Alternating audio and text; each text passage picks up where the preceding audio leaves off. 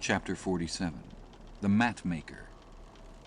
It was a cloudy, sultry afternoon. The seamen were lazily lounging about the decks or vacantly gazing over into the lead-coloured water. Queequeg and I were mildly employed weaving what is called a sword mat for an additional lashing to our boat. So still and subdued, and yet somehow preluding, was all the scene, and such an incantation of reverie lurked in the air that each silent sailor seemed resolved into his own invisible self. I was the attendant or page of Queequeg while busy at the mat.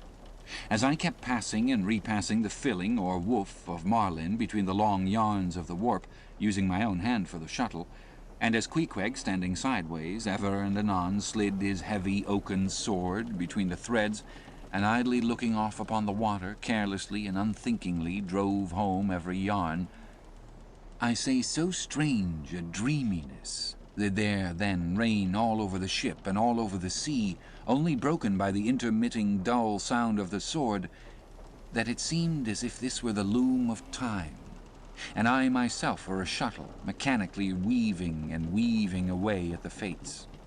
There lay the fixed threads of the warp, subject to but one single, ever-returning, unchanging vibration, and that vibration merely enough to admit of the crosswise interblending of other threads with its own.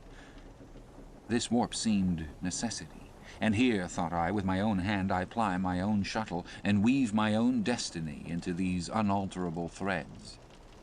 Meantime, Queequeg's impulsive, indifferent sword, sometimes hitting the woof slantingly or crookedly or strongly or weakly, as the case might be, and by this difference in the concluding blow producing a corresponding contrast in the final aspect of the completed fabric, this savage's sword, thought I, which thus finally shapes and fashions both warp and woof, this easy, indifferent sword must be chance.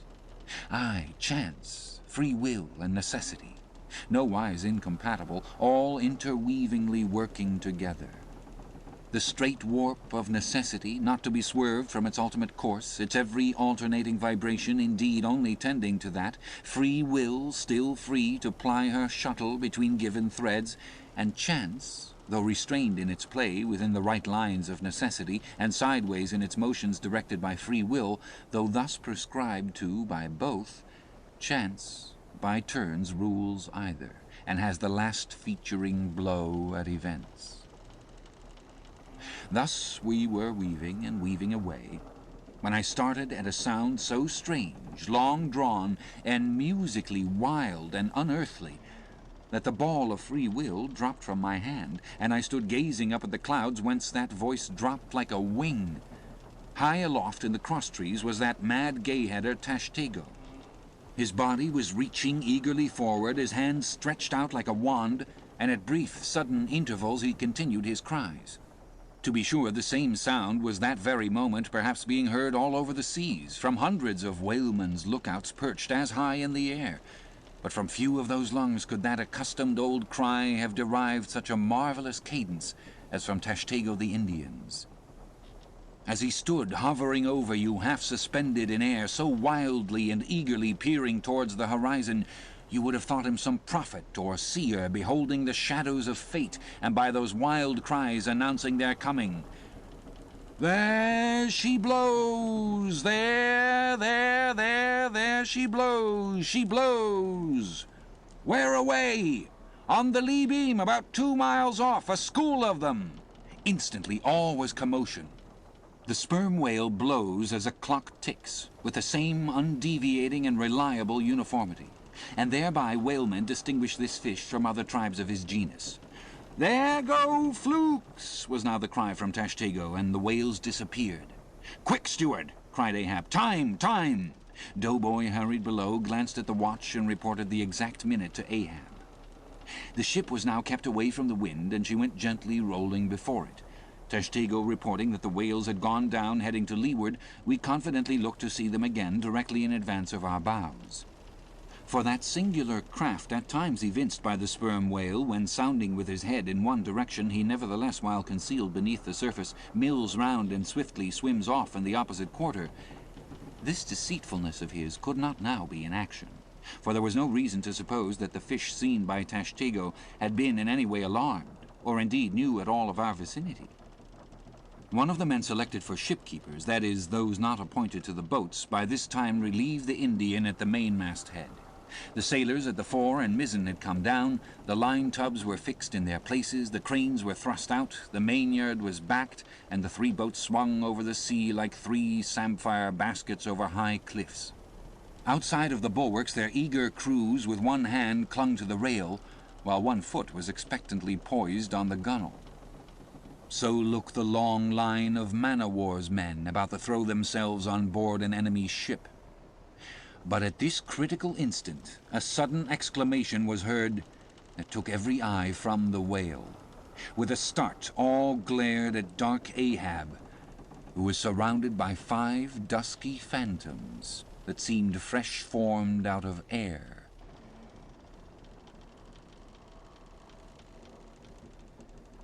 Chapter 48. The First Lowering. The phantoms, for so they then seemed, were flitting on the other side of the deck, and with a noiseless celerity were casting loose the tackles and bands of the boat which swung there. This boat had always been deemed one of the spare boats, though technically called the captain's on account of its hanging from the starboard quarter. The figure that now stood by its bows was tall and swart, with one white tooth evilly protruding from its steel-like lips.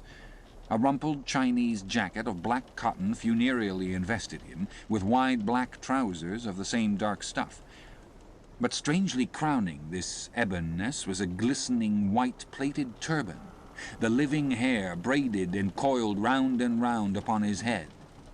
Less swart in aspect, the companions of this figure were of that vivid tiger-yellow complexion peculiar to some of the aboriginal natives of the Manillas, a race notorious for a certain diabolism of subtlety, and by some honest white mariners supposed to be the paid spies and secret confidential agents on the water of the devil, their lord, whose counting room they supposed to be elsewhere. While yet the wondering ship's company were gazing upon these strangers, Ahab cried out to the white-turbaned old man at their head, "All ready there, Fedallah?" "Ready," was the half-hissed reply. "Lower away, then, do you hear?" shouting across the deck. "Lower away there, I say!" Such was the thunder of his voice that, spite of their amazement, the men sprang over the rail. The sheaves whirled round in the blocks. With a wallow, the 3 boats dropped into the sea, while, with a dexterous, off-handed daring unknown in any other vocation, the sailors, goat-like, leaped down the rolling ship's side into the tossed boats below. Hardly had they pulled out from under the ship's lee when a 4th keel, coming from the windward side, pulled round under the stern and showed the 5 strangers rowing Ahab, who, standing erect in the stern, loudly hailed Starbuck, Stubb, and Flask to spread themselves widely so as to cover a large expanse of water.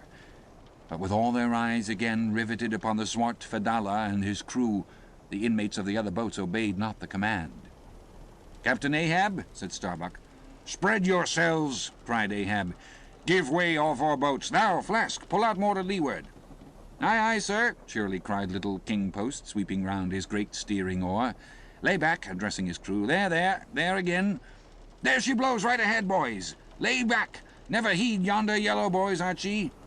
"Oh, I don't mind them, sir," said Archie. "I knew it all before now. Didn't I hear 'em in the hold? And didn't I tell Cabaco hear of it? What say you, Cabaco? They're stowaways, Mr. Flask." "Pull, pull, my fine hearts alive. Pull, my children. Pull, my little ones," drawlingly and soothingly sighed Stubb to his crew, some of whom still showed signs of uneasiness. "Why don't you break your backbones, my boys? What is it you stare at? Those chaps in yonder boat? Tut, there are only 5 more hands come to help us, never mind from where, the more the merrier. Pull, then, do pull, never mind the brimstone, devils are good fellows enough. So, there you are now, that's the stroke for £1,000, that's the stroke to sweep the stakes. Hurrah for the gold cup of sperm oil, my heroes. 3 cheers, men, all hearts alive. Easy, easy, don't be in a hurry, why don't you snap your oars, you rascals? Bite something, you dogs. So, then, softly, softly. That's it, long and strong. Give way there, give way. The devil fetch you, ragamuffin rapscallions, you're all asleep. Stop snoring, you sleepers, and pull. Pull, will ya? Pull, can't ya? Pull, won't ya? Why, in the name of gudgeons and ginger cakes, don't you pull? Pull and break something. Pull and start your eyes out. Here, whipping out the sharp knife from his girdle. "Every mother's son of you draw his knife and pull with the blade between his teeth. That's it, now you do something. That looks like it, my steel bits. Start her, my silver spoon. Start her, marling spikes." Stubbs' exordium to his crew is given here at large because he had rather a peculiar way of talking to them in general, and especially in inculcating the religion of rowing. But you must not suppose from this specimen of his sermonizings that he ever flew into downright passions with his congregation. Not at all. And therein consisted his chief peculiarity. He would say the most terrific things to his crew in a tone so strangely compounded of fun and fury, and the fury seemed so calculated merely as a spice to the fun, that no oarsman could hear such queer invocations without pulling for dear life, and yet pulling for the mere joke of the thing. Besides, he all the time looked so easy and indolent himself, so loungingly managed his steering oar, and so broadly gaped, open-mouthed at times, that the mere sight of such a yawning commander, by sheer force of contrast, acted like a charm upon the crew. Then again, Stubb was one of those odd sort of humorists, whose jollity is sometimes so curiously ambiguous as to put all inferiors on their guard in the matter of obeying them. In obedience to a sign from Ahab, Starbuck was now pulling obliquely across Stubb's bow, and when for a minute or so the two boats were pretty near to each other, Stubb hailed the mate. "Mr. Starbuck, larboard boat there, ahoy, a word with you, sir, if you please." "Hello," returned Starbuck, turning round not a single inch as he spoke, still earnestly but whisperingly urging his crew, his face set like a flint from Stubb's. "What think you of those yellow boys, sir?" "Smuggled on board somehow before the ship sailed. Strong boys," in a whisper to his crew, then speaking out loud again. "A sad business, Mr. Stubb. Seethe her, my lads. But never mind, Mr. Stubb, all for the best. Let all your crew pull strong, come what will. Spring, my men, spring. There's hogsheads of sperm ahead, Mr. Stubb, and that's what you came for. Pull, my boys. Sperm's the play. This, at least, is duty and profit hand in hand." Aye, I thought as much," soliloquized Stubb, when the boats diverged. "As soon as I clapped eye on 'em, I thought so.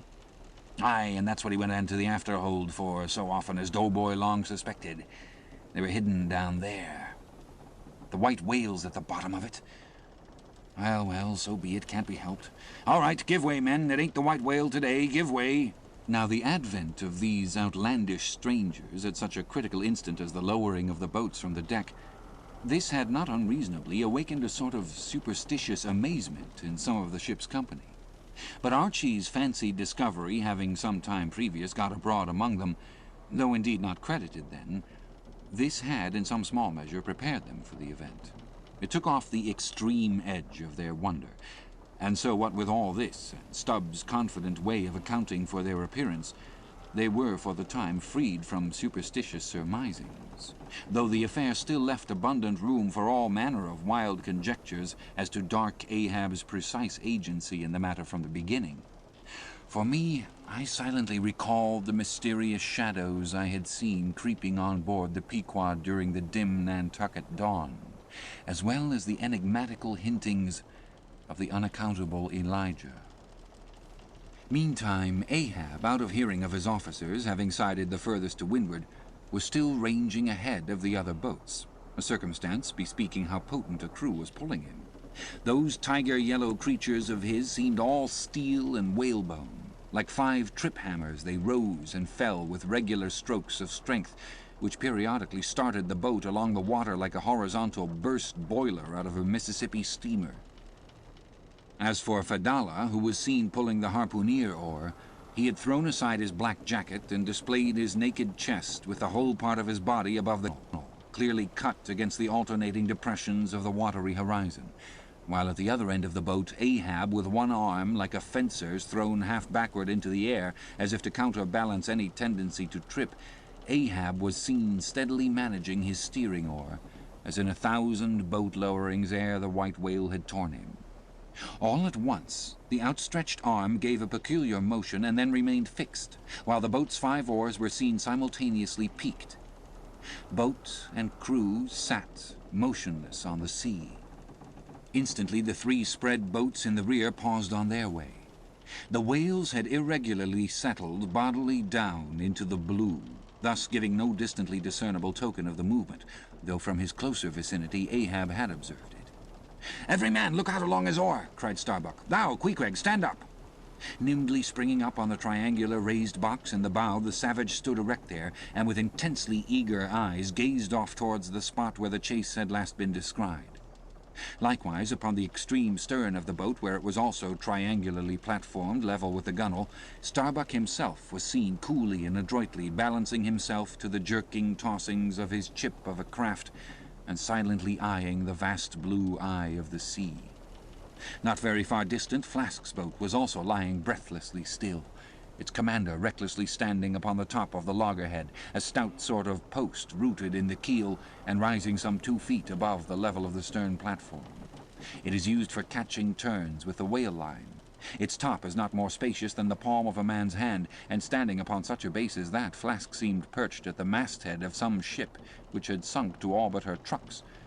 But Little King Post was small and short, and at the same time Little King Post was full of a large and tall ambition, so that this loggerhead standpoint of his did by no means satisfy King Post. "I can't see 3 seas off. Tip us up an oar there, and let me on to that." Upon this, Daggoo, with either hand upon the gunwale to steady his way, swiftly slid aft, and then erecting himself, volunteered his lofty shoulders for a pedestal. "Good masthead as any, sir. Will you mount?" "That I will, and thank you very much, my fine fellow. Only I wish you 50 feet taller." Whereupon, planting his feet firmly against 2 opposite planks of the boat, the gigantic Negro, stooping a little, presented his flat palm to Flask's foot, and then putting Flask's hand on his hearse-plumed head and bidding him spring as he himself should toss, with one dexterous fling landed the little man high and dry on his shoulders. And here was Flask now standing, Daggoo with one lifted arm furnishing him with a breastband to lean against and steady himself by. At any time it is a strange sight to the tyro to see with what wondrous habitude of unconscious skill the whaleman will maintain an erect posture in his boat, even when pitched about by the most riotously perverse and cross-running seas. Still more strange to see him giddily perched upon the loggerhead itself under such circumstances. But the sight of little Flask mounted upon gigantic Daggoo was yet more curious, for sustaining himself with a cool, indifferent, easy, unthought-of, barbaric majesty, the noble Negro to every roll of the sea harmoniously rolled his fine form. On his broad back, flaxen-haired Flask seemed a snowflake. The bearer looked nobler than the rider. Though, truly, vivacious, tumultuous, ostentatious little Flask would now and then stamp with impatience, but not one added heave did he thereby give to the Negro's lordly chest. So have I seen passion and vanity stamping the living magnanimous earth, but the earth did not alter her tides and her seasons for that. Meanwhile Stubb, the second mate, betrayed no such far-gazing solicitudes. The whales might have made one of their regular soundings, not a temporary dive from mere fright, and if that were the case, Stubb, as is wont in such cases, it seems, was resolved to solace the languishing interval with his pipe. He withdrew it from his hatband, where he always wore it aslant like a feather. He loaded it and rammed home the loading with his thumb end, but hardly had he ignited his match across the rough sandpaper of his hand when Tashtego, his harpooneer, whose eyes had been setting to windward like 2 fixed stars, suddenly dropped like light from his erect attitude to his seat, crying out in a quick frenzy of hurry, "Down, down all, and give way! There they are!" To a landsman, no whale, nor any sign of a herring, would have been visible at that moment. Nothing but a troubled bit of greenish-white water, and thin, scattered puffs of vapor hovering over it and suffusingly blowing off to leeward like the confused scud from white rolling billows. The air around suddenly vibrated and tingled, as it were, like the air over intensely heated plates of iron. Beneath this atmospheric waving and curling, and partially beneath the thin layer of water also, the whales were swimming. Seen in advance of all the other indications, the puffs of vapor they spouted seemed their forerunning couriers and detached flying outriders. All 4 boats were now in keen pursuit of that one spot of troubled water and air, but it bade far to outstrip them. It flew on and on as a mass of interblending bubbles borne down a rapid stream from the hills. "Pull, pull, my good boys," said Starbuck in the lowest possible but intensest concentrated whisper to his men. while the sharp fixed glance from his eyes darted straight ahead of the bow almost seemed as two visible needles in two unerring binnacle compasses. He did not say much to his crew, though, nor did his crew say anything to him. Only the silence of the boat was at intervals startlingly pierced by one of his peculiar whispers, now harsh with command, now soft with entreaty. How different the loud little king-post. "Sing out and say something, my hearties! Roar and pull, my thunderbolts! Beach me on their black backs, boys! Only do that for me, and I'll sign over to you my Martha's Vineyard plantation, boys, including wife and children, boys! Lay me on, oh Lord, Lord, but I shall go stark staring mad! See that white water!" And so shouting, he pulled his hat from his head and stamped up and down on it, then picking it up, flirted it far off upon the sea, and finally fell to rearing and plunging in the boat's stern like a crazed colt from the prairie. "Look at that chap now," philosophically drawled Stubb, who, with his unlighted short pipe mechanically retained between his teeth at a short distance, followed after. "He's got fits, that Flask has. Fits? Yes, give him fits, that's the very word. Pitch fits into him. Merrily, merrily, hearts alive, pudding for supper, you know. Merry's the word. Pull, babes, pull, sucklings, pull all. But what the devil are you hurrying about? Softly, softly, and steadily, my men. Only pull and keep pulling, nothing more. Crack all your backbones and bite your knives in two, that's all. Take it easy, why don't you take it easy, I say, and burst all your livers and lungs." But what it was that inscrutable Ahab said to that tiger-yellow crew of his, these were words best omitted here. For you live under the blessed light of the evangelical land. Only the infidel sharks and the audacious seas may give ear to such words, when with tornado brow and eyes of red murder and foam-glued lips, Ahab leaped after his prey. Meanwhile all the boats tore on. The repeated specific allusions of Flask to that whale, as he called the fictitious monster which he declared to be incessantly tantalizing his boat's bow with its tail, these allusions of his were at times so vivid and lifelike that they would cause some one or two of his men to snatch a fearful look over the shoulder. But this was against all rule, for the oarsmen must put out their eyes and ram a skewer through their necks, usage pronouncing that they must have no organs but ears and no limbs but arms in these critical moments. It was a sight full of quick wonder and awe. The vast swells of the omnipotent sea, the surging, hollow roar they made as they rolled along the 8 gunwales like gigantic bowls in a boundless bowling green, the brief, suspended agony of the boat as it would tip for an instant on the knife-like edge of the sharper waves that almost seemed threatening to cut it in two, the sudden profound dip into the watery glens and hollows, the keen spurrings and goadings to gain the top of the opposite hill, the headlong sled-like slide down its other side, all these with the cries of the headsmen and harpooneers and the shuddering gasps of the oarsmen, with the wondrous sight of the ivory Pequod bearing down upon her boats with outstretched sails like a wild hen after her screaming brood. All this was thrilling. Not the raw recruit marching from the bosom of his wife into the fever heat of his first battle, not the dead man's ghost encountering the first unknown phantom in the other world. Neither of these can feel stranger and stronger emotions than that man does who for the first time finds himself pulling into the charmed, churned circle of the hunted sperm whale. The dancing white water made by the chase was now becoming more and more visible, owing to the increasing darkness of the dun cloud shadows flung upon the sea. The jets of vapor no longer blended, but tilted everywhere to right and left. The whales seemed separating their wakes. The boats were pulled more apart, Starbuck giving chase to 3 whales running dead to leeward. Our sail was now set, and with the still rising wind we rushed along, the boat going with such madness through the water that the lee oars could scarcely be worked rapidly enough to escape being torn from the rowlocks. Soon we were running through a suffusing wide veil of mist, neither ship nor boat to be seen. "Give way, men," whispered Starbuck, drawing still further aft the sheet of his sail. "There is time to kill a fish yet before the squall comes. There's white water again, close to! Spring!" Soon after, 2 cries in quick succession on either side of us denoted that the other boats had got fast. But hardly were they overheard when, with a lightning-like hurtling whisper, Starbuck said, "Stand up!" and Queequeg, harpoon in hand, sprang to his feet. Though not one of the oarsmen was then facing the life-and-death peril so close to them ahead, Yet with their eyes on the intense countenance of the mate in the stern of the boat, they knew that the imminent instant had come. They heard, too, an enormous wallowing sound, as of 50 elephants stirring in their litter. Meanwhile the boat was still booming through the mist, the waves curling and hissing around us like the erected crests of enraged serpents. "That's his hump! There, give it to him!" whispered Starbuck. A short, rushing sound leaped out of the boat. It was the darted iron of Queequeg.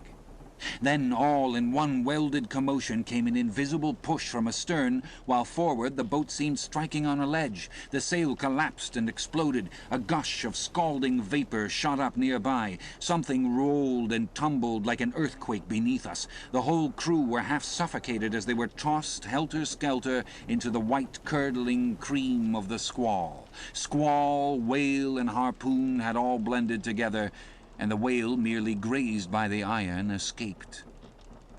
Though completely swamped, the boat was nearly unharmed.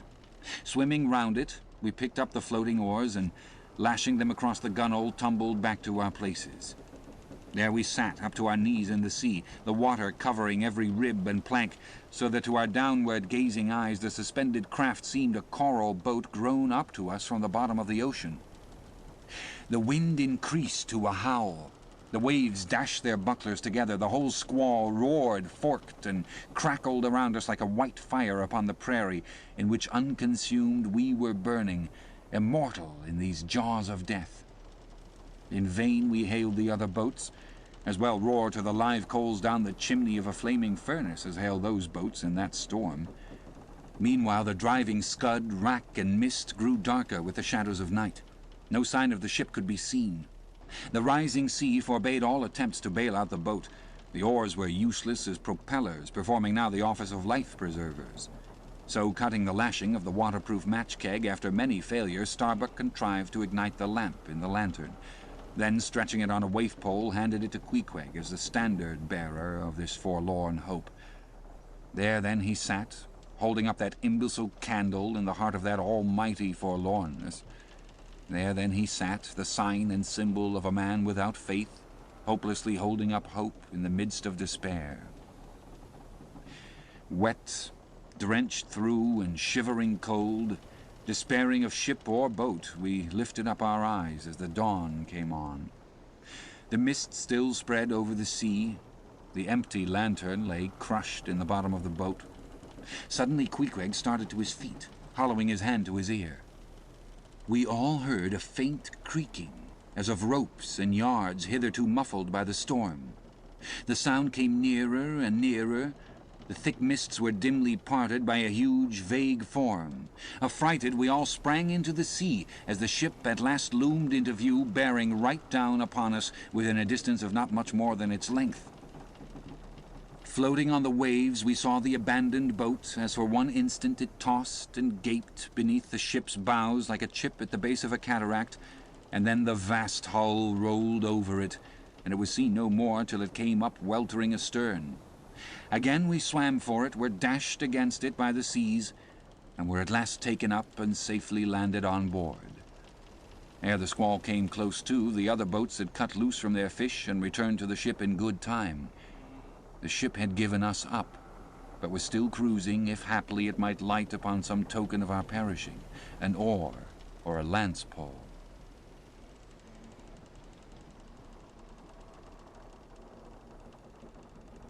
Chapter 49.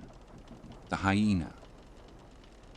There are certain queer times and occasions in this strange mixed affair we call life, when a man takes this whole universe for a vast practical joke, though the wit thereof he but dimly discerns, and more than suspects that the joke is at nobody's expense but his own. However, nothing dispirits, and nothing seems worthwhile disputing. He bolts down all events, all creeds and beliefs and persuasions, all hard things, visible and invisible, never mind how knobby, as an ostrich of potent digestion gobbles down bullets and gunflints.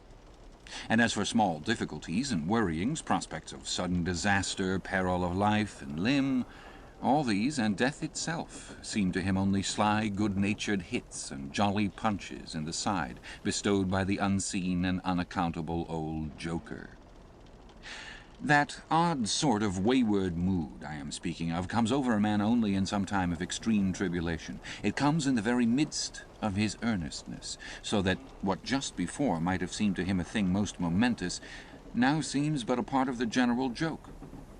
There is nothing like the perils of whaling to breed this free and easy sort of genial desperado philosophy, and with it I now regarded this whole voyage of the Pequod and the great white whale its object.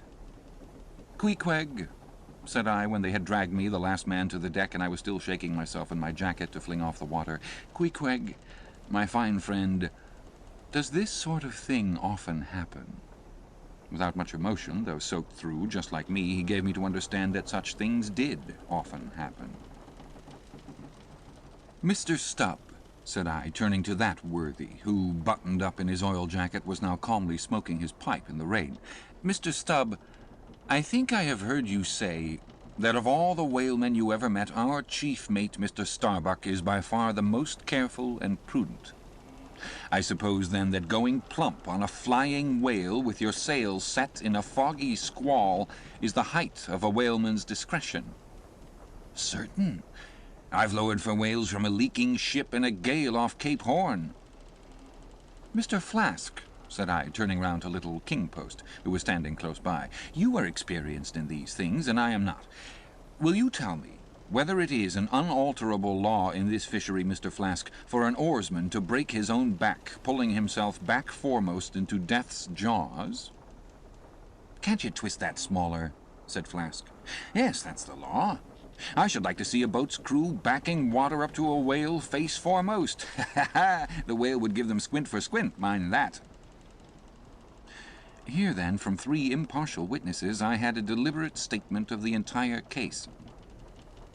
Considering, therefore, that squalls and capsizings in the water and consequent bivouacs on the deep were matters of common occurrence in this kind of life, considering that at the superlatively critical instant of going on to the whale I must resign my life into the hands of him who steered the boat, oftentimes a fellow who at that very moment is in his impetuousness upon the point of scuttling the craft with his own frantic stampings, considering that the particular disaster to our own particular boat was chiefly to be imputed to Starbuck's driving onto his whale almost in the teeth of a squall, and considering that Starbuck, notwithstanding, was famous for his great heedfulness in the fishery, considering that I belonged to this uncommonly prudent Starbuck's boat, and finally considering in what a devil's chase I was implicated touching the white whale, taking all things together, I say I thought I might as well go below and make a rough draft of my will. "Queequeg," said I, "come along. You shall be my lawyer, executor, and legatee." It may seem strange that of all men sailors should be tinkering at their last wills and testaments, but there are no people in the world more fond of that diversion. This was the fourth time in my nautical life that I had done the same thing. After the ceremony was concluded upon the present occasion, I felt all the easier. A stone was rolled away from my heart. Besides, all the days I should now live would be as good as the days that Lazarus lived after his resurrection. A supplementary clean gain of so many months or weeks as the case might be.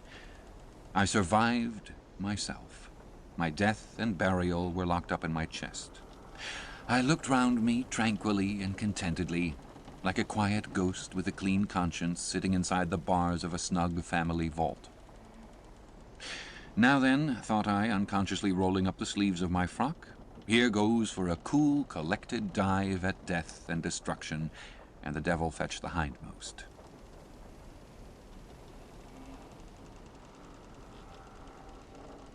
Chapter 50. Ahab's boat and crew. Fadala. "Who would have thought it, Flask?" cried Stubb. "If I had but one leg, you would not catch me in a boat unless maybe to stop the plug-hole with my timber toe. Oh, he's a wonderful old man." "I don't think it's so strange after all on that account," said Flask.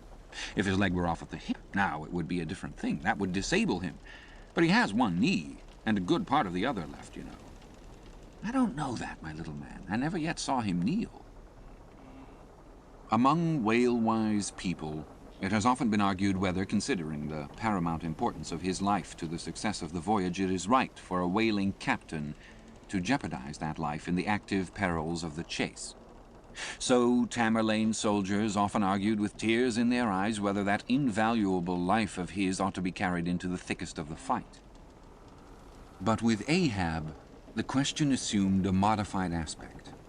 Considering that with 2 legs, man is but a hobbling wight in all times of danger, considering that the pursuit of whales is always under great and extraordinary difficulties, that every individual moment, indeed, then comprises of peril, under these circumstances, is it wise for any maimed man to enter in a whaleboat in the hunt?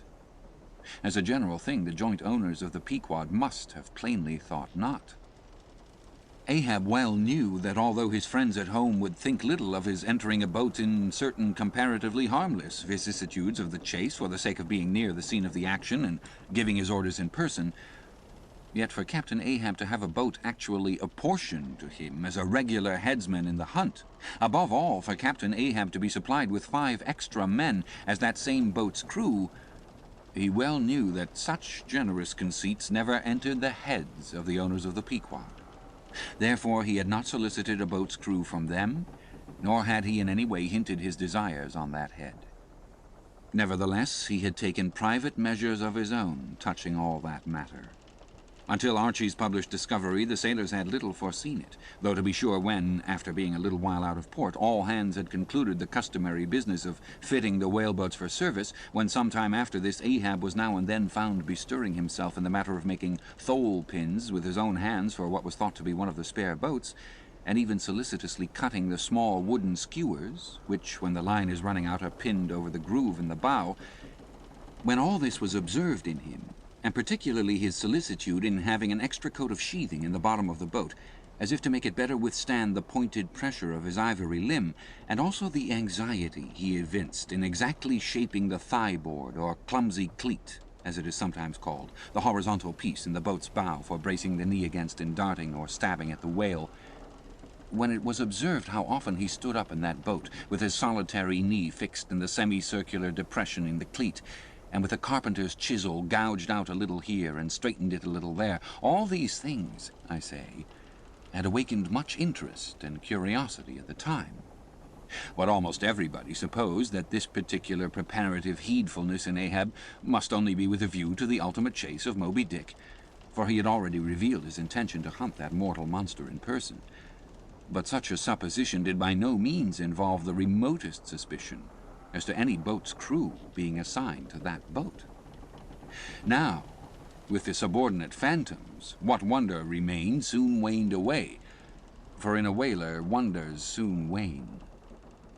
Besides, now and then such unaccountable odds and ends of strange nations come up from the unknown nooks and ash-holes of the earth to man these floating outlaws of whalers, and the ships themselves often pick up such queer castaway creatures found tossing about on the open sea on planks, bits of wreck, oars, whaleboats, canoes, blown-off Japanese junks and what-not, that Beelzebub himself might climb up the side and step down into the cabin to chat with the captain, and it would not create any unsubduable excitement in the forecastle. But be all this as it may, certain it is that while the subordinate phantoms soon found their place among the crew, though still, as it were, somehow distinct from them, yet that hair-turbaned Fedallah remained a muffled mystery to the last. Whence he came in a mannerly world like this, by what sort of unaccountable tie he soon evinced himself to be linked with Ahab's peculiar fortunes, nay, so far as to have some sort of a half-hinted influence, heaven knows, but it might have been even authority over him. All this none knew. But one cannot sustain an indifferent air concerning Fedallah.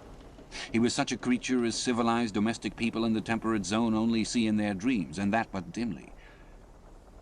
But the like of whom now and then glide among the unchanging Asiatic communities, especially the Oriental Isles to the east of the continent, those insulated, immemorial, unalterable countries, which even in these modern days still preserve much of the ghostly aboriginalness of Earth's primal generations, when the memory of the first man was a distinct recollection, and all men, his descendants, unknowing whence he came, eyed each other as real phantoms, and asked of the sun and the moon why they were created and to what end.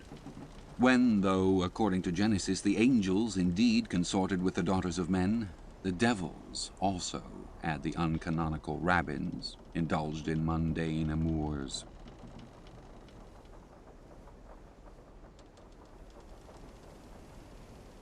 Chapter 51. The Spirit Spout. Days, weeks passed, and under easy sail the ivory Pequod had slowly swept across 4 several cruising grounds.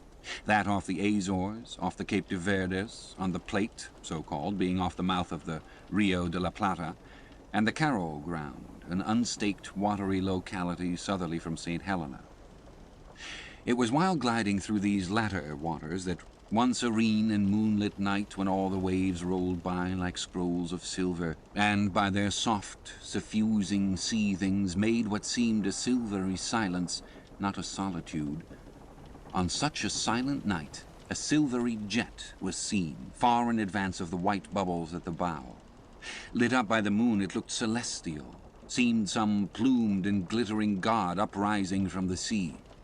Fadalla first described this jet, for of these moonlit nights it was his wont to mount to the mainmast head and stand a lookout there with the same precision as if it had been day.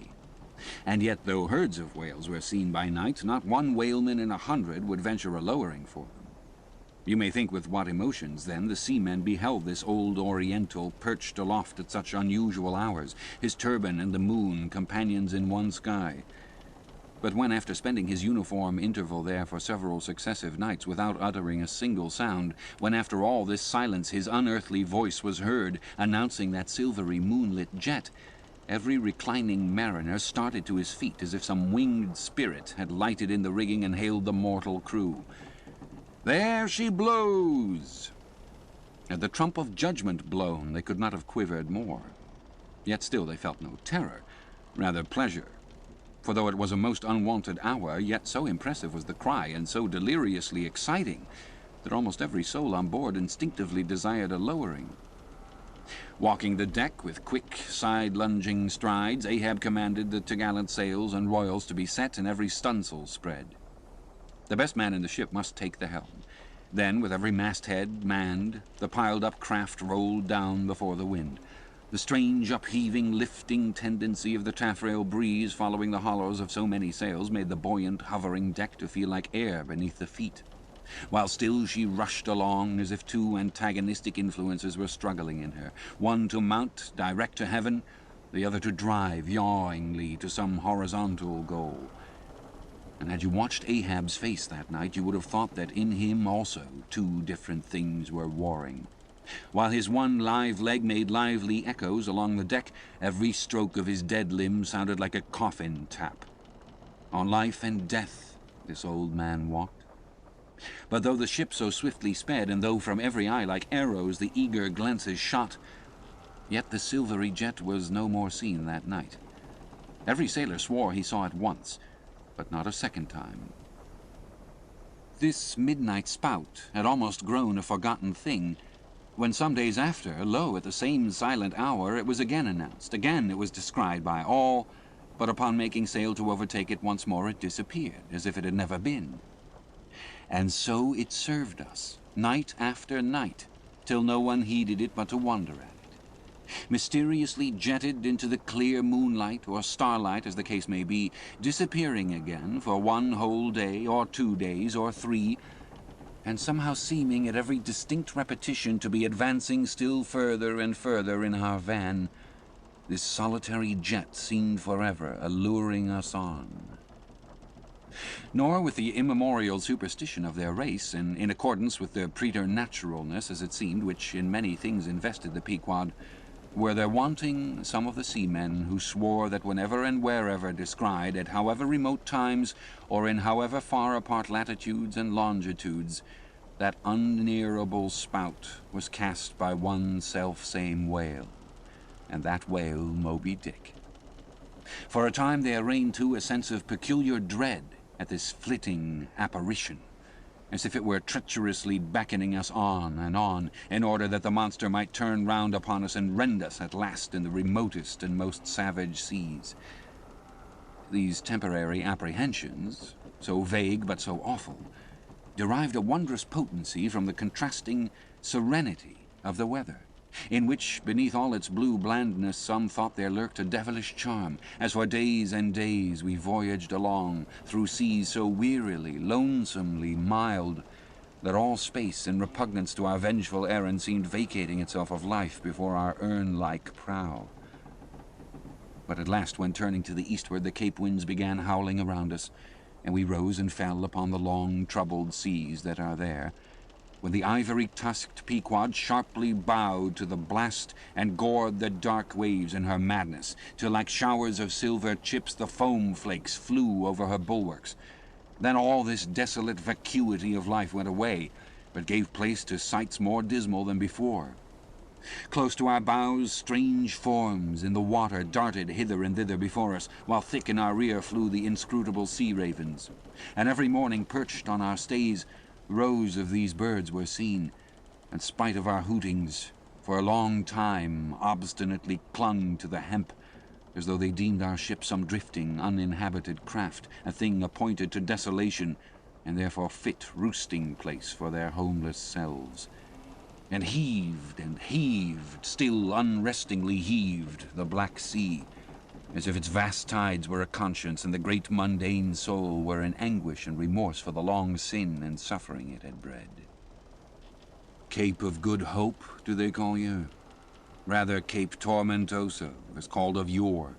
For long allured by the perfidious silences that before had attended us, we found ourselves launched into this tormented sea, where guilty beings transformed into those fowls and these fish seemed condemned to swim on everlastingly without any haven in store, or beat that black air without any horizon. But calm, snow-white, and unvarying, still directing its fountain of feathers to the sky, still beckoning us on from before, a solitary jet would at times be descried. During all this blackness of the elements, Ahab, though assuming for the time the almost continual command of the drenched and dangerous deck, manifested the gloomiest reserve, and more seldom than ever addressed his mates. In tempestuous times like these, after everything above and aloft has been secured, nothing more can be done but passively to wait the issue of the gale. Then captain and crew become practical fatalists. So, with his ivory leg inserted into its accustomed hole, and with one hand firmly grasping a shroud, Ahab for hours and hours would stand, gazing dead to windward, while an occasional squall of sleet or snow would all but congeal his very eyelashes together. Meantime the crew, driven from the forward part of the ship by the perilous seas that burstingly broke over its bows, stood in a line along the bulwarks in the waist, and the better to guard against the leaping waves, each man had slipped himself into a sort of bowline secured to the rail, in which he swung as in a loosened belt. Few or no words were spoken, and the silent ship, as if manned by painted sailors in wax, day after day tore on through all the swift madness and gladness of the demoniac waves. By night the same muteness of humanity before the shrieks of the ocean prevailed. Still in silence the men swung in the bowlines. Still wordless Ahab stood up to the blast. Even when wearied nature seemed demanding repose, he would not seek that repose in his hammock. Never could Starbuck forget the old man's aspect when one night, going down into the cabin to mark how the barometer stood, he saw him with closed eyes sitting straight in his floor-screwed chair, the rain and half-melted sleet of the storm from which he had some time before emerged still slowly dripping from the unremoved hat and coat. On the table beside him lay unrolled one of those charts of tides and currents which have previously been spoken of. His lantern swung from his tightly clenched hand. Though the body was erect, the head was thrown back, so that the closed eyes were pointed towards the needle of the telltale that swung from a beam in the ceiling. Terrible old man, thought Starbuck with a shudder, sleeping in this gale. Still thou steadfastly eyest thy purpose.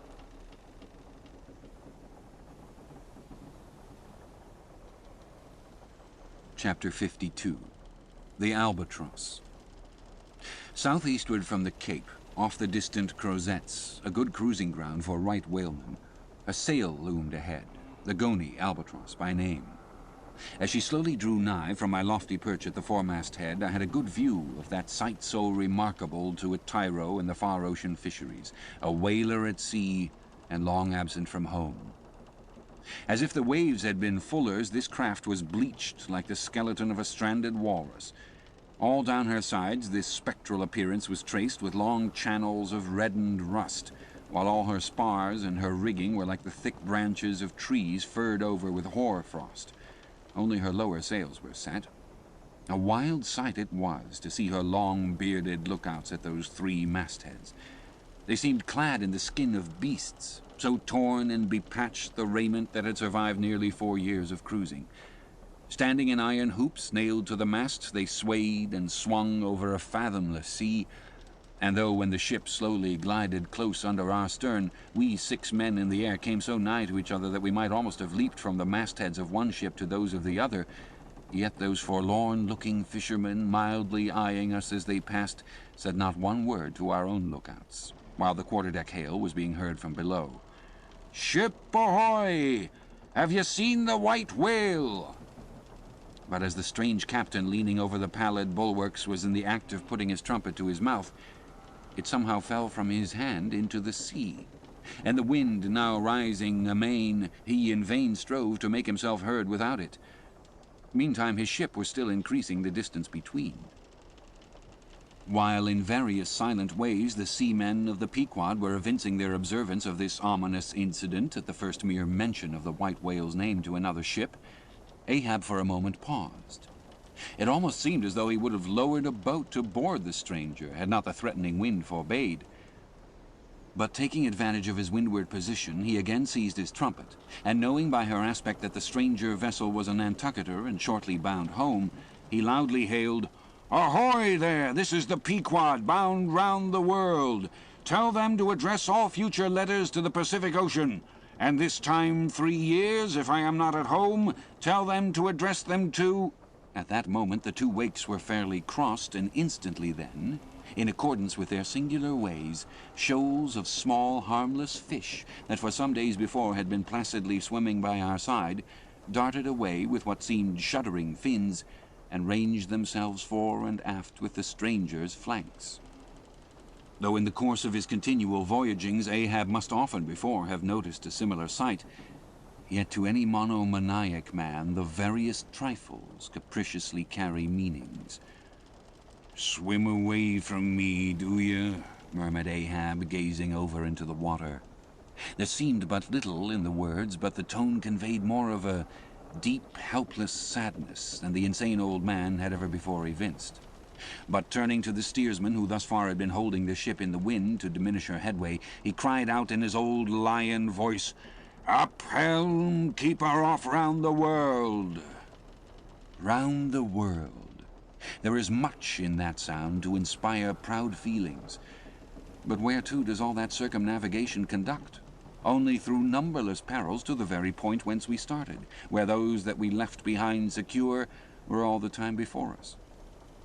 Were this world an endless plain, and by sailing eastward we could forever reach new distances and discover sights more sweet and strange than any Cyclades or islands of King Solomon, then there were promise in the voyage.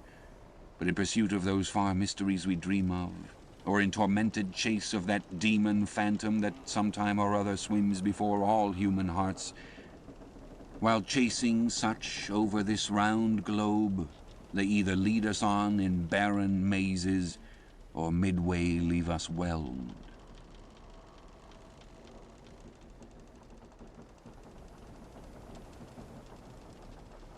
Chapter 53. The Gam. The ostensible reason why Ahab did not go aboard of the whaler we had spoken was this: the wind and sea betokened storms. But even had this not been the case, he would not, after all, perhaps have boarded her, judging by his subsequent conduct on similar occasions, if so it had been that by the process of hailing he had obtained a negative answer to the question he put. For, as it eventually turned out, he cared not to consort even for 5 minutes with any stranger captain, except he could contribute some of that information he so absorbingly sought. But all this might remain inadequately estimated were not something said here of the peculiar usages of whaling vessels, when meeting each other in foreign seas, and especially on a common cruising ground. If two strangers crossing the Pine Barrens in New York State, or the equally desolate Salisbury Plain in England, if casually encountering each other in such inhospitable wilds, these twain for the life of them cannot well avoid a mutual salutation, and stopping for a moment to interchange the news, and perhaps sitting down for a while and resting in concert, then how much more natural that upon the illimitable Pine Barrens and Salisbury Plains of the sea, two whaling vessels, descrying each other at the ends of the earth, off lone Fanning's Island or the faraway King's Mills, how much more natural, I say, that under such circumstances these ships should not only interchange hails, but come into still closer, more friendly and sociable contact. And especially would this seem to be a matter of course in the case of vessels owned in one seaport, and whose captains, officers, and not a few of the men are personally known to each other, and consequently have all sorts of dear domestic things to talk about. For the long-absent ship, the outward bounder, perhaps, has letters on board. At any rate, she will be sure to let her have some papers of a date a year or two later than the last one on her blurred and thumb-worn files. And in return for that courtesy, the outward-bound ship would receive the latest whaling intelligence from the cruising ground to which she may be destined, a thing of the utmost importance to her. And in degree, all this will hold true concerning whaling vessels crossing each other's track on the cruising ground itself, even though they are equally long absent from home.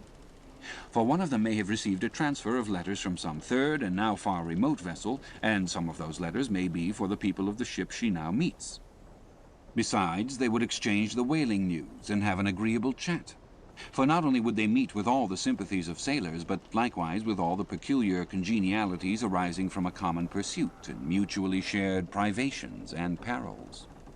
Nor would difference of country make any very essential difference. That is, so long as both parties speak one language, as is the case with Americans and English. Though, to be sure, from the small number of English whalers, such meetings do not very often occur, and when they do occur, there is too apt to be a sort of shyness between them. For your Englishman is rather reserved, and your Yankee he does not fancy that sort of thing in anybody but himself. Besides, the English whalers sometimes affect a kind of metropolitan superiority over the American whalers, regarding the long, lean Nantucketer with his nondescript provincialisms as a sort of sea peasant. But where this superiority in the English whalemen does really consist, it would be hard to say, seeing that the Yankees in one day collectively kill more whales than all the English collectively in 10 years. But this is a harmless little foible in the English whale hunters which the Nantucketer does not take much to heart, probably because he knows that he has a few foibles himself. So then, we see that of all ships separately sailing the sea, the whalers have most reason to be sociable, and they are so. Whereas some merchant ships crossing each other's wake in the mid-Atlantic will oftentimes pass on without so much as a single word of recognition, mutually cutting each other on the high seas like a brace of dandies in Broadway, and all the time indulging perhaps in a finical criticism upon each other's rig. As for men of war, when they chance to meet at sea, they first go through such a string of silly bowings and scrapings, such a ducking of ensigns, that there does not seem to be much right-down hearty goodwill and brotherly love about it at all. As touching slave ships meeting, why they are in such a prodigious hurry, they run away from each other as soon as possible. And as for pirates, when they chance to cross each other's crossbones, the first hail is, "How many skulls?" the same way that whalers hail, "How many barrels?" And that question once answered, pirates straightway steer apart, for they are infernal villains on both sides and don't like to see overmuch of each other's villainous likenesses. But look at the godly, honest, unostentatious, hospitable, sociable, free and easy whaler. What does the whaler do when she meets another whaler in any sort of decent weather? She has a gam, a thing so utterly unknown to all other ships that they never heard of the name even, and if by chance they should hear of it, they only grin at it and repeat gamesome stuff about spouters and blubber boilers and such like pretty exclamations. Why it is that all merchant seamen, and also all pirates and man-of-war's men and slave-ship sailors cherish such a scornful feeling towards whale ships, this is a question it would be hard to answer. Because in the case of pirates, say, I should like to know whether that profession of theirs has any peculiar glory about it. It sometimes ends in uncommon elevation, indeed, but only at the gallows. And besides, when a man is elevated in that odd fashion, he has no proper foundation for his superior altitude. Hence, I conclude that in boasting himself to be high-lifted above a whaleman, in that assertion the pirate has no solid basis to stand on. But what is a gam? You might wear out your index finger running up and down the columns of dictionaries and never find the word. Dr. Johnson never attained to that erudition. Noah Webster's Ark does not hold it. Nevertheless, this same expressive word has now for many years been in constant use among some 15,000 true-born Yankees. Certainly it needs a definition and should be incorporated into the lexicon. With that view, let me learnedly define it. Gam. Noun.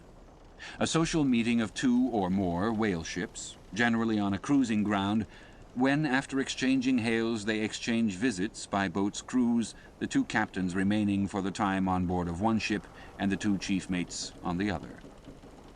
There is another little item about gamming which must not be forgotten here. All professions have their own little peculiarities of detail. So has the whale fishery. In a pirate, man of war, or slave ship, when the captain is rowed anywhere in his boat, he always sits in the stern sheets on a comfortable, sometimes cushioned seat there, and often steers himself with a pretty little milliner's tiller decorated with gay cords and ribbons. But the whaleboat has no seat astern, no sofa of that sort whatever, and no tiller at all. High times indeed if whaling captains were wheeled about the water on casters like gouty old aldermen in patent chairs. And as for a tiller, the whaleboat never admits of any such effeminacy. And therefore, as in gamming, a complete boat's crew must leave the ship, and hence, as the boat's steerer or harpooneer is of the number, that subordinate is the steersman upon the occasion, and the captain, having no place to sit in, is pulled off to his visit all standing like a pine tree. And often you will notice that, being conscious of the eyes of the whole visible world resting on him from the sides of the two ships, this standing captain is all alive to the importance of sustaining his dignity by maintaining his legs. Nor is this any very easy matter, for in his rear is the immense projecting steering oar hitting him now and then in the small of his back, the after oar reciprocating by rapping his knees in front.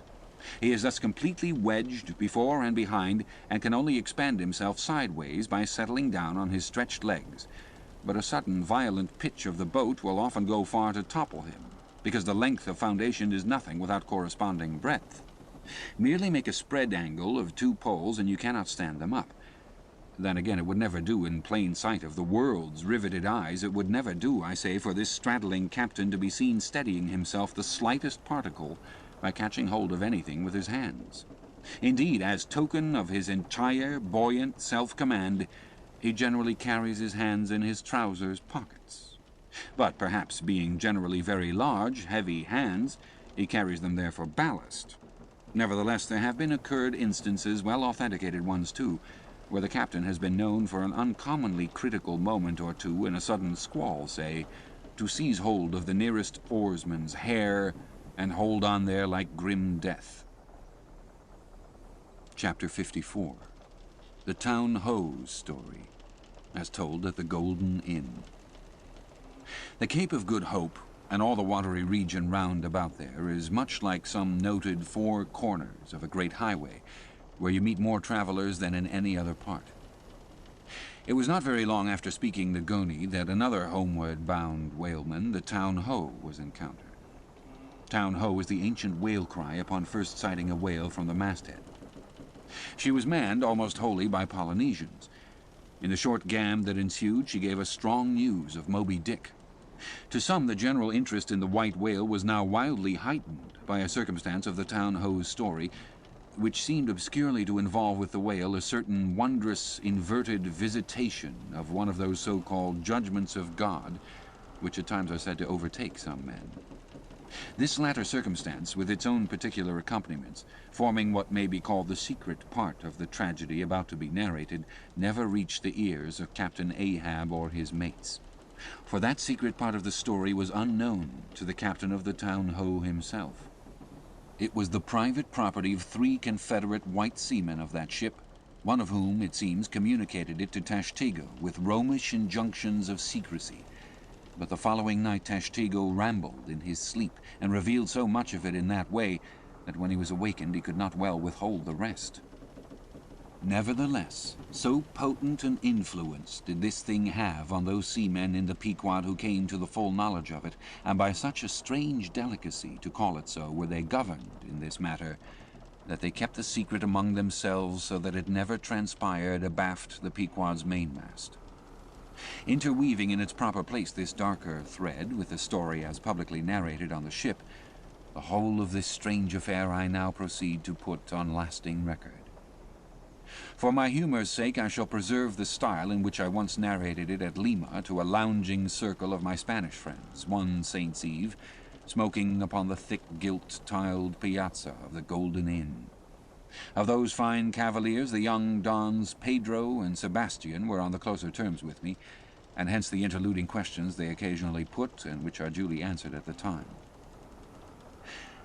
Some 2 years prior to my first learning the events which I am about rehearsing to you, gentlemen, the Town-Ho, sperm whaler of Nantucket, was cruising in your Pacific here, not very many days' sail westward from the eaves of this good Golden Inn. She was somewhere to the northward of the line. One morning, upon handling the pumps, according to daily usage, it was observed that she made more water in her hold than common. They supposed a swordfish had stabbed her, gentlemen, but the captain, having some unusual reason for believing that rare good luck awaited him in those latitudes, and therefore being very averse to quit them, and the leak not being then considered at all dangerous, though indeed they could not find it, after searching the hold as low down as was possible in rather heavy weather, the ship still continued her cruisings, the mariners working at the pumps at wide and easy intervals. But no good luck came. More days went by, and not only was the leak yet undiscovered, but it sensibly increased. So much so that, now taking some alarm, the captain, making all sail, stood away for the nearest harbour among the islands, there to have his hull hove out and repaired. Though no small passage was before her yet, if the commonest chance favoured, he did not at all fear that his ship would founder, by the way, because his pumps were of the best, and being periodically relieved at them, those 36 men of his could easily keep the ship free. Never mind if the leak should double on her. In truth, well nigh the whole of this passage being attended by very prosperous breezes, the Town-Ho had all but certainly arrived in perfect safety at her port, without the occurrence of the least fatality, had it not been for the brutal overbearing of Radney, the mate, a vineyarder, and the bitterly provoked vengeance of Steelkilt, a lakeman and desperado from Buffalo. Lakeman? Buffalo? Pray, what is a lakeman, and where is Buffalo? Said Don Sebastian, rising in his swinging mat of grass. On the eastern shore of our Lake Erie, Don. But, I crave your courtesy, maybe you shall soon hear further of that. Now, gentlemen, in square-sail brigs, and three-masted ship, well nigh as large and stout as any that ever sailed out of your old Callao to far Manila, this lakeman, in the landlocked heart of our America, had yet been nurtured by all those agrarian, freebooting impressions popularly connected with the open ocean.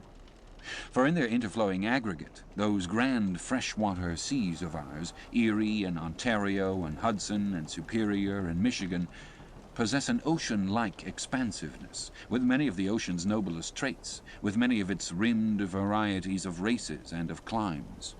They contain round archipelagos of romantic isles, even as the Polynesian waters do, in large part are shored by two great contrasting nations, as the Atlantic is.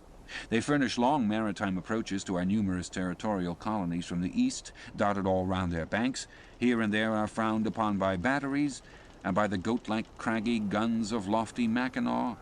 They have heard the fleet thunderings of naval victories. At intervals they yield their beaches to wild barbarians, whose red-painted faces flash out from their peltry wigwams. For leagues and leagues are flanked by ancient and unentered forests, where the gaunt pines stand like serried lines of kings in Gothic genealogies, those same woods harboring wild Afric beasts of prey, and silken creatures whose exported furs give robes to Tartar emperors. They mirror the paved capitals of Buffalo and Cleveland, as well as Winnebago villages.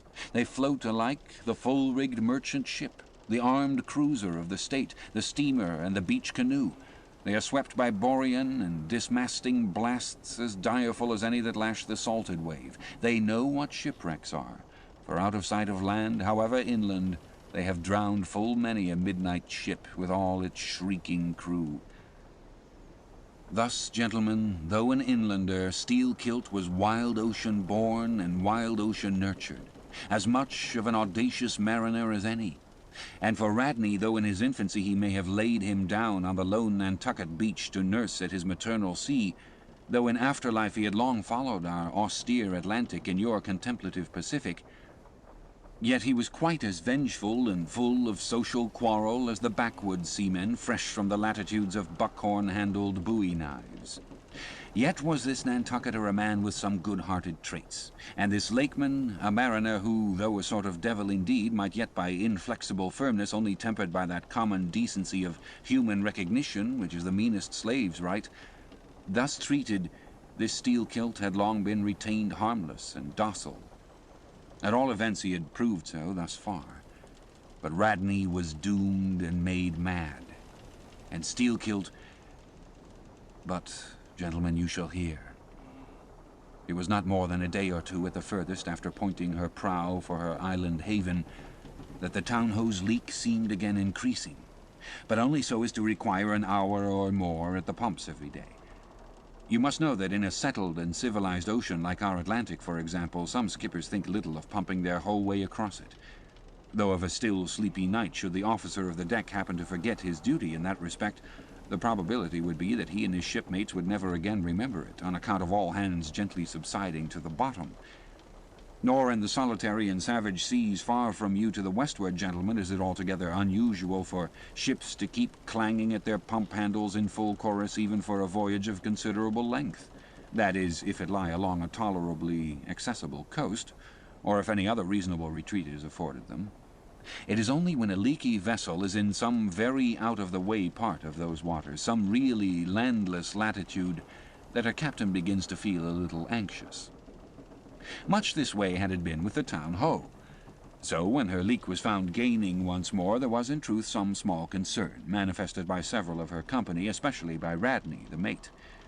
He commanded the upper sails to be well hoisted, sheeted home anew, and every way expanded to the breeze. Now this Radney, I suppose, was a little of a coward, and as little inclined to any sort of nervous apprehensiveness touching his own person as any fearless, unthinking creature on land or on sea that you can conveniently imagine, gentlemen.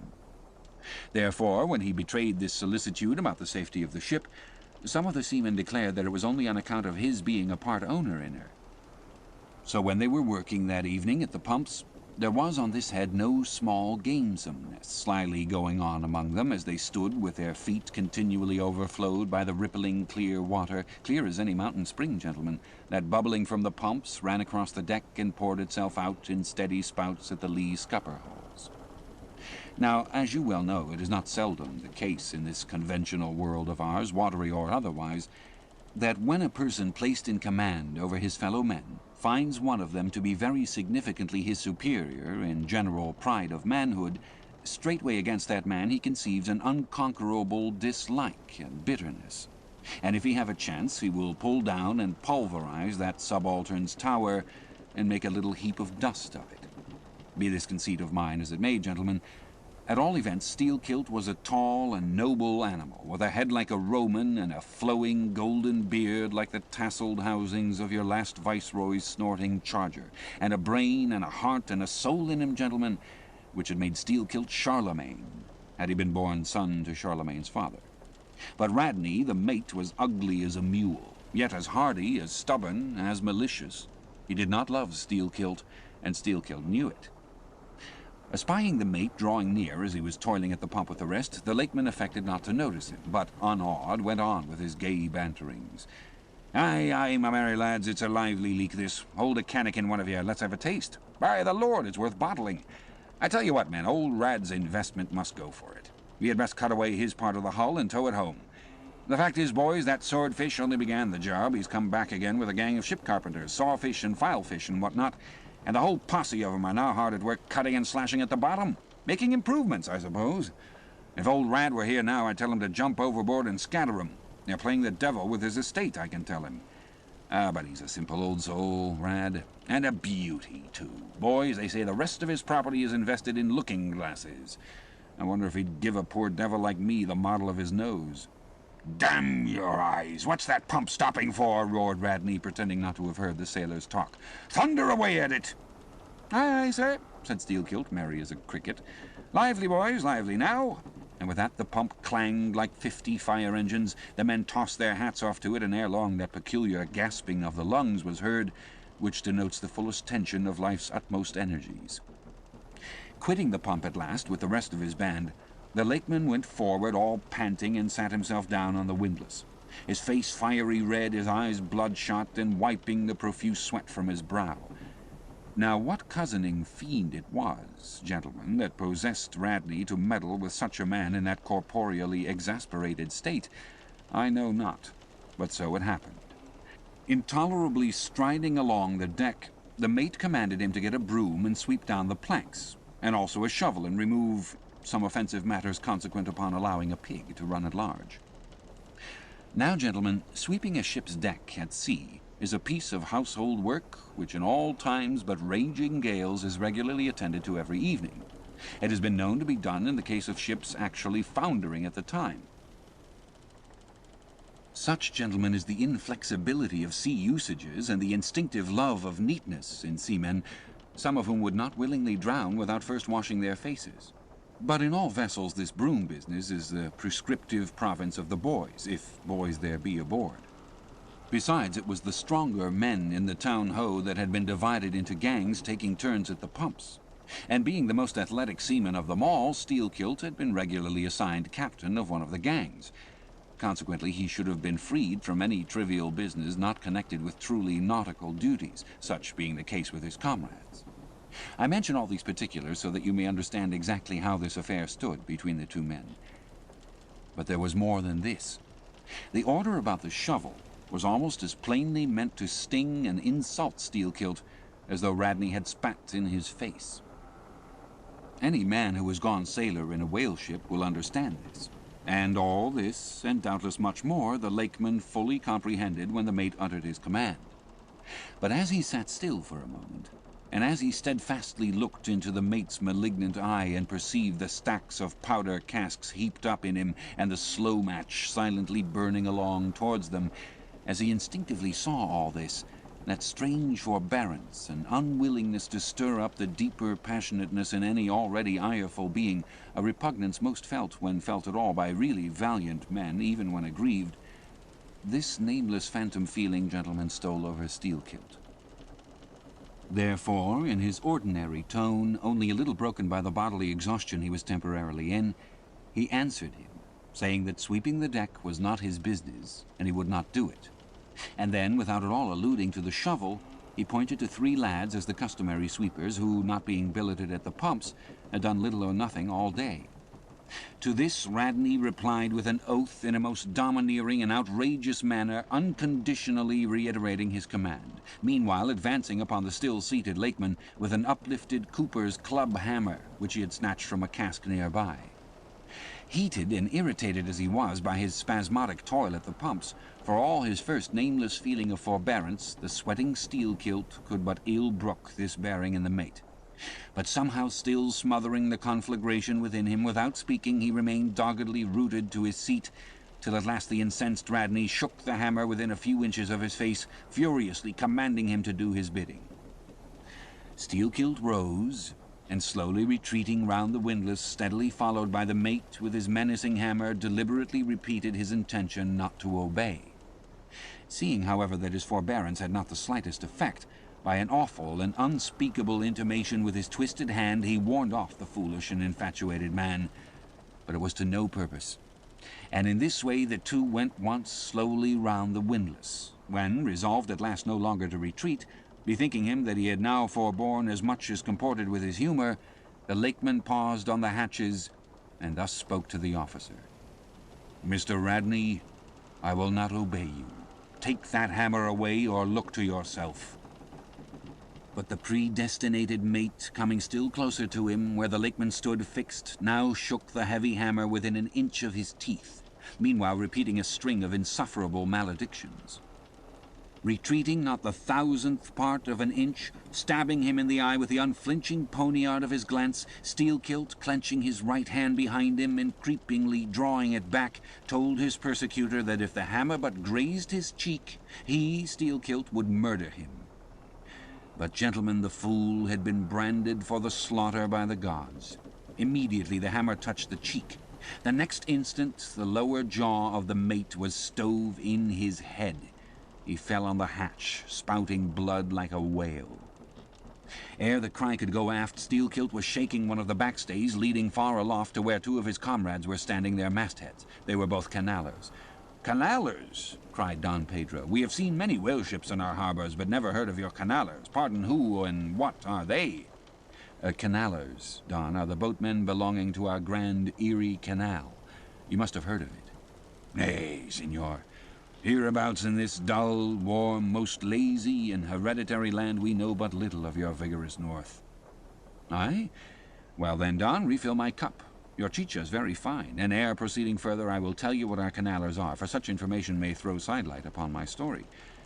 For 360 miles, gentlemen, through the entire breadth of the state of New York, through numerous populous cities and most thriving villages, through long, dismal, uninhabited swamps and affluent, cultivated fields, unrivaled for fertility, by billiard room and bar room, through the holy of holies of great forests, on Roman arches, over Indian rivers, through sun and shade, by happy hearts or broken, through all the wide contrasting scenery of those noble Mohawk counties, and especially by rows of snow-white chapels whose spires stand almost like milestones, flows one continual stream of Venetianly corrupt and often lawless life.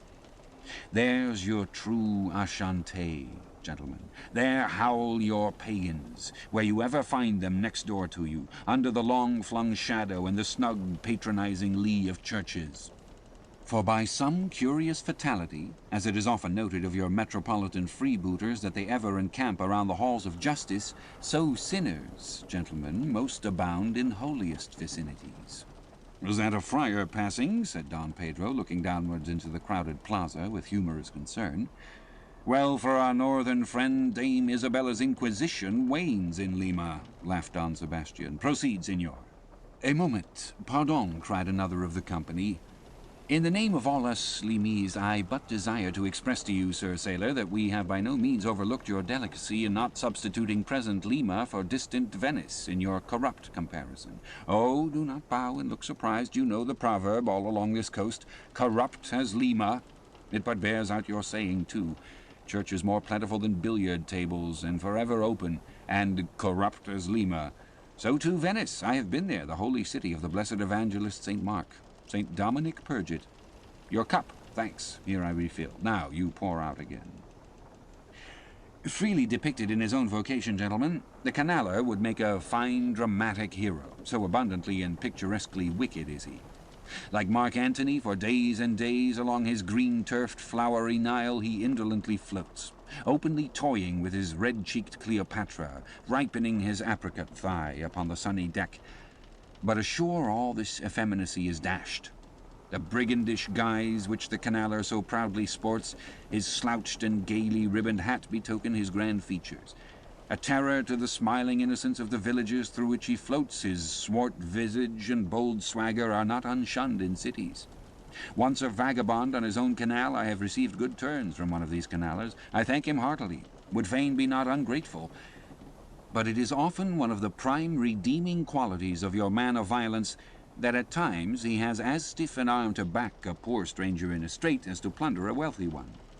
In some, gentlemen, what the wildness of this canal life is emphatically evinced by this, that our wild whale fishery contains so many of its most finished graduates, and that scarce any race of mankind except Sydney men are so much distrusted by our whaling captains.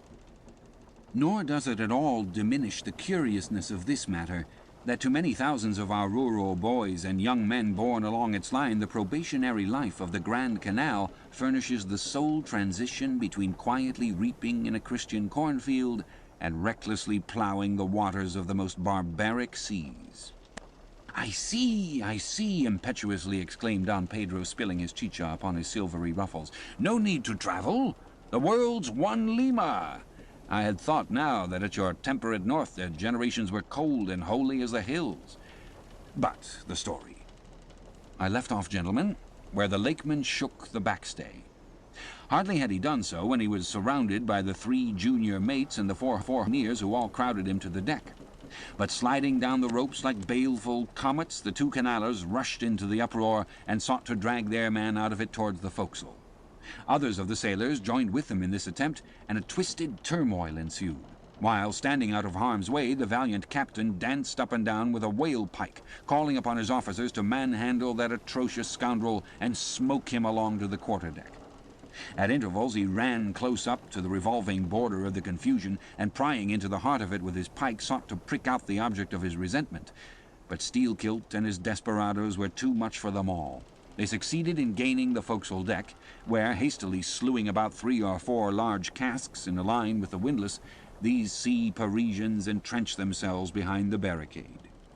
"Come out of that, ye pirates!" roared the captain, now menacing them with a pistol in each hand, just brought to him by the steward. "Come out of that, ye cutthroats!" Steelkilt leaped on the barricade, and striding up and down there, defied the worst the pistols could do, but gave the captain to understand distinctly that his, Steelkilt's, death would be the signal for a murderous mutiny on the part of all hands. Fearing in his heart lest this might prove but too true, the captain a little desisted, but still commanded the insurgents instantly to return to their duty.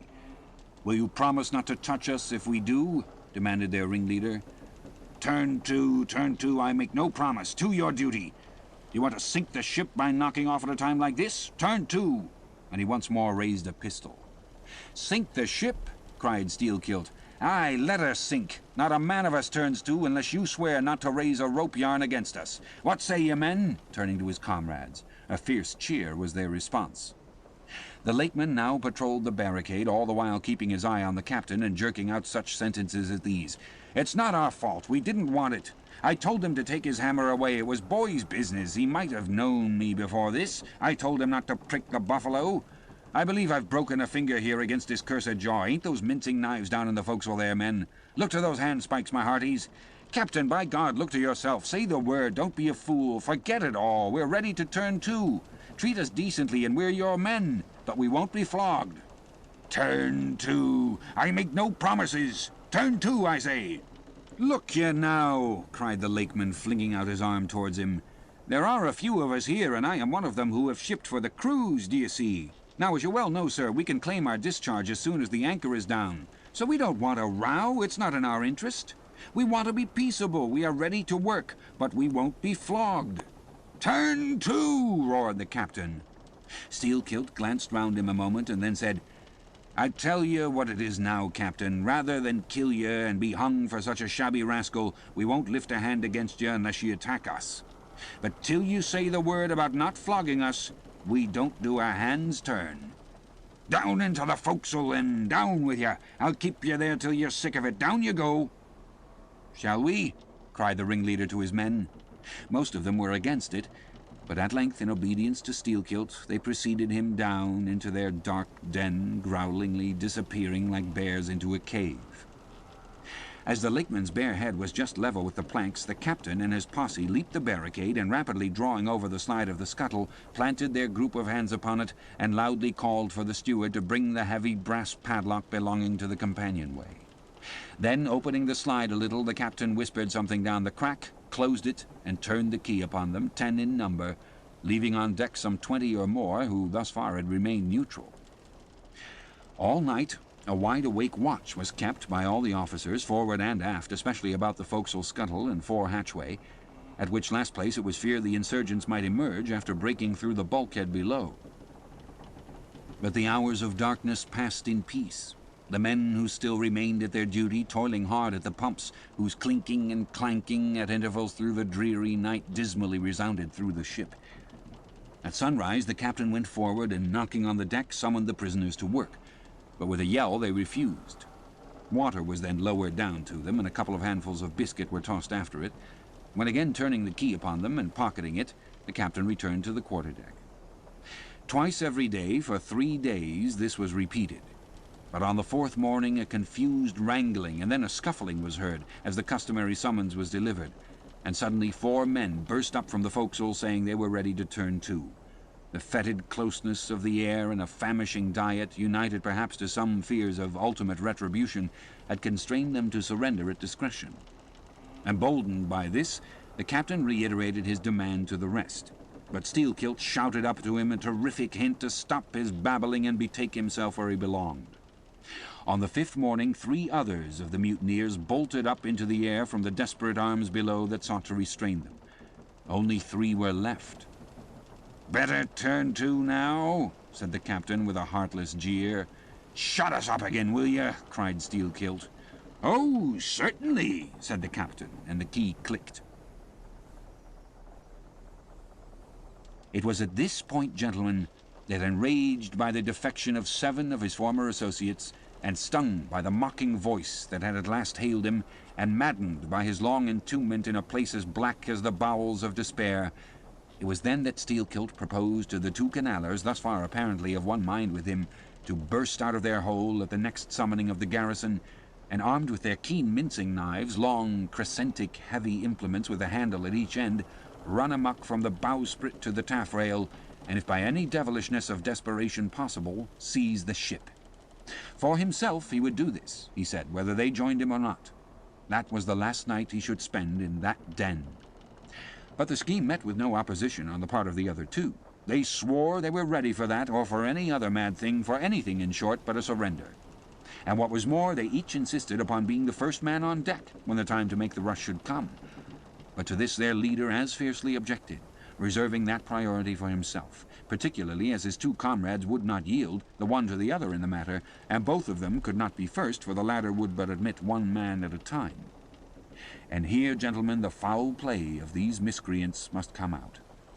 Upon hearing the frantic project of their leader, each in his own separate soul had suddenly lighted, it would seem, upon the same piece of treachery, namely, to be foremost in breaking out, in order to be the first of the 3, though the last of the 10, to surrender, and thereby secure whatever small chance of pardon such conduct might merit.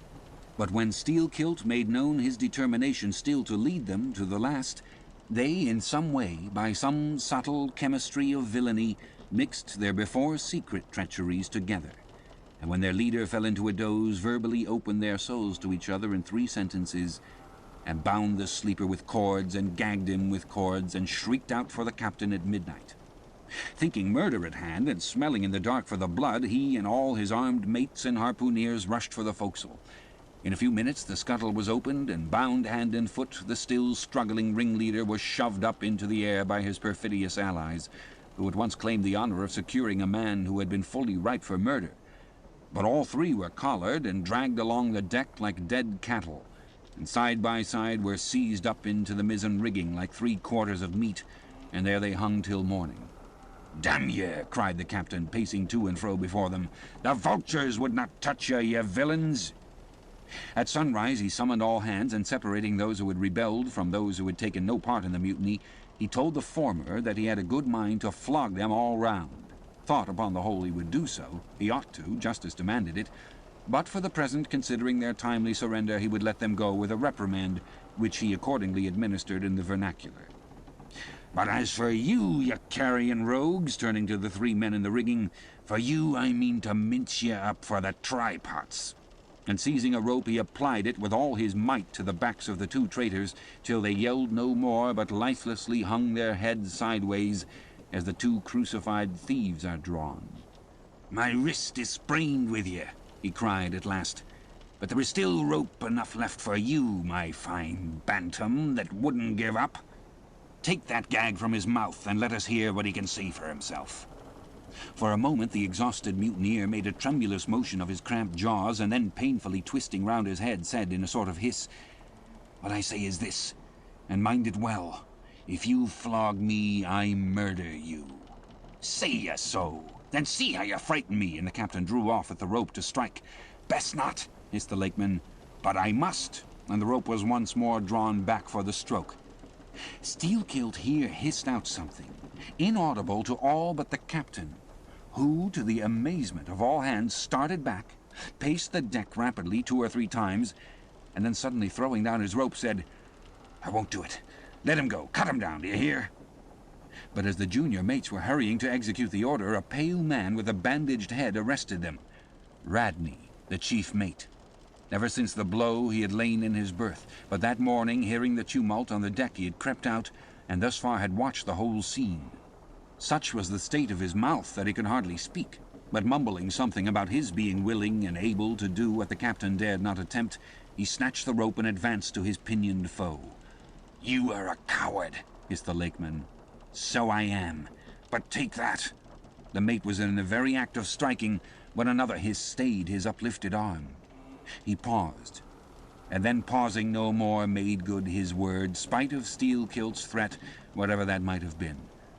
The 3 men were then cut down, all hands were turned to, and sullenly worked by the moody seamen. The iron pumps clanged as before. Just after dark that day, when one watch had retired below, a clamour was heard in the forecastle, and the 2 trembling traitors, running up, besieged the cabin door, saying they durst not consort with the crew. Entreaties, cuffs, and kicks could not drive them back, so at their own instance they were put down in the ship's run for salvation. Still no sign of mutiny reappeared among the rest. On the contrary, it seemed that, mainly at Steelkilt's instigation, they had resolved to maintain the strictest peacefulness, obey all orders to the last, and when the ship reached port, desert her in a body.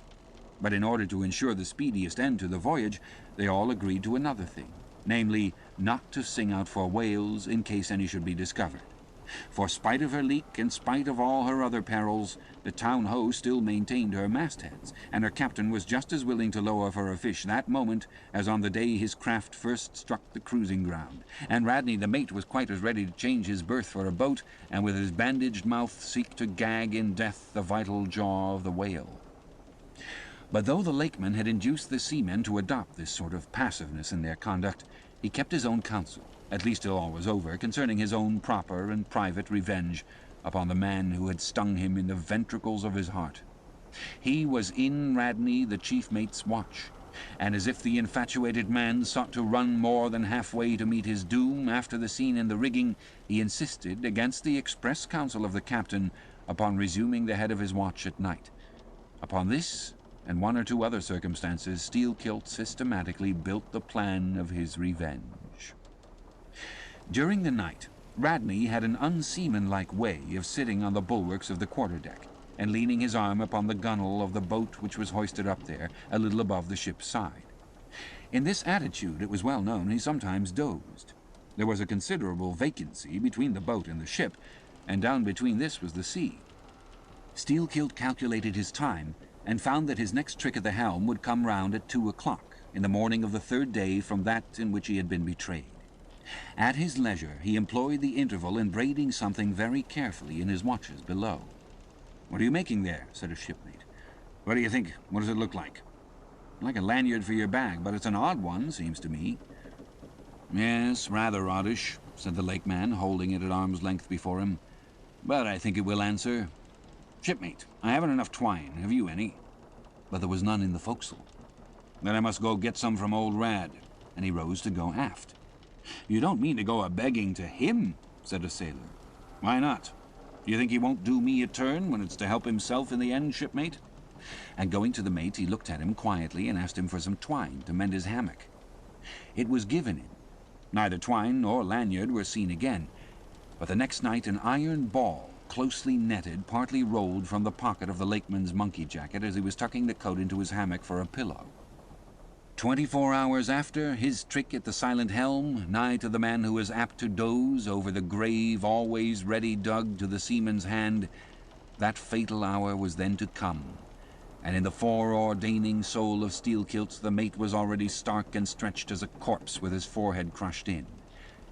But, gentlemen, a fool saved the would-be murderer from the bloody deed he had planned. Yet complete revenge he had, and without being the avenger.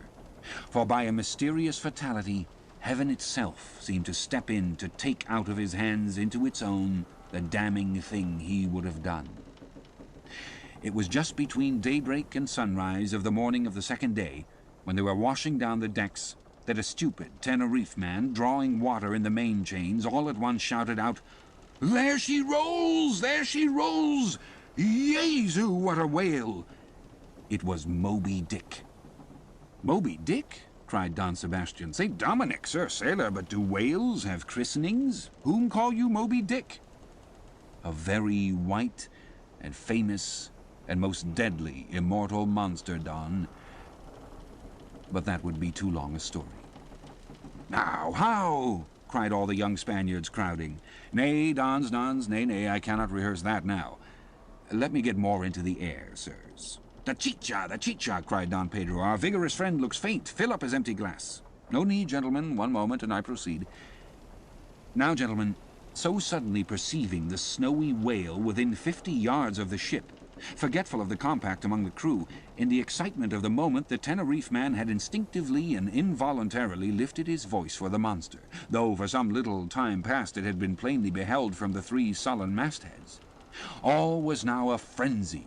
"The white whale! The white whale!" was the cry from captain, mates, and harpooneers, who, undeterred by fearful rumors, were all anxious to capture so famous and precious a fish, while the dogged crew eyed askance and with curses the appalling beauty of the vast milky mass that, lit up by a horizontal spangling sun, shifted and glistened like a living opal in the blue morning sea. Gentlemen, a strange fatality pervades the whole career of these events, as if verily mapped out before the world itself was charted. The mutineer was the bowsman of the mate, and when fast to a fish it was his duty to sit next him, while Radney stood up with his lance in the prow and haul in or slacken the line at the word of command. Moreover, when the 4 boats were lowered, the mates got the start, and none howled more fiercely with delight than did Steelkilt as he strained at his oar. After a stiff pull, their harpooneer got fast, and spear in hand, Radney sprang to the bow. He was always a furious man, it seems, in a boat, and now his bandaged cry was to beach him on the whale's topmost back. Nothing loath, his bowsman hauled him up and up through a blinding foam that blent 2 whitenesses together, till of a sudden the boat struck as against a sunken ledge, and keeling over spilled out the standing mate.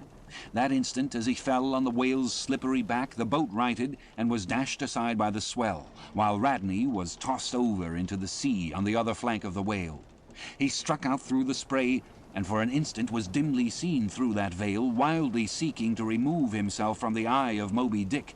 But the whale rushed round in a sudden maelstrom, seized the swimmer between his jaws, and rearing high up with him, plunged headlong again and went down.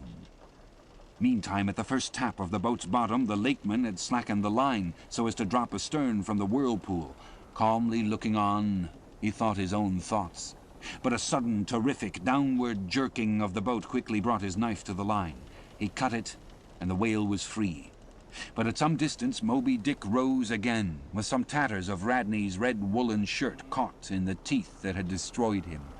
All 4 boats gave chase again, but the whale eluded them, and finally wholly disappeared. In good time, the town-ho reached her port, a savage, solitary place where no civilized creature resided.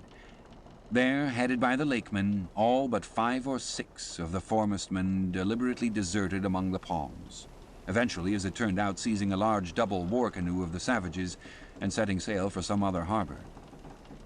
The ship's company being reduced to but a handful, the captain called upon the islanders to assist him in the laborious business of heaving down the ship to stop the leak. But to such unresting vigilance over their dangerous allies was this small band of whites necessitated both by night and by day, and so extreme was the hard work they underwent, that upon the vessel being ready again for sea, they were in such a weakened condition that the captain durst not put off with them in so heavy a vessel. After taking counsel with his officers, he anchored the ship as far offshore as possible, loaded and ran out his 2 cannon from the bows, stacked his muskets on the poop, and warning the islanders not to approach the ship at their peril, took 1 man with him, and setting the sail of his best whaleboat, steered straight before the wind for Tahiti, 500 miles distant, to procure a reinforcement to his crew. On the 4th day of the sail, a large canoe was descried, which seemed to have touched at a low isle of corals. He steered away from it, but the savage craft bore down on him, and soon the voice of Steelkilt hailed him to heave to, or he would run him under water. The captain presented a pistol. With 1 foot on each prow of the yoked war canoes, the lakeman laughed him to scorn, assuring them that if the pistol so much as clicked in the lock, he would bury him in bubbles and foam. "What do you want of me?" cried the captain. "Where are you bound, and for what are you bound?" demanded Steelkilt. "No lies." "I'm bound to Tahiti for more men." Very good. Let me board you a moment. I come in peace. And with that he leaped from the canoe, swam to the boat, and climbing the gunwale stood face to face with the captain. Cross your arms, sir. Throw back your head. Now repeat after me. As soon as Steelkilt leaves me, I swear to beach this boat on yonder island and remain there 6 days. If I do not, may lightning strike me. A pretty scholar, laughed the lakeman. Adios, senor, and leaping into the sea, he swam back to his comrades. Watching the boat till it was fairly beached and drawn up to the roots of the coconut trees, Steelkilt made sail again and in due time arrived at Tahiti, his own place of destination. There luck befriended him. 2 ships were about to sail for France, and were providentially in want of precisely that number of men which the sailor headed. They embarked, and so forever got the start of their former captain, had he been at all minded to work them legal retribution. Some 10 days after the French ship sailed, the whaleboat arrived, and the captain was forced to enlist some of the more civilized Tahitians, who had been somewhat used to the sea. Chartering a small native schooner, he returned with them to his vessel, and finding all right there, again resumed his cruisings.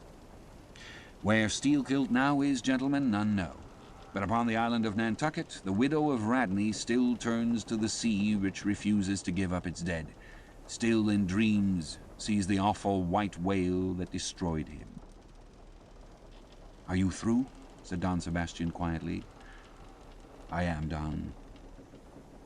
"Then I entreat you, tell me if to the best of your own convictions this your story is in substance really true.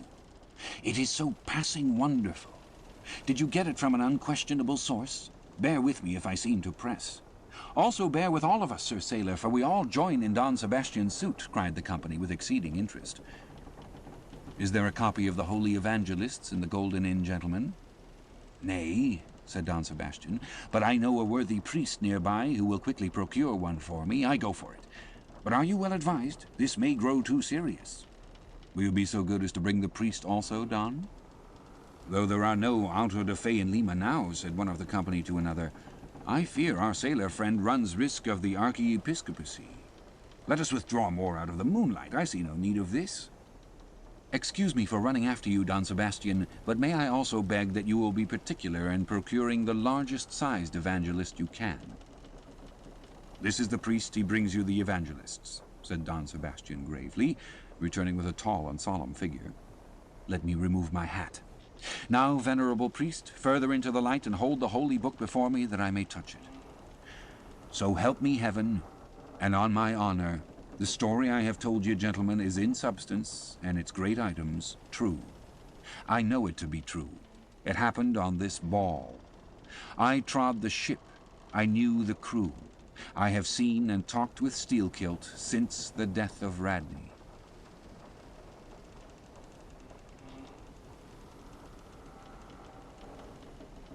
Chapter 55. Of the Monstrous Pictures of Whales.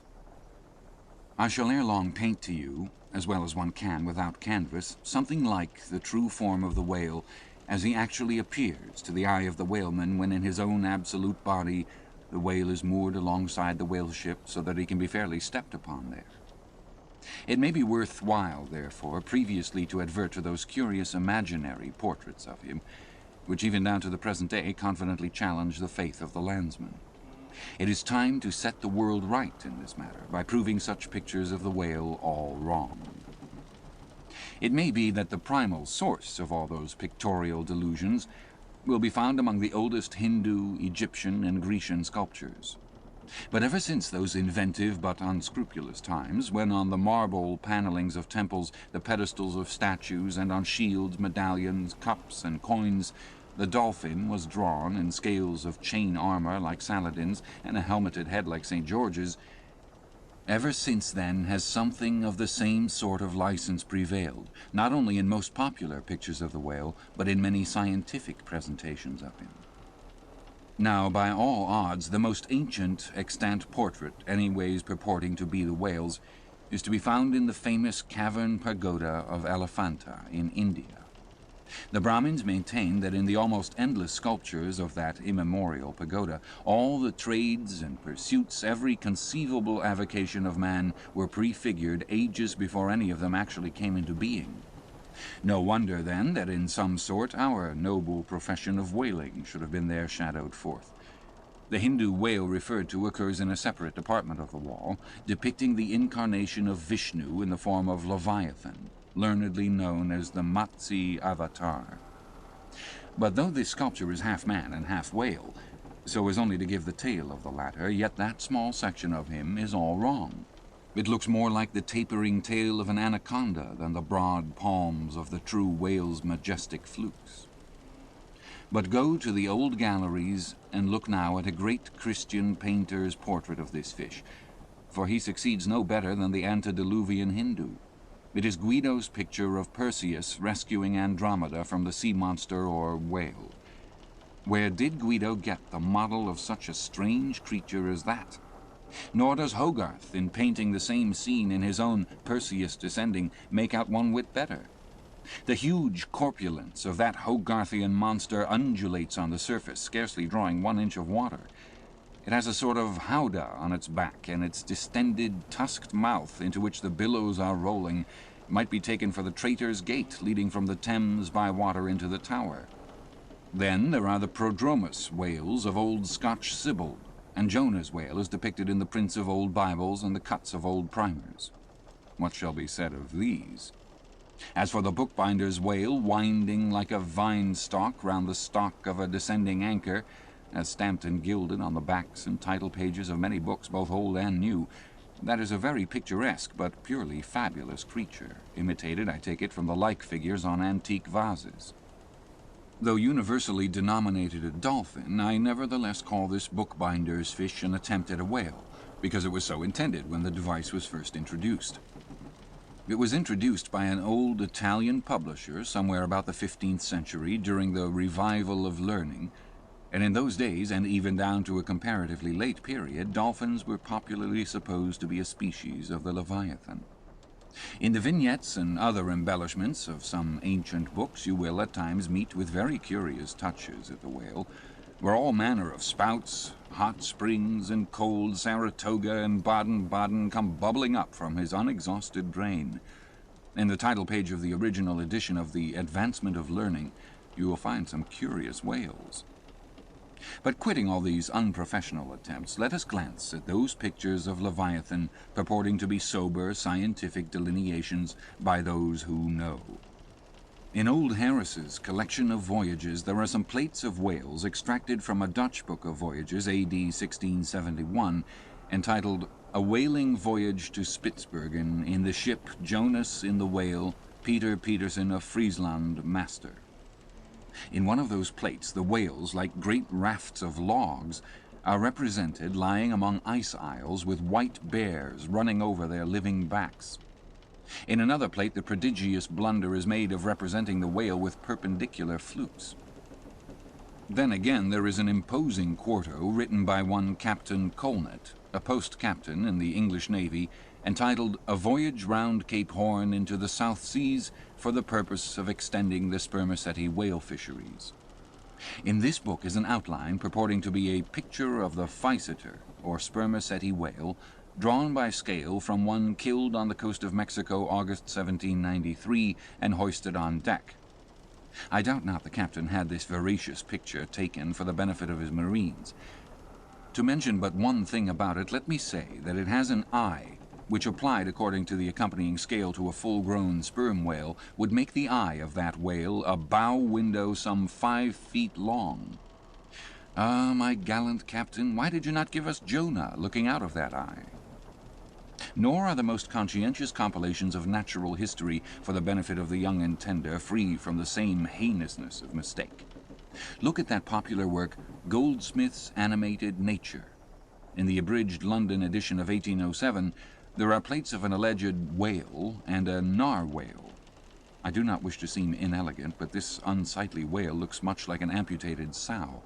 And as for the narwhale, one glimpse at it is enough to amaze one that in this 19th century such a hippogriff could be palmed for genuine upon any intelligent public of schoolboys. Then again, in 1825, Bernard Germain, Count de la Cepede, a great naturalist, published a scientific systemized whale book, wherein are several pictures of the different species of the Leviathan. All these are not only incorrect, but the picture of the Mysticetus, or Greenland whale, that is to say, the right whale, even Scoresby, a long-experienced man as touching that species, declares not to have its counterpart in nature. But the placing of the cap-sheaf to all this blundering business was reserved for the scientific Frederick Cuvier, brother to the famous Baron.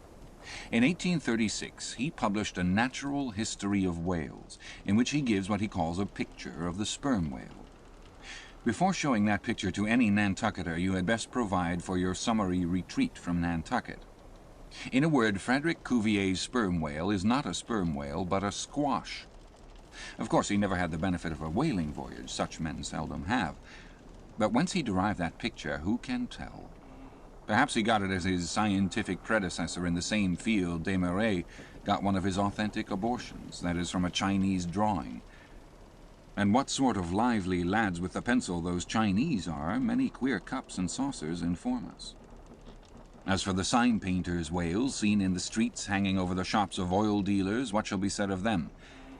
They are generally Richard III whales, with dromedary humps and very savage, breakfasting on 3 or 4 sailor tarts, that is, whaleboats full of mariners, their deformities floundering in seas of blood and blue paint.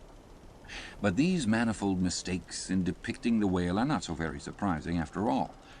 Consider, most of the scientific drawings have been taken from the stranded fish, and these are about as correct as a drawing of a wrecked ship with broken back would correctly represent the noble animal itself in all its undashed pride of hull and spars. Though elephants have stood for their full lengths, the living Leviathan has never yet fairly floated himself for his portrait. The living whale, in his full majesty and significance, is only to be seen at sea in unfathomable waters, and afloat the vast bulk of him is out of sight, like a launched line-of-battle ship. And out of that element it is a thing eternally impossible for mortal man to hoist him bodily into the air so as to preserve all his mighty swells and undulations. And not to speak of the highly presumable difference of contour between a young sucking whale and a full-grown Platonian leviathan.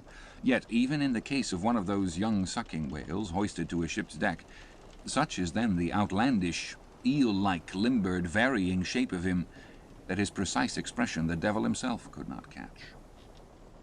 But it may be fancied that from the naked skeleton of the stranded whale accurate hints may be derived touching his true form.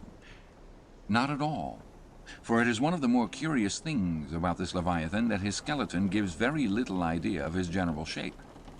Though Jeremy Bentham's skeleton, which hangs for candelabra in the library of one of his executors, correctly conveys the idea of a burly-browed utilitarian old gentleman with all Jeremy's other leading personal characteristics, yet nothing of this kind could be inferred from any Leviathan's articulated bones. In fact, as the great Hunter says, the mere skeleton of the whale bears the same relation to the fully invested and padded animal as the insect does to the chrysalis that so roundingly envelops it.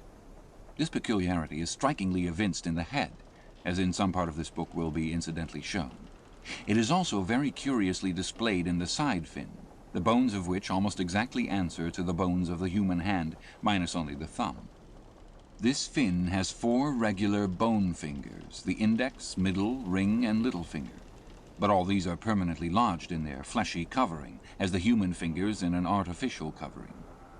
However recklessly the whale may sometimes serve us, said humorous Stubb one day, he can never be truly said to handle us without mittens. For all these reasons, then, any way you may look at it, you must needs conclude that the great Leviathan is that one creature in the world which must remain unpainted to the last. True, one portrait may hit the mark much nearer than another, but none can hit it with any very considerable degree of exactness. So there is no earthly way of finding out precisely what the whale really looks like. And the only mode in which you can derive even a tolerable idea of his living contour is by going a-whaling yourself. But by so doing you run no small risk of being eternally stove and sunk by him. Wherefore it seems to me you had best not be too fastidious in your curiosity touching this Leviathan.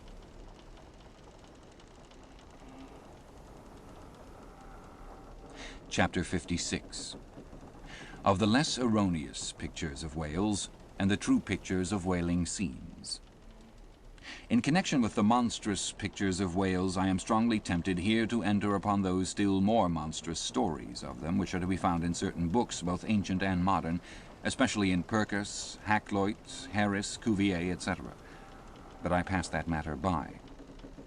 I know of only 4 published outlines of the great sperm whale: Colnett's, Huggins, Frederick Cuvier's, and Beale's. In the previous chapter, Colnett and Cuvier have been referred to. Huggins's is by far better than theirs, but by great odds, Beale's is the best. All Beale's drawings of this whale are good, excepting the middle figure in the picture of 3 whales in various attitudes capping his second chapter. His frontispiece, boats attacking sperm whales, though no doubt calculated to excite the civil skepticism of some parlour men, is admirably correct and lifelike in its general effect. Some of the sperm whale drawings in J. Ross Brown are pretty correct in contour, but they are wretchedly engraved. That is not his fault, though. Of the right whale, the best outline pictures are in Scoresby, but they are drawn on too small a scale to convey a desirable impression. He has but one picture of whaling scenes, and this is a sad deficiency, because it is by such pictures only, when at all well done, that you can derive anything like a truthful idea of the living whale as seen by his living hunters. But taken for all in all, by far the finest, though in some details not the most correct presentations of whales and whaling scenes to be anywhere found, are 2 large French engravings, well executed and taken from paintings by one Garnery. Respectively, they represent attacks on the sperm and right whale. In the first engraving, a noble sperm whale is depicted in full majesty of might, just risen beneath the boat from the profundities of the ocean, and bearing high in the air upon his back the terrific wreck of the stoven planks. The prow of the boat is partially unbroken, and is drawn just balancing upon the monster's spine, and standing in that prow for that one single incomputable flash of time, you behold an oarsman, half shrouded by the incensed boiling spout of the whale, and in the act of leaping, as if from a precipice. The action of the whole thing is wonderfully good and true. The half-emptied line-tub floats on the whitened sea, the wooden poles of the spilled harpoons obliquely bob in it, the heads of the swimming crew are scattered about the whale in contrasting expressions of affright, while in the black stormy distance the ship is bearing down upon the scene. Serious fault might be found with the anatomical details of this whale, but let that pass, since for the life of me I could not draw so good a one. In the second engraving, the boat is in the act of drawing alongside the barnacled flank of a large running right whale that rolls his black weedy bulk in the sea like some mossy rock slide from the Patagonian cliffs. His jets are erect, full, and black like soot, so that from so abounding a smoke in the chimney you would think that there must be a brave supper cooking in the great bowels below. Sea fowls are pecking at the small crabs, shellfish, and other sea candies and macaroni which the right whale sometimes carries on his pestilent back, and all the while the thick-lipped leviathan is rushing through the deep, leaving tons of tumultuous white curds in his wake, and causing the slight boat to rock in the swells like a skiff caught nigh the paddle wheels of an ocean steamer. Thus the foreground is all raging commotion, but behind, in admirable artistic contrast, is the glassy level of a sea becalmed, the drooping, unstarched sails of the powerless ship, and the inert mass of a dead whale, a conquered fortress, with the flag of capture lazily hanging from the whale pole inserted into his spout hole. Who Garnery the painter is or was, I know not, but my life for it, he was either practically conversant with his subject, or else marvellously tutored by some experienced whaleman. The French are the lads for painting action. Go and gaze upon all the paintings of Europe, and where will you find such a gallery of living and breathing commotion on canvas as in that triumphal hall at Versailles, where the beholder fights his way pell-mell through the consecutive great battles of France, where every sword seems a flash of the northern lights, and the successive armed kings and emperors dash by like a charge of crowned centaurs. Not wholly unworthy of a place in that gallery are these sea battle pieces of Garnery. The natural aptitude of the French for seizing the picturesqueness of things seems to be peculiarly evinced in what paintings and engravings they have of their whaling scenes. With not 1/10 of England's experience in the fishery, and not the 1,000th part of that of the Americans, they have nevertheless furnished both nations with the only finished sketches at all capable of conveying the real spirit of the whale hunt. For the most part, the English and American whale draftsmen seem entirely content with presenting the mechanical outline of things, such as the vacant profile of the whale, which, so far as picturesqueness of effect is concerned, is about tantamount to sketching the profile of a pyramid. Even Scoresby, the justly renowned right whaleman, after giving us a stiff full length of the Greenland whale and 3 or 4 delicate miniatures of narwhales and porpoises, treats us to a series of classical engravings of boat-hooks, chopping knives, and grapnels, and with the microscopic diligence of a Leeuwenhoek submits to the inspection of a shivering world 96 facsimiles of magnified Arctic snow crystals. I mean no disparagement to the excellent voyager. I honor him for a veteran. But in so important a matter it was certainly an oversight not to have procured for every crystal a sworn affidavit taken before a Greenland justice of the peace. In addition to those fine engravings from Garnery, there are 2 other French engravings worthy of note, by someone who describes himself H. Durand. One of them, though not precisely adapted to our present purpose, nevertheless deserves mention on other accounts. It is a quiet noon scene among the isles of the Pacific. A French whaler anchored inshore in a calm and lazily taking water on board, the loosened sails of the ship and the long leaves of the palms in the background both drooping together in the breezeless air. The effect is very fine, when considered with reference to its presenting the hardy fishermen under one of their few aspects of oriental repose. The other engraving is quite a different affair. The ship hove to upon the open sea and in the very heart of the leviathanic life, with a right whale alongside, the vessel, in the act of cutting in, hove over to the monster as if to a quay, and a boat, hurriedly pushing off from this scene of activity, is about giving chase to whales in the distance. The harpoons and lances lie levelled for use, 3 oarsmen are just setting the mast in its hole, while from a sudden roll of the sea the little craft stands half erect out of the water like a rearing horse. From the ship the smoke of the torments of the boiling whale is going up like the smoke over a village of smithies, and to windward a black cloud rising up with earnest of squalls and rains seems to quicken the activity of the excited seamen.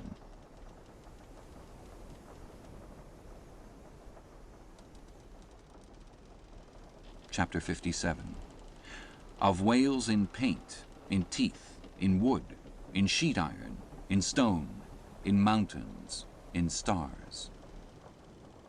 On Tower Hill, as you go down to the London docks, you may have seen a crippled beggar, or kedger as the sailors say, holding a painted board before him representing the tragic scene in which he lost his leg. There are 3 whales and 3 boats, and one of the boats, presumed to contain the missing leg in all its original integrity, is being crunched by the jaws of the foremost whale. Any time these 10 years, they tell me, has that man held up that picture and exhibited that stump to an incredulous world. But the time of his justification has now come. His 3 whales are as good whales as were ever published in Wapping, at any rate, and his stump as unquestionable a stump as any you will find in the western clearings. But though forever mounted on that stump, never a stump speech does the poor whaleman make, but with downcast eyes stands ruefully contemplating his own amputation.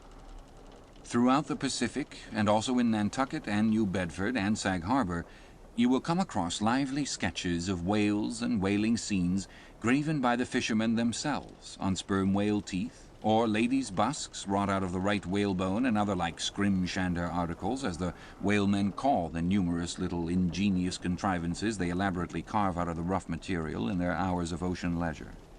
Some of them have little boxes of dentistical-looking implements, specially intended for the scrimshandering business, but in general they toil with their jackknives alone, and with that almost omnipotent tool of the sailor they will turn you out anything you please in the way of a mariner's fancy. Long exile from Christendom and civilization inevitably restores a man to that condition in which God placed him, i.e., what is called savagery. Your true whale hunter is as much a savage as an Iroquois. I myself am a savage, owing no allegiance but to the king of cannibals, and ready at any moment to rebel against him. Now, one of the peculiar characteristics of the savage in his domestic hours is his wonderful patience of industry. An ancient Hawaiian war club or spear paddle in its full multiplicity and elaboration of carving is as great a trophy of human perseverance as a Latin lexicon. For with but a bit of broken seashell or a shark's tooth, that miraculous intricacy of wooden network has been achieved, and it has cost steady years of steady application. As with the Hawaiian savage, so with the white sailor savage. With the same marvelous patience, and with the same single shark's tooth of his one poor jackknife, he will carve you a bit of bone sculpture, not quite as workmanlike, but as close-packed in its maziness of design as the Greek savage Achilles' shield, and full of barbaric spirit and suggestiveness as the prints of that fine old Dutch savage, Albert Dürer. Wooden whales, or whales cut in profile out of the small, dark slabs of the noble South Sea warwood, are frequently met with in the forecastles of American whalers. Some of them are done with much accuracy. At some gable-roofed country houses you will see brass whales hung by the tail for knockers to the roadside door. When the porter is sleepy, the anvil-headed whale would be best. But these knocking whales are seldom remarkable as faithful essays. On the spires of some old-fashioned churches you will see sheet-iron whales placed there for weathercocks, but they are so elevated, and besides that are to all intents and purposes so labelled with hands off you cannot examine them closely enough to decide upon their merit. In bony, ribby regions of the earth, where at the base of high broken cliffs masses of rock lie strewn in fantastic groupings upon the plain, you will often discover images of the petrified forms of the Leviathan partly merged in grass, which of a windy day breaks against them in a surf of green surges. Then again, in mountainous countries where the traveller is continually girdled by amphitheatrical heights, here and there from some lucky point of view you will catch passing glimpses of the profiles of whales defined along the undulating ridges. But you must be a thorough whaleman to see these sights, and not only that, but if you wish to return to such a sight again, you must be sure and take the exact intersecting latitude and longitude of your first standpoint, else so chance-like are such observations of the hills that your precise previous standpoint would require a laborious rediscovery. Like the Solomon Islands, which still remain incognita, though once high-ruffed Mendana trod them and old Figuera chronicled them. Nor, when expandingly lifted by your subject, can you fail to trace out great whales in the starry heavens, and boats in pursuit of them, as when, long filled with thoughts of war, the eastern nations saw armies locked in battle among the clouds. Thus at the north have I chased Leviathan round and round the pole with the revolutions of the bright points that first defined him to me. And beneath the effulgent Antarctic skies I have boarded the Argo Navis and joined the chase against the starry Cetus far beyond the utmost stretch of Hydrus and the flying fish. With a frigate's anchors for my bridle bits and fasces of harpoons for spurs, would I could mount that whale and leap the topmost skies to see whether the fabled heavens with all their countless tents really lie encamped beyond my mortal sight.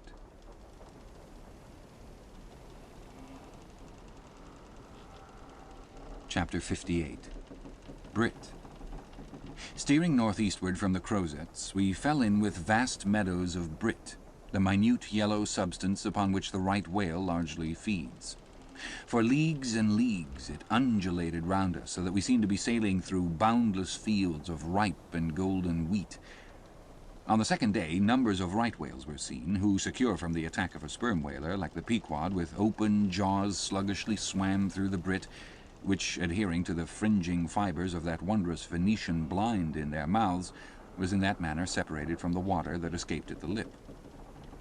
As morning mowers, who, side by side, slowly and seethingly advance their scythes through the long, wet grass of marshy meads, even so these monsters swam, making a strange, grassy, cutting sound, and leaving behind them endless swaths of blue upon the yellow sea. That part of the sea known among whalemen as the Brazil Banks does not bear that name as the banks of Newfoundland do because of there being shallows and soundings there, but because of this remarkable meadow-like appearance, caused by the vast drifts of brit continually floating in those latitudes where the right whale is often chased. But it was only the sound they made as they parted the brit which at all reminded one of mowers. Seen from the mastheads, especially when they paused and were stationary for a while, their vast black forms looked more like lifeless masses of rock than anything else. And as in the great hunting countries of India, the stranger at a distance will sometimes pass on the plains recumbent elephants without knowing them to be such, taking them for bare, blackened elevations of the soil, even so often with him who for the first time beholds this species of the leviathans of the sea. And even when recognized at last, their immense magnitude renders it very hard really to believe that such bulky masses of overgrowth can possibly be instinct in all parts, with the same sort of life that lives in a dog or a horse. Indeed, in other respects, you can hardly regard any creatures of the deep with the same feelings that you do those of the shore. For though some old naturalists have maintained that all creatures of the land are of their kind in the sea, and though taking a broad general view of the thing this may very well be, yet coming to specialities, where, for example, does the ocean furnish any fish that in disposition answers to the sagacious kindness of the dog? The accursed shark alone can in any generic respect be said to bear comparative analogy to him. But though to landsmen in general the native inhabitants of the seas have ever been regarded with emotions unspeakably unsocial and repelling, though we know the sea to be an everlasting terra incognita, so that Columbus sailed over numberless unknown worlds to discover his one superficial western one, though by vast odds the most terrific of all mortal disasters have immemorially and indiscriminately befallen tens and hundreds of thousands of those who have gone upon the waters, though but a moment's consideration will teach that however baby man may brag of his science and skill, and however much in a flattering future that science and skill may augment, yet forever and forever, to the crack of doom, the sea will insult and murder him, and pulverize the stateliest, stiffest frigate he can make. Nevertheless, by the continual repetition of these very impressions, man has lost that sense of the full awfulness of the sea which aboriginally belongs to it. The first boat we read of floated on an ocean that with Portuguese vengeance had whelmed a whole world without leaving so much as a widow. That same ocean rolls now. That same ocean destroyed the wrecked ships of last year. Yea, foolish mortals, Noah's flood is not yet subsided. 2/3 of the fair world it yet covers. Wherein differ the sea and the land, that a miracle upon one is not a miracle upon the other? Preternatural terrors rested upon the Hebrews when under the feet of Korah and his company the live ground opened and swallowed them up forever. Yet not a modern sun ever sets, but in precisely the same manner the live sea swallows up ships and crews. But not only is the sea such a foe to man who is an alien to it, but it is also a fiend to its own offspring, worse than the Persian host who murdered his own guests, sparing not the creatures which itself hath spawned. Like a savage tigress that tossing in the jungle overlays her own cubs, so the sea dashes even the mightiest whales against the rocks and leaves them there side by side with the split wrecks of ships. No mercy, no power but its own controls it. Panting and snorting like a mad battle steed that has lost its rider, the masterless ocean overruns the globe. Consider the subtleness of the sea, how its most dreaded creatures glide under water, unapparent for the most part, and treacherously hidden beneath the loveliest tints of azure. Consider also the devilish brilliance and beauty of many of its most remorseless tribes, as the dainty embellished shape of many a species of sharks. Consider once more the universal cannibalism of the sea, all whose creatures prey upon each other, carrying on eternal war since the world began. Consider all this, and then turn to this green, gentle, and most docile earth. Consider them both, the sea and the land, and do you not find a strange analogy to something in yourself?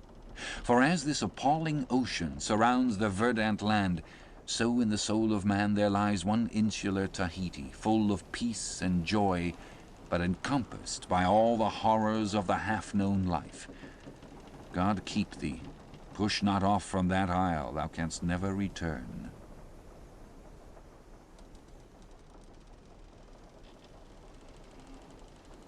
Chapter 59. Squid. Slowly wading through the meadows of Brit, the Pequod still held on her way northeastward toward the island of Java, a gentle air impelling her keel, so that in the surrounding serenity her 3 tall, tapering masts mildly waved to that languid breeze as 3 mild palms on a plain. And still, at wide intervals in the silvery light, the lonely, alluring jet would be seen. But one transparent, blue morning, when a stillness almost preternatural spread over the sea, however unattended with any stagnant calm, when the long, burnished sun-glade on the water seemed a golden finger laid across them, enjoining some secrecy, when the slippered waves whispered together as they softly ran on, in this profound hush of the visible sphere, a strange spectre was seen by Daggoo from the main masthead. In the distance, a great white mass lazily rose, and rising higher and higher, and disentangling itself from the azure, at last gleamed before our prow like a snowslide new slid from the hills. Thus glistening for a moment, as slowly it subsided and sank. Then once more arose and silently gleamed. It seemed not a whale. And yet is this Moby Dick? Thought Daggoo. Again the phantom went down, but on reappearing once more, with a stiletto-like cry that startled every man from his nod, the negro yelled out, "There! There again! There she breaches! Right ahead! The white whale! The white whale!"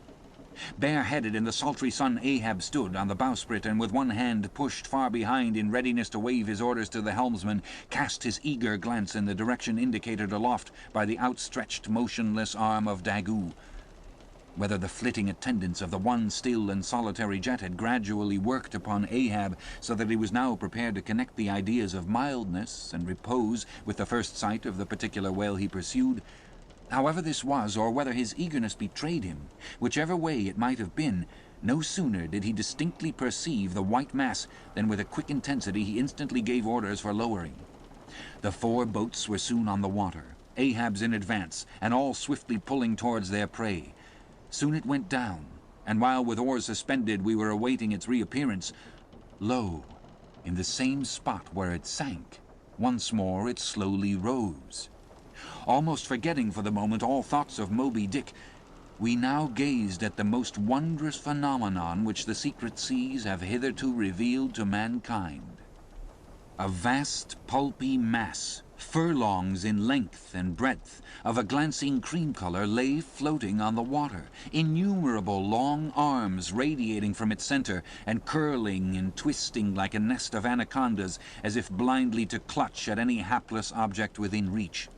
No perceptible face or front did it have, no conceivable token of either sensation or instinct, but undulated there on the billows, an unearthly, formless, chance-like apparition of life.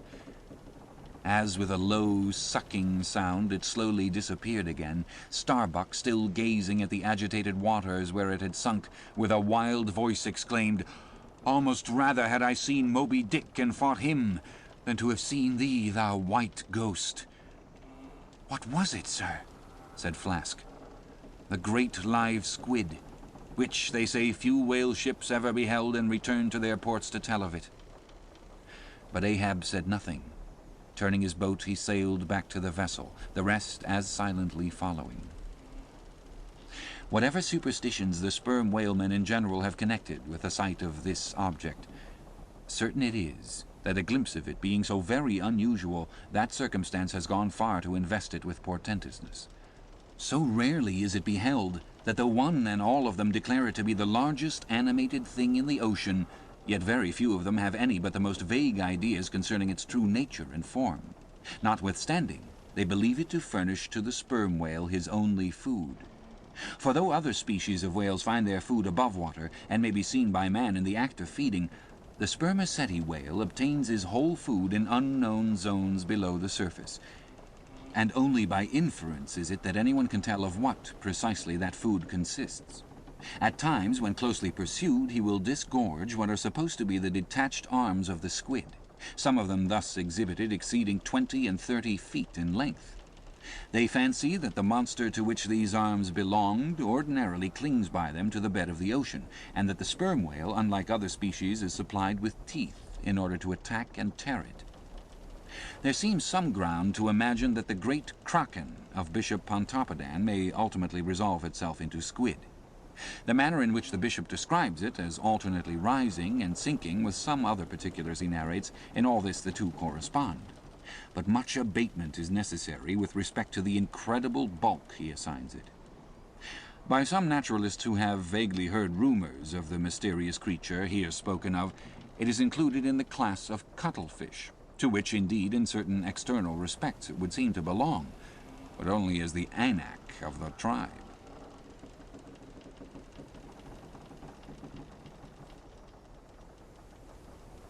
Chapter 60. The Line. With reference to the whaling scene shortly to be described, as well for the better understanding of all similar scenes elsewhere presented, I have here to speak of the magical, sometimes horrible, whale line. The line originally used in the fishery was of the best hemp, slightly vapored with tar, not impregnated with it, as in the case of ordinary ropes, for while tar as ordinarily used makes the hemp more pliable to the rope maker and also renders the rope itself more convenient to the sailor for common ship use, yet not only would the ordinary quantity too much stiffen the whale line for the close coiling to which it must be subjected, but as most seamen are beginning to learn, tar in general by no means adds to the rope's durability or strength, however much it may give it compactness and gloss. Of late years, the manila rope has in the American fishery almost entirely superseded hemp as a material for whale lines. For though not so durable as hemp, it is stronger and far more soft and elastic, and I will add, since there is an aesthetics in all things, is much more handsome and becoming to the boat than hemp.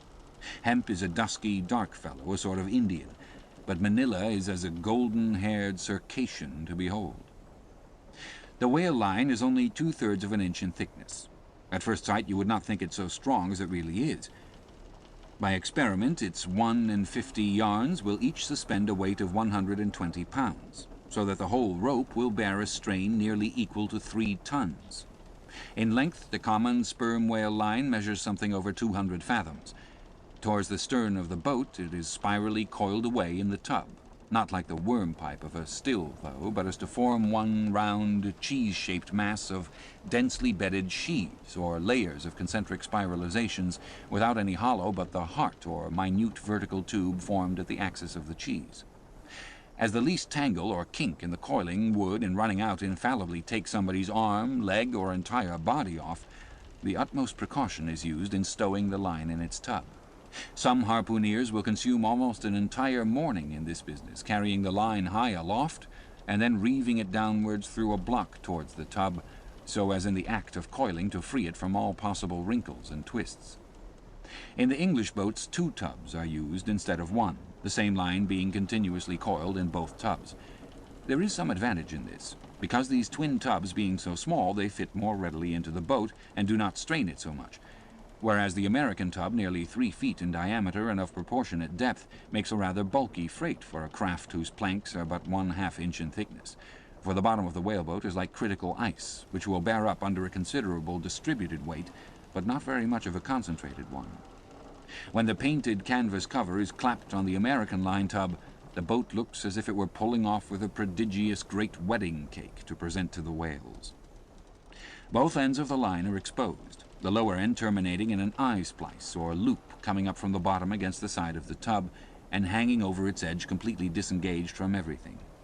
This arrangement of the lower end is necessary on 2 accounts. First, in order to facilitate the fastening to it of an additional line from a neighboring boat, in case the stricken whale should sound so deep as to threaten to carry off the entire line originally attached to the harpoon. In these instances, the whale, of course, is shifted, like a mug of ale, as it were, from the one boat to the other, though the first boat always hovers at hand to assist its consort. Second, this arrangement is indispensable for common safety's sake, for were the lower end of the line in any way attached to the boat, and were the whale then to run the line out to the end almost in a single smoking minute, as he sometimes does, he would not stop there, for the doomed boat would infallibly be dragged down after him into the profundity of the sea, and in that case no town crier would ever find her again. Before lowering the boat for the chase, the upper end of the line is taken aft from the tub, and passing round the loggerhead there, is again carried forward the entire length of the boat, resting crosswise upon the loom or handle of every man's oar, so that it jogs against his wrist in rowing, and also passing between the men as they alternately sit at the opposite gunwales to the leaded chocks or grooves in the extreme pointed prow of the boat, where a wooden pin or skewer the size of a common quill prevents it from slipping out. From the chocks it hangs in a slight festoon over the bows, and is then passed inside the boat again, and some 10 or 20 fathoms, called box-line, being coiled upon the box in the bows, it continues its way to the gunwale still a little further aft, and is then attached to the short warp, rope which is immediately connected with the harpoon. But previous to that connection, the short warp goes through sundry mystifications too tedious to detail. Thus, the whale line folds the whole boat in its complicated coils, twisting and writhing around it in almost every direction. All the oarsmen are involved in its perilous contortions, so that to the timid eye of the landsman they seem as Indian jugglers with the deadliest snakes sportively festooning their limbs. Nor can any son of mortal woman for the first time seat himself amid those hempen intricacies, and while straining his utmost at the oar bethink him that at any unknown instant the harpoon may be darted, and all these horrible contortions be put in play like ringed lightnings. He cannot be thus circumstanced without a shudder that makes the very marrow in his bones to quiver in him like a shaken jelly. Yet habit, strange thing, what cannot habit accomplish? Gayer sallies, more merry mirth, better jokes, and brighter repartees you never heard over your mahogany than you will hear over the half-inch white cedar of the whaleboat when thus hung in hangman's nooses. And like the 6 burghers of Calais before King Edward, the 6 men composing the crew pull into the jaws of death with a halter around every neck, as you may say.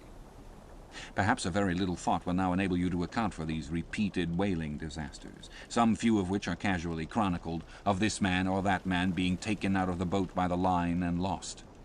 For when the line is darting out, to be seated then in the boat is like being seated in the midst of the manifold whizzings of a steam engine in full play, when every flying beam and shaft and wheel is grazing you.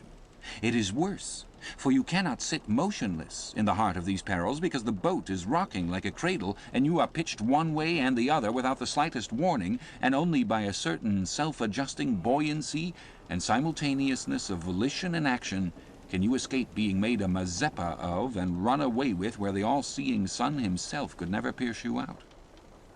Again, as the profound calm which only apparently precedes and prophesies of the storm is perhaps more awful than the storm itself, for indeed the calm is but the wrapper and envelope of the storm, and contains it in itself, as the seemingly harmless rifle holds the fatal powder, and the ball and the explosion, so the graceful repose of the line, as it silently serpentines about the oarsmen before being brought into actual play, this is a thing which carries more of true terror than any other aspect of this dangerous affair. But why say more? All men live enveloped in whale lines. All are born with halters round their necks. But it is only when caught in the swift, sudden turn of death that mortals realize the silent, subtle, ever-present perils of life. And if you be a philosopher, though seated in the whaleboat, you would not at heart feel one whit more of terror than though seated before your evening fire with a poker and not a harpoon by your side.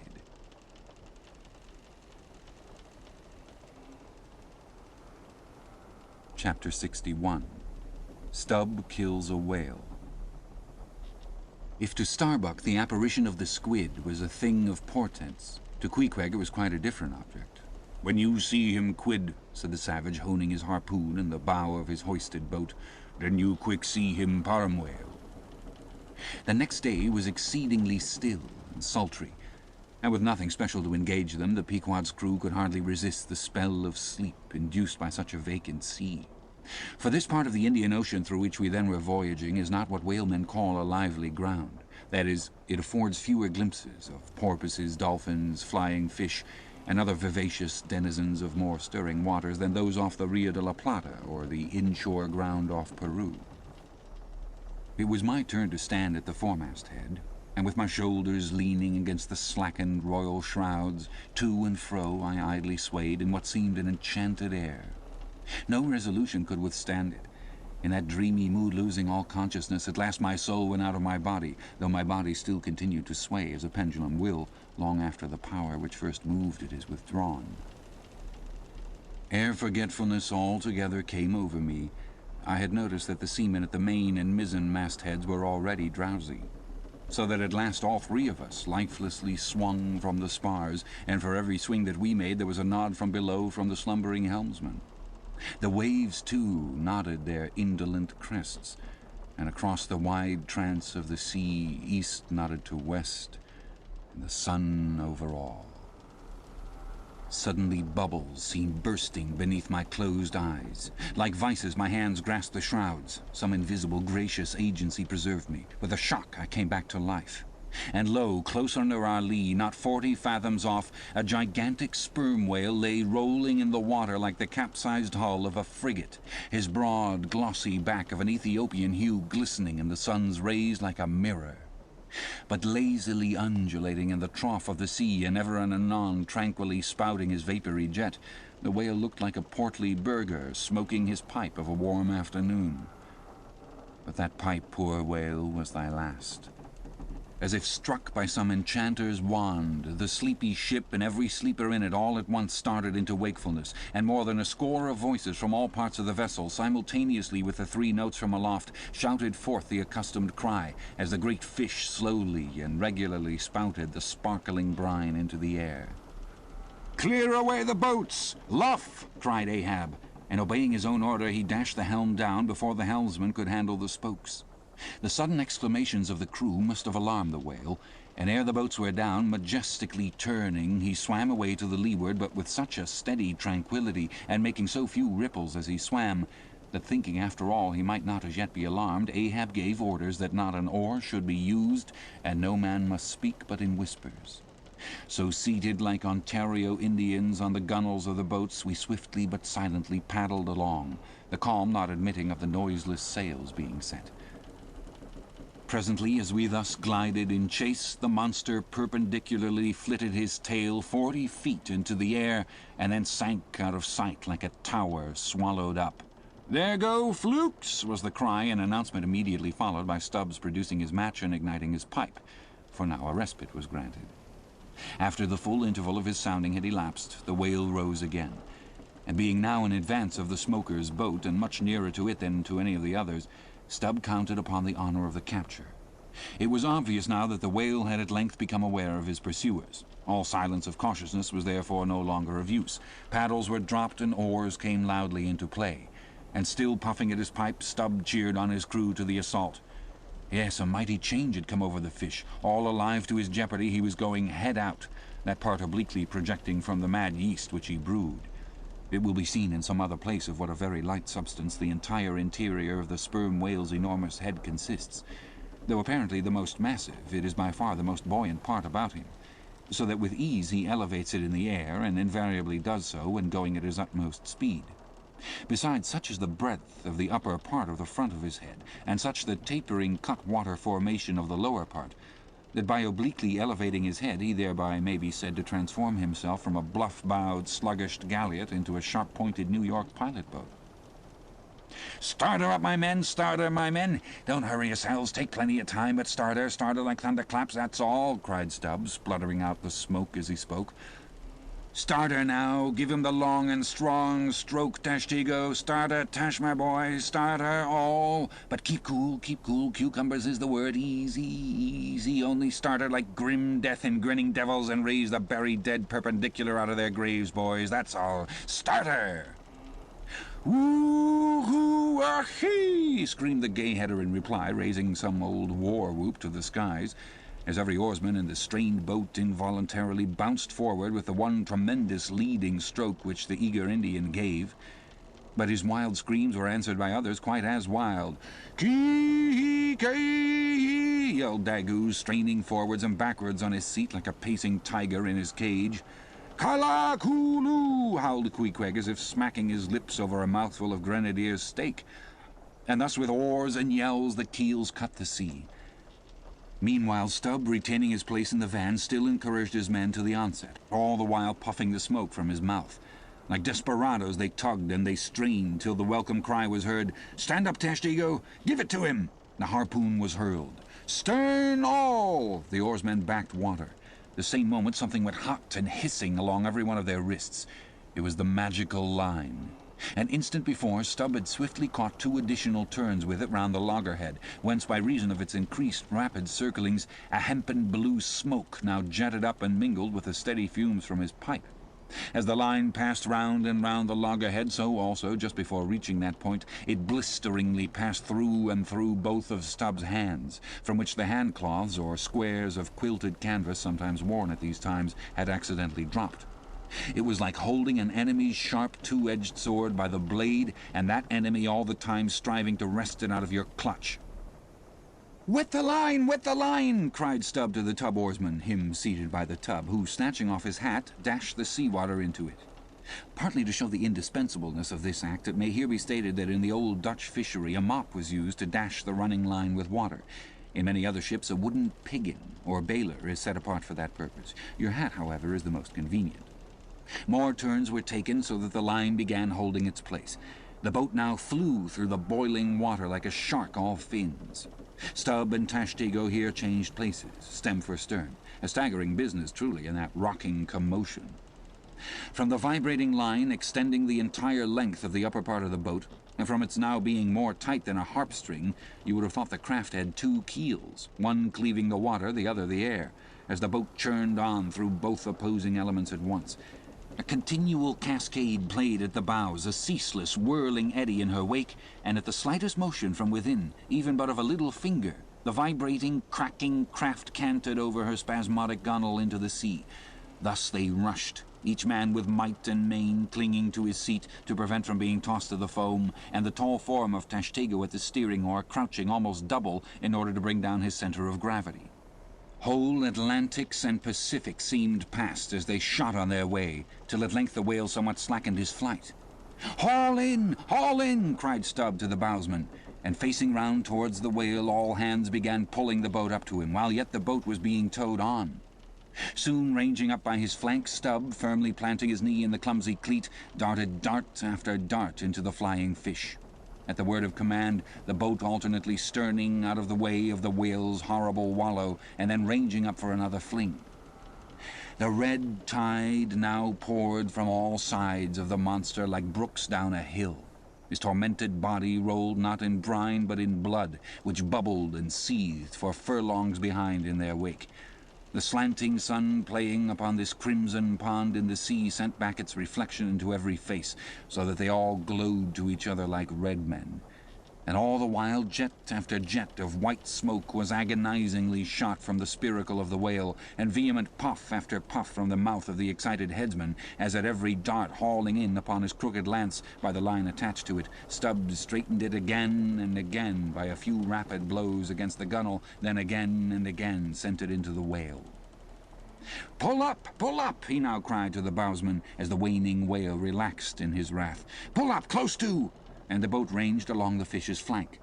When reaching far over the bow, Stubb slowly churned his long, sharp lance into the fish, and kept it there, carefully churning and churning, as if cautiously seeking to feel after some gold watch that the whale might have swallowed, and which he was fearful of breaking ere he could hook it out. But that gold watch he sought was the innermost life of the fish. And now it is struck, for starting from his trance into that unspeakable thing called his flurry, the monster horribly wallowed in his blood, overwrapped himself in impenetrable, mad, boiling spray, so that the imperiled craft, instantly dropping astern, had much ado blindly to struggle out from that frenzied twilight into the clear air of the day. And now, abating in his flurry, the whale once more rolled out into view, surging from side to side, spasmodically dilating and contracting his spout-hole, with sharp, cracking, agonized respirations. And at last gush after gush of clotted red gore, as if it had been the purple lees of red wine, shot into the frighted air, and falling back again ran dripping down his motionless flanks into the sea. His heart had burst. "He's dead, Mr. Stubb," said Tashtego. "Yes, both pipes smoked out." And withdrawing his own from his mouth, Stubb scattered the dead ashes over the water, and for a moment stood thoughtfully eyeing the vast corpse he had made. Chapter 62. The Dart. A word concerning an incident in the last chapter. According to the invariable usage of the fishery, the whaleboat pushes off from the ship with the headsman or whale killer as temporary steersman, and the harpooneer or whale fastener pulling the foremost oar, the one known as the harpooneer oar. Now it needs a strong, nervous arm to strike the first iron into the fish, for often in what is called a long dart the heavy implement has to be flung to the distance of 20 or 30 feet. But however prolonged and exhausting the chase, the harpooneer is expected to pull his oar meanwhile to the uttermost. Indeed, he is expected to set an example of superhuman activity to the rest, not only by incredible rowing, but by repeated loud and intrepid exclamations. And what it is to keep shouting at the top of one's compass while all the other muscles are strained and half-started, what that is, none know but those who have tried it. For one, I cannot bawl very heartily and work very recklessly at one and the same time. In this straining, bawling state, then, with his back to the fish, all at once the exhausted harpooneer hears the exciting cry, "Stand up and give it to him!" He now has to drop and secure his oar, turn round on his centre halfway, seize his harpoon from the crotch, and with what little strength may remain, he essays to pitch it somehow into the whale. No wonder, taking the whole fleet of whalemen in a body, that out of 50 fair chances for a dart, not 5 are successful. No wonder that so many hapless harpooneers are madly cursed and disrated. No wonder that some of them actually burst their blood vessels in the boat. No wonder that some sperm whalemen are absent 4 years with 4 barrels. No wonder that to many ship owners whaling is but a losing concern, for it is the harpooneer that makes the voyage. And if you take the breath out of his body, how can you expect to find it there when most wanted? Again, if the dart be successful, then at the second critical instant, that is when the whale starts to run, the boat header and harpooneer likewise start to running fore and aft, to the imminent jeopardy of themselves and every one else. It is then they change places, and the headsman, the chief officer of the little craft, takes his proper station in the bows of the boat. Now I care not who maintains the contrary, but all this is both foolish and unnecessary. The headsman should stay in the bows from first to last. He should both dart the harpoon and the lance, and no rowing whatever should be expected of him except under circumstances obvious to any fisherman.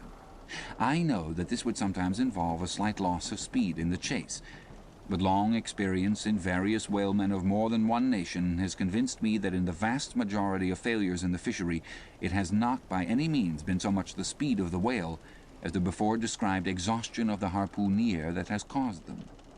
To ensure the greatest efficiency in the dart, the harpooneers of this world must start to their feet from out of idleness, and not from out of toil.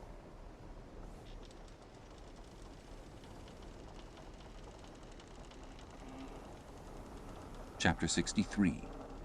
The Crotch. Out of the trunk the branches grow, out of them the twigs. So in productive subjects grow the chapters. The crotch alluded to on a previous page deserves independent mention. It is a notched stick of a peculiar form, some 2 feet in length, which is perpendicularly inserted into the starboard gunwale near the bow, for the purpose of furnishing a rest for the wooden extremity of the harpoon, whose other naked, barbed end slopingly projects from the prow. Thereby the weapon is instantly at hand to its hurler, who snatches it up as readily from its rest as a backwoodsman swings his rifle from the wall. It is customary to have 2 harpoons reposing in the crotch, respectively called the first and second irons.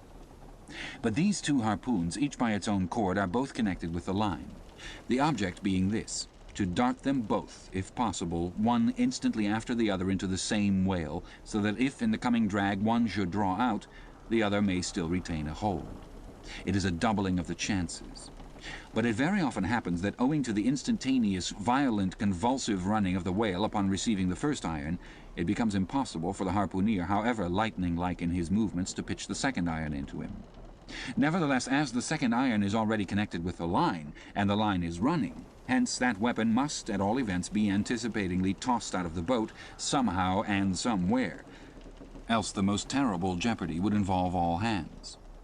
Tumbled into the water it accordingly is in such cases, the spare coils of box line mentioned in a preceding chapter making this feat in most instances prudently practicable.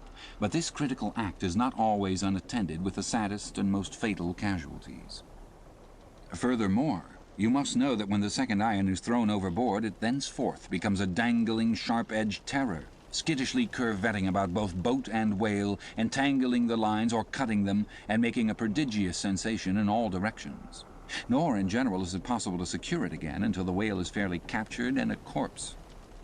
Consider now how it must be in the case of 4 boats, all engaging one unusually strong, active, and knowing whale, when, owing to these qualities in him, as well as to the 1,000 concurring accidents of such an audacious enterprise, 8 or 10 loose second irons may be simultaneously dangling about him. For of course each boat is supplied with several harpoons to bend onto the line should the first one be ineffectually darted without recovery. All these particulars are faithfully narrated here, as they will not fail to elucidate several most important, however intricate, passages in scenes hereafter to be painted. Chapter 64. Stubb's Supper. Stubb's whale had been killed some distance from the ship. There was a calm, so, forming a tandem of 3 boats, we commenced the slow business of towing the trophy to the Pequod. And now, as we 18 men, with our 36 arms and 180 thumbs and fingers, slowly toiled, hour after hour, upon that inert, sluggish corpse in the sea, and it seemed hardly to budge at all, except at long intervals, good evidence was hereby furnished of the enormousness of the mass we moved. For upon the great canal of Hang Ho, or whatever they call it in China, 4 or 5 laborers on the footpath will draw a bulky freighted junk at the rate of a mile an hour. But this grand argosy we towed heavily, forged along as if laden with pig-lead in bulk. Darkness came on, but 3 lights up and down in the Pequod's main rigging dimly guided our way, till drawing nearer we saw Ahab dropping one of several more lanterns over the bulwarks. Vacantly eyeing the heaving whale for a moment, he issued the usual orders for securing it for the night, and then handing his lantern to a seaman, went his way into the cabin, and did not come forward again until morning. Though in overseeing the pursuit of this whale, Captain Ahab had evinced his customary activity, to call it so, yet now that the creature was dead, some vague dissatisfaction or impatience or despair seemed working in him, as if the sight of that dead body reminded him that Moby Dick was yet to be slain, and though 1,000 other whales were brought to his ship, all that would not one jot advance his grand monomaniac object. Very soon you would have thought from the sound on the Pequod's decks that all hands were preparing to cast anchor in the deep, for heavy chains are being dragged along the deck and thrust rattling out of the portholes. But by those clanking links the vast corpse itself, not the ship, is to be moored. Tied by the head to the stern and by the tail to the bows, the whale now lies with its black hull close to the vessels, and seen through the darkness of the night which obscured the spars and rigging aloft, the 2, ship and whale, seemed yoked together like colossal bullocks, whereof one reclines while the other remains standing. A little item may as well be related here. The strongest and most reliable hold which the ship has upon the whale when moored alongside is by the flukes, or tail, and as from its greater density that part is relatively heavier than any other, excepting the side fins, its flexibility even in death causes it to sink low beneath the surface, so that with the hand you cannot get at it from the boat in order to put the chain round it. But this difficulty is ingeniously overcome. A small, strong line is prepared with a wooden float at its outer end and a weight in its middle, while the other end is secured to the ship. By adroit management, the wooden float is made to rise on the other side of the mass, so that now, having girdled the whale, the chain is readily made to follow suit, and being slipped along the body is at last locked fast round the smallest part of the tail at the point of junction with its broad flukes, or lobes. If moody Ahab was now all quiescence, at least so far as could be known on deck, Stubb, his second mate, flushed with conquest, betrayed an unusual but still good-natured excitement. Such an unwonted bustle was he in that the staid Starbuck, his official superior, quietly resigned to him for the time the sole management of affairs. One small helping cause of all this liveliness in Stubb was soon made strangely manifest. Stubb was a high liver. He was somewhat intemperately fond of the whale as a flavorish thing to his palate. A steak ere I sleep. You, Daggoo, overboard you go, and cut me one from his small." Here be it known that though these wild fishermen do not, as a general thing, and according to the great military maxim, make the enemy defray the current expenses of the war, at least before realizing the proceeds of the voyage, Yet now and then you find some of these Nantucketers who have a genuine relish for that particular part of the sperm whale designated by Stubb, comprising the tapering extremity of the body. About midnight, that steak was cut and cooked, and lighted by 2 lanterns of sperm oil, Stubb stoutly stood up to his spermaceti supper at the capstan head, as if that capstan were a sideboard. Nor was Stubb the only banqueter on whale's flesh that night. Mingling their mumblings with his own mastication, thousands upon thousands of sharks, swimming round the dead leviathan, smackingly feasted on its fatness. The few sleepers below in their bunks were often startled by the sharp slapping of their tails against the hull, within a few inches of the sleepers' hearts. Peering over the side, you could just see them, as you before heard them, wallowing in the sullen black waters and turning over on their backs as they scooped out huge globular pieces of the whale of the bigness of a human head. This particular feat of the shark seems all but miraculous. How, at such an apparently unassailable surface, they contrive to gouge out such symmetrical mouthfuls remains a part of the universal problem of all things. The mark they thus leave on the whale may best be likened to the hollow made by a carpenter in countersinking for a screw. Though amid all the smoking horror and diabolism of a sea fight, sharks will be seen longingly gazing up to the ship's decks, like hungry dogs around a table where red meat is being carved, ready to bolt down every killed man that is tossed to them. And though while the valiant butchers over the deck table are thus cannibally carving each other's live meat with carving knives all gilded and tasseled, the sharks also, with their jewel-hilted mouths, are quarrelsomely carving away under the table at the dead meat. And though were you to turn the whole affair upside down, it would still be pretty much the same thing, that is to say, a shocking, sharkish business enough for all parties.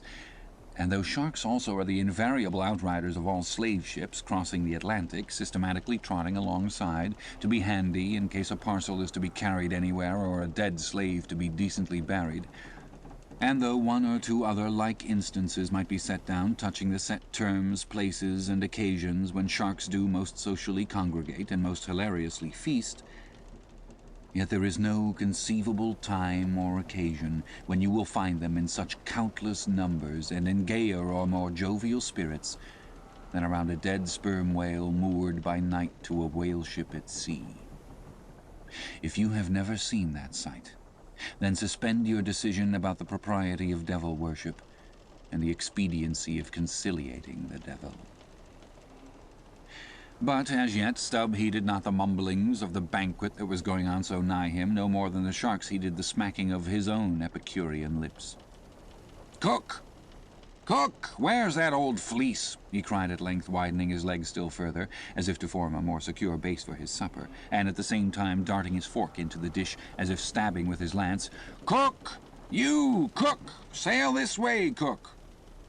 The old black, not in any very high glee at having been previously aroused from his warm hammock at a most unseasonable hour, came shambling along from his galley, for, like many old blacks, there was something the matter with his knee-pans, which he did not keep well scoured, like his other pans. This old fleece, as they called him, came shuffling and limping along, assisting his step with his tongs, which after a clumsy fashion were made of straightened iron hoops. This old ebony floundered along, and in obedience to the word of command came to a dead stop on the opposite side of Stubb's sideboard, when with both hands folded before him and resting on his 2-legged cane, he bowed his arched back still further over, at the same time sideways inclining his head, so as to bring his best ear into play. "Cook," said Stubb, rapidly lifting a rather reddish morsel to his mouth, "don't you think this steak is rather overdone? You've been beating this steak too much, cook. It's too tender. Don't I always say that to be good a whale steak must be tough? But there are those sharks now over the side. Don't you see they prefer it tough and rare? What a shindy they're kicking up. Cook, go and talk to them. Tell them they are welcome to help themselves civilly and in moderation, but they must keep quiet. Blast me if I can hear my own voice. Away, cook, and deliver my message. Here, take this lantern," snatching one from his sideboard. "Now then, go and preach to 'em."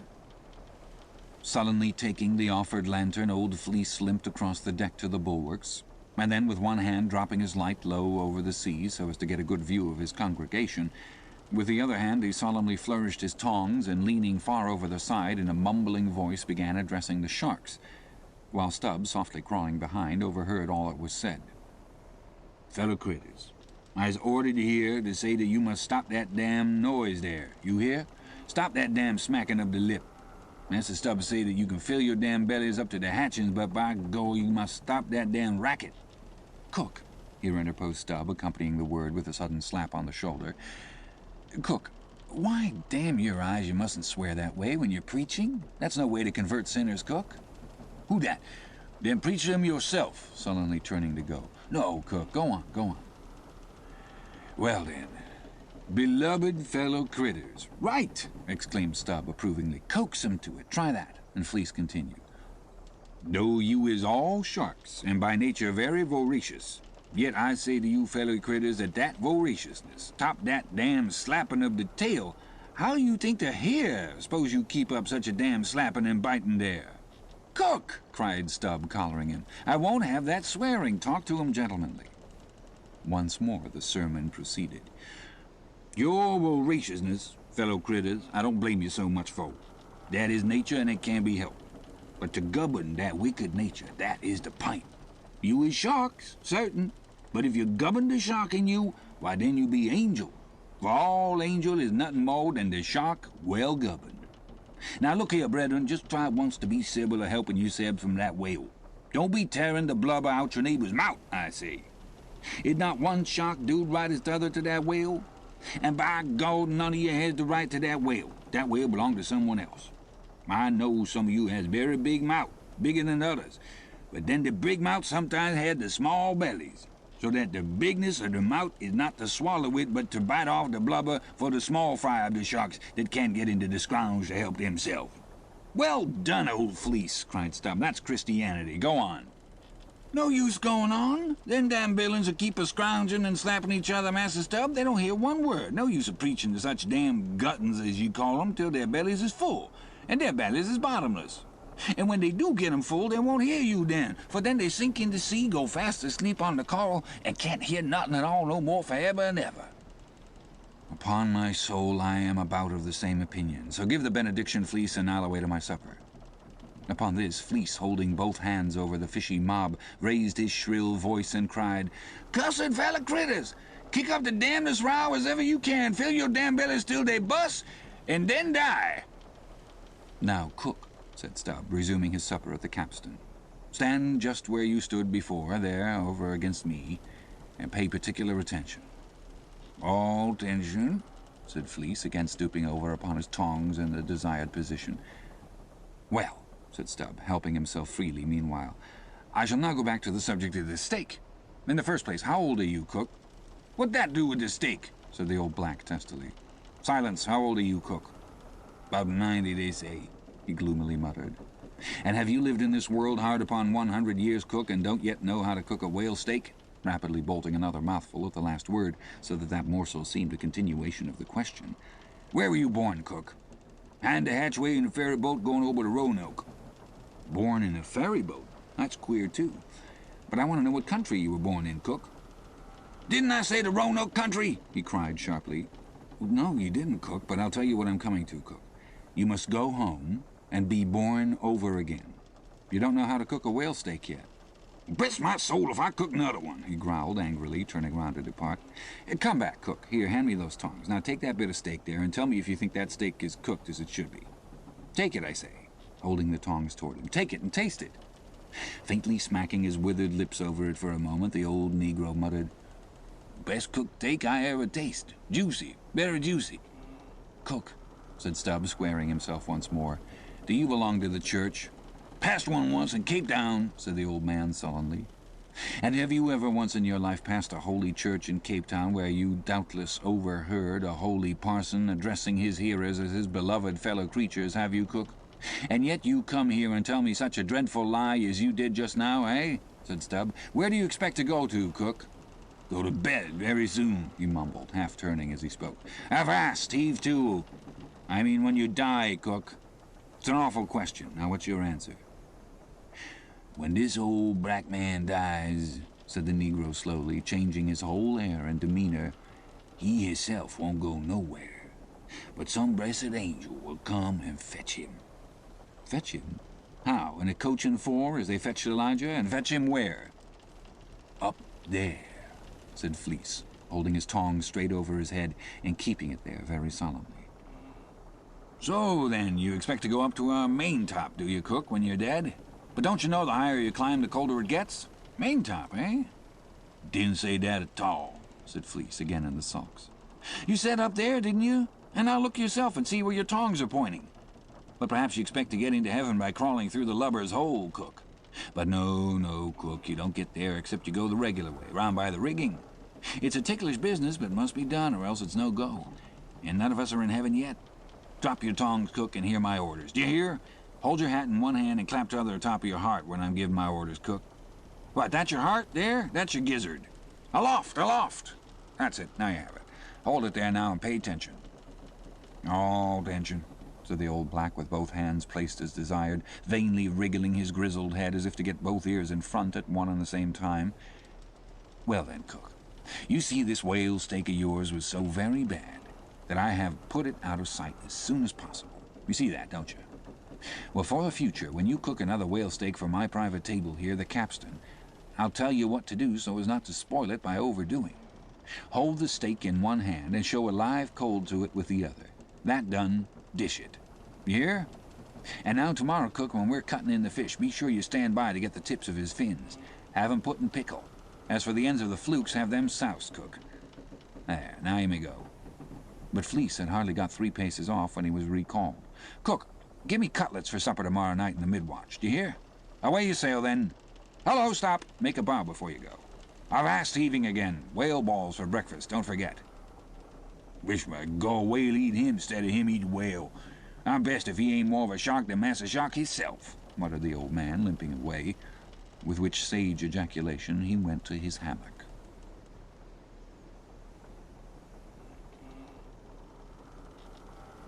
Chapter 65.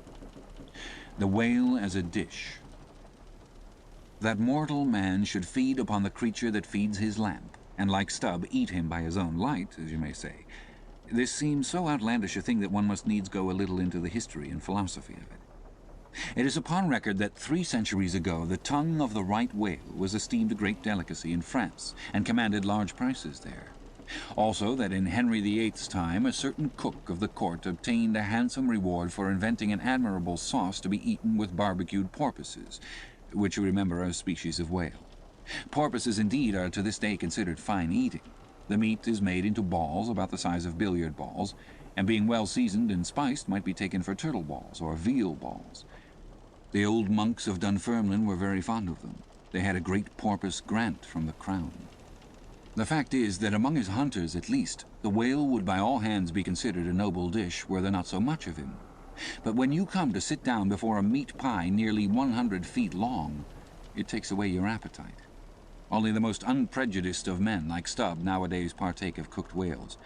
But the Eskimos are not so fastidious. We all know how they live upon whales, and have rare old vintages of prime old train oil. Zogranda, one of their most famous doctors, recommends strips of blubber for infants, as being exceedingly juicy and nourishing. All this reminds me that certain Englishmen who long ago were accidentally left in Greenland by a whaling vessel, that these men actually lived for several months on the mouldy scraps of whales which had been left ashore after trying out the blubber. Among the Dutch whalemen these scraps are called fritters, which indeed they greatly resemble, being brown and crisp and smelling something like old Amsterdam housewives' doughnuts or olykoeks when fresh. They have such an eatable look that the most self-denying stranger can hardly keep his hands off. But what further depreciates the whale as a civilized dish is his exceeding richness. He is the great prize ox of the sea, too fat to be delicately good. Look at his hump, which would be as fine eating as the buffalo's, which is esteemed a rare dish, were it not such a solid pyramid of fat. But the spermaceti itself, how bland and creamy that is, like the transparent, half-jellied white meat of a coconut in the 3rd month of its growth, yet far too rich to supply a substitute for butter. Nevertheless, many whalemen have a method of absorbing it into some other substance, and then partaking of it. In the long, try watches of the night, it is a common thing for the seamen to dip their ship biscuit into the huge oil pots and let them fry there a while. Many a good supper have I thus made. In the case of a small sperm whale, the brains are accounted a fine dish. The casket of the skull is broken into with an axe, and the two plump whitish lobes being withdrawn, precisely resembling two large puddings, they are then mixed with flour and cooked into a most delectable mess, in flavour somewhat resembling calves' heads, which is quite a dish among some epicures. And everyone knows that some young bucks among the epicures, by continually dining upon calves' brains, by and by get to have a little brains of their own, so as to be able to tell a calf's head from their own heads, which indeed requires uncommon discrimination. And that is the reason why a young buck with an intelligent-looking calf's head before him is somehow one of the saddest sights you can see. The head looks a sort of reproachfully at him, with an et tu, Brute expression. It is not perhaps entirely because the whale is so excessively unctuous that landsmen seem to regard the eating of him with abhorrence. That appears to result in some way from the consideration before mentioned, i.e., that a man should eat a newly murdered thing of the sea, and eat it too by its own light. But no doubt the first man that ever murdered an ox was regarded as a murderer. Perhaps he was hung, and if he had been put on his trial by oxen, he certainly would have been, and he certainly deserved it, if any murderer does. Go to the meat market of a Saturday night and see the crowds of live bipeds staring up at the long rows of dead quadrupeds. Does not that sight take a tooth out of the cannibal's jaw? Cannibals who is not a cannibal. I tell you, it will be more tolerable for the Fiji that salted down a lean missionary in his cellar against a coming famine. It will be more tolerable for that provident Fiji, I say, in the day of judgment, than for these civilized and enlightened gourmand who nailest geese to the ground and feastest on their bloated livers in thy pâté de foie gras. But Stubb, he eats the whale by its own light, does he? And that is adding insult to injury, is it? Look at your knife handle there, my civilized and enlightened gourmand, dining off that roast beef. What is that handle made of? What but the bones of the brother of the very ox you are eating? And what do you pick your teeth with after devouring that fat goose? With a feather of the same fowl. And with what quill did the Secretary of the Society for the Suppression of Cruelty to Ganders formally indite his circulars? It is only within the last month or two that society passed a resolution to patronize nothing but steel pens.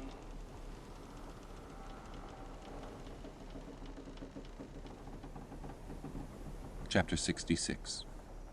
The Shark Massacre. When, in the southern fishery, a captured sperm whale, after long and weary toil, is brought alongside late at night, it is not, as a general thing at least, customary to proceed at once to the business of cutting him in. For that business is an exceedingly laborious one, is not very soon completed, and requires all hands to set about it. Therefore the common usage is to take in all sail, lash the helm a-lee, and send every one below to his hammock till daylight, with a reservation that until that time anchor watches shall be kept. That is, 2 and 2 for an hour each couple. The crew in rotation shall mount the deck to see that all goes well. But sometimes, especially upon the line in the Pacific, this plan will not answer at all, because such incalculable hosts of sharks gather round the moored carcass that were he left so for 6 hours, say, on a stretch, little more than the skeleton would be visible by morning. In most other parts of the ocean, however, where these fish do not so largely abound, their wondrous voracity can be at times considerably diminished by vigorously stirring them up with sharp whaling spades, a procedure notwithstanding which in some instances only seems to tickle them into still greater activity. But it was not thus in the present case with the Pequod sharks, though, to be sure, any man unaccustomed to such sights to have looked over her side that night would have almost thought the whole round sea was one huge cheese, and those sharks the maggots in it.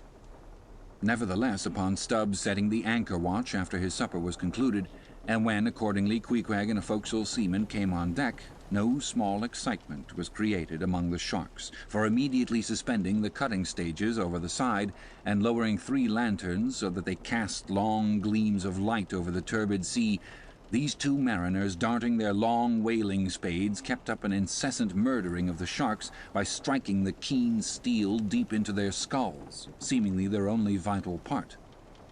The whaling spade used for cutting in is made of the very best steel, is about the bigness of a man's spread hand, and in general shape corresponds to the garden implement after which it is named, only its sides are perfectly flat, and its upper end considerably narrower than the lower.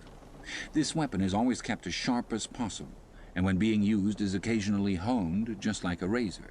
In its socket a stiff pole from 20 to 30 feet long is inserted for a handle. But in the foamy confusion of their mixed and struggling hosts, the marksmen could not always hit their marks, and this brought about new revelations of the incredible ferocity of the foe. They viciously snapped not only at each other's disembowelments, but like flexible bows bent round and bit their own, till those entrails seemed swallowed over and over again by the same mouth, to be oppositely voided by the gaping wound. Nor was this all. It was unsafe to meddle with the corpses and ghosts of these creatures. A sort of generic or pantheistic vitality seemed to lurk in their very joints and bones after what might be called the individual life had departed. Killed and hoisted on deck for the sake of his skin, one of these sharks almost took poor Queequeg's hand off when he tried to shut down the dead lid of his murderous jaw. "Queequeg no care what God made him shark," said the savage, agonizingly lifting his hand up and down. "Whether Fiji God or Nantucket God. But the God what made shark must be one damn Injun."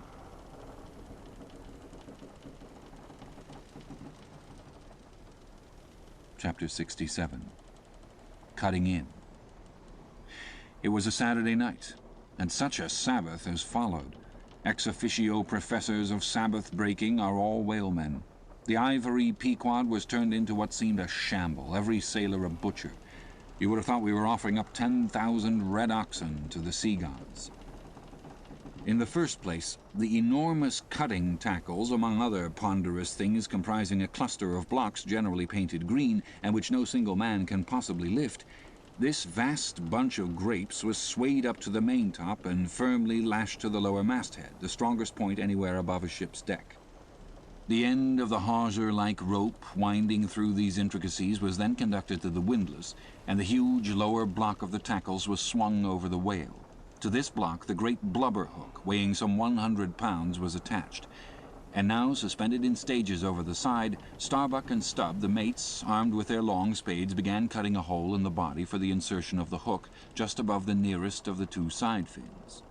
This done, a broad semicircular line is cut round the hole, the hook is inserted, and the main body of the crew, striking up a wild chorus, now commence heaving in one dense crowd at the windlass, when instantly the entire ship careens over on her side. Every bolt in her starts like the nail-heads of an old house in frosty weather. She trembles, quivers, and nods her frighted mastheads to the sky. More and more she leans over to the whale, while every gasping heave of the windlass is answered by a helping heave from the billows, till at last a swift, startling snap is heard.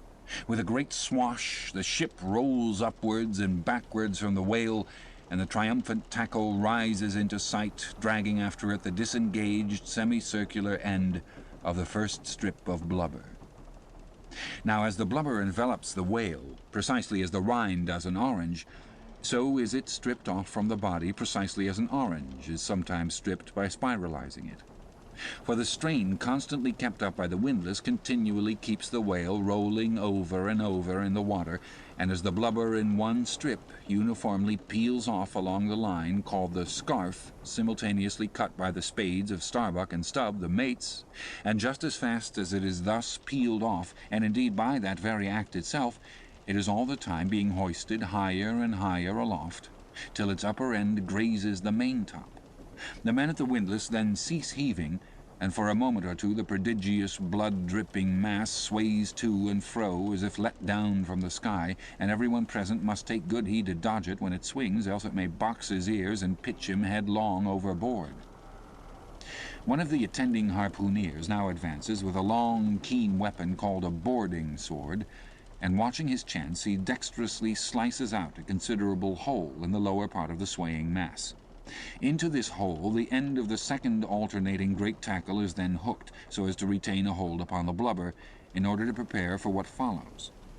Whereupon this accomplished swordsman, warning all hands to stand off, once more makes a scientific dash at the mass, and with a few sidelong, desperate, lunging slicings, severs it completely in twain, so that while the short lower part is still fast, the long upper strip, called a blanket piece, swings clear, and is all ready for lowering. The heavers forward now resume their song, and while the one tackle is peeling and hoisting a second strip from the whale, the other is slowly slackened away, and down goes the first strip through the main hatchway right beneath, into an unfurnished parlor called the blubber room. Into this twilight apartment sundry nimble hands keep coiling away the long blanket piece as if it were a great live mass of plaited serpents. And thus the work proceeds, the two tackles hoisting and lowering simultaneously, both whale and windlass heaving, the heavers singing, the blubber room gentlemen coiling, the mates scarfing, the ship straining, and all hands swearing occasionally, by way of assuaging the general friction.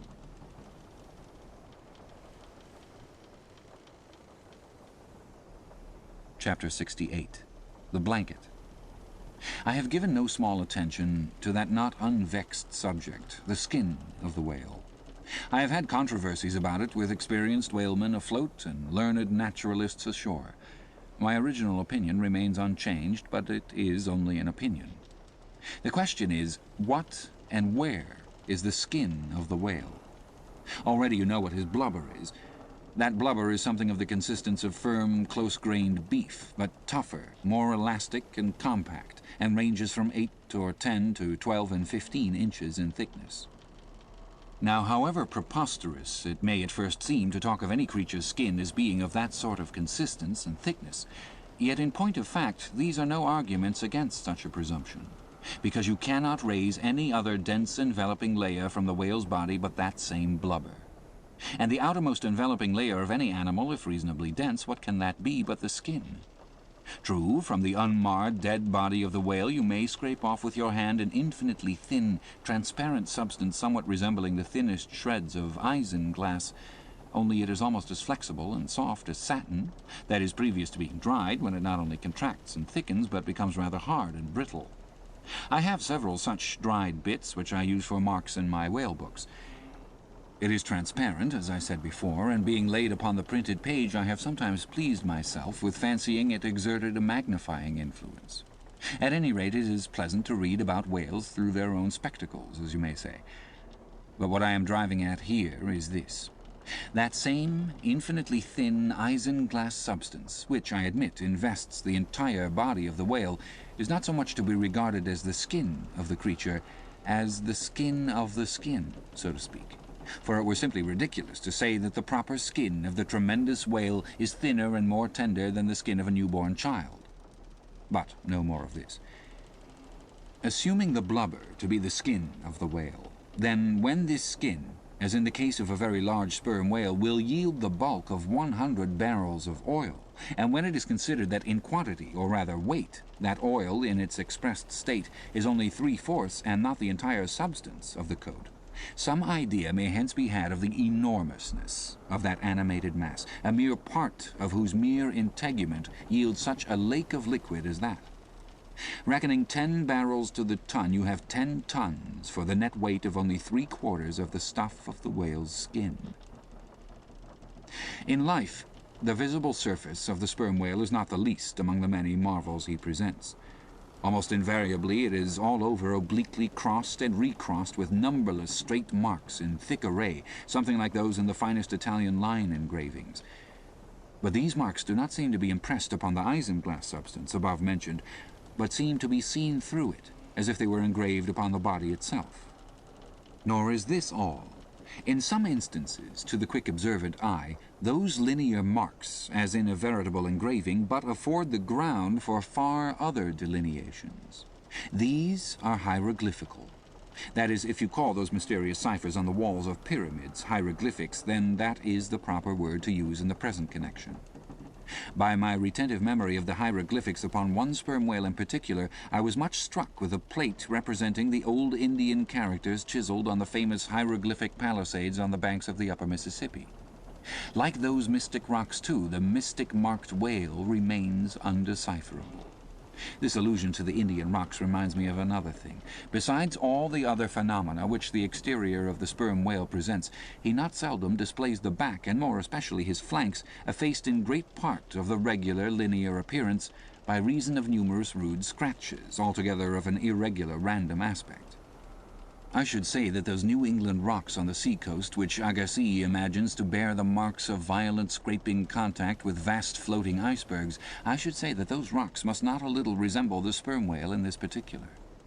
It also seems to me that such scratches in the whale are probably made by hostile contact with other whales, for I have most remarked them in the large, full-grown bulls of the species. A word or two more concerning this matter of the skin, or blubber, of the whale. It has already been said that it is stripped from him in long pieces called blanket pieces. Like most sea terms, this one is very happy and significant, for the whale is indeed wrapped up in his blubber as in a real blanket or counterpane, or, still better, an Indian poncho slipped over his head and skirting his extremity. It is by reason of this cozy blanketing of his body that the whale is enabled to keep himself comfortable in all weathers, in all seas, times, and tides. What would become of a Greenland whale, say, in those shuddering, icy seas of the north, if unsupplied with his cozy surtout? True, other fish are found exceedingly brisk in those Hyperborean waters, but these, be it observed, are your cold-blooded, lungless fish, whose very bellies are refrigerators, creatures that warm themselves under the lee of an iceberg as a traveller in winter would bask before an inn fire. Whereas, like man, the whale has lungs and warm blood. Freeze his blood and he dies.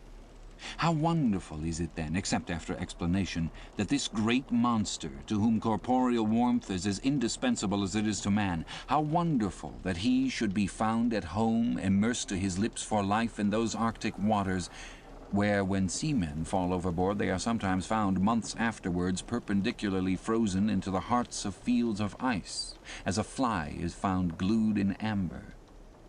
But more surprising is it to know, as has been proved by experiment, that the blood of a polar whale is warmer than that of a Borneo negro in summer.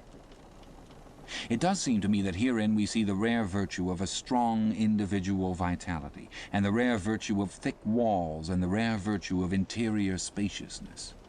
O man, admire and model thyself after the whale. Do thou too remain warm among ice. Do thou too live in this world without being of it. Be cool at the equator. Keep thy blood fluid at the pole. Like the great dome of St. Peter's and like the great whale, retain, O man, in all seasons a temperature of thine own. But how easy and how hopeless to teach these fine things. Of erections, how few are domed like St. Peter's. Of creatures, how few, vast as the whale.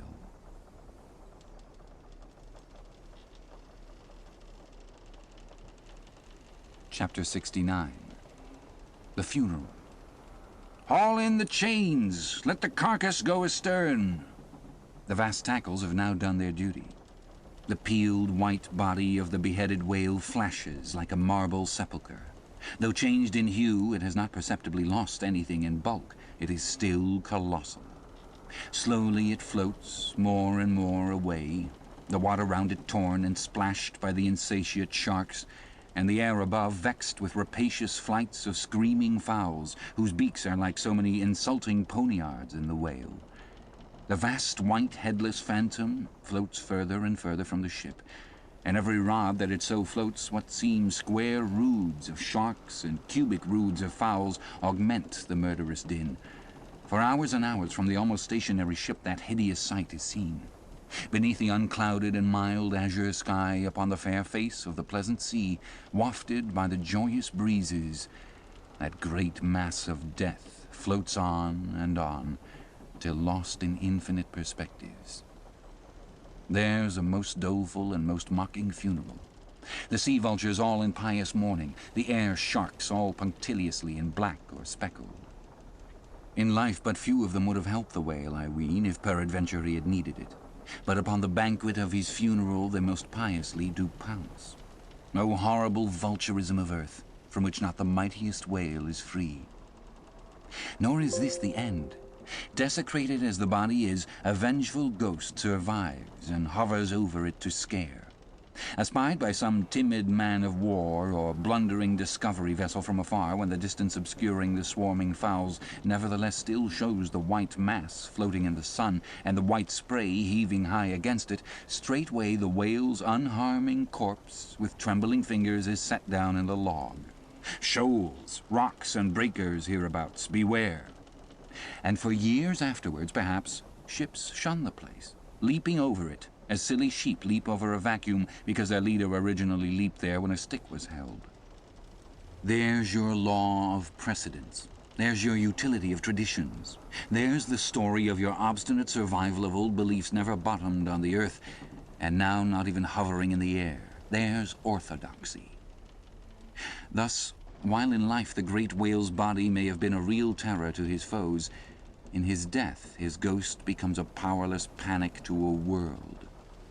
Are you a believer in ghosts, my friend?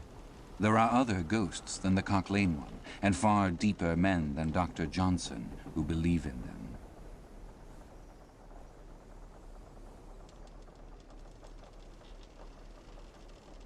Chapter 70. The Sphinx.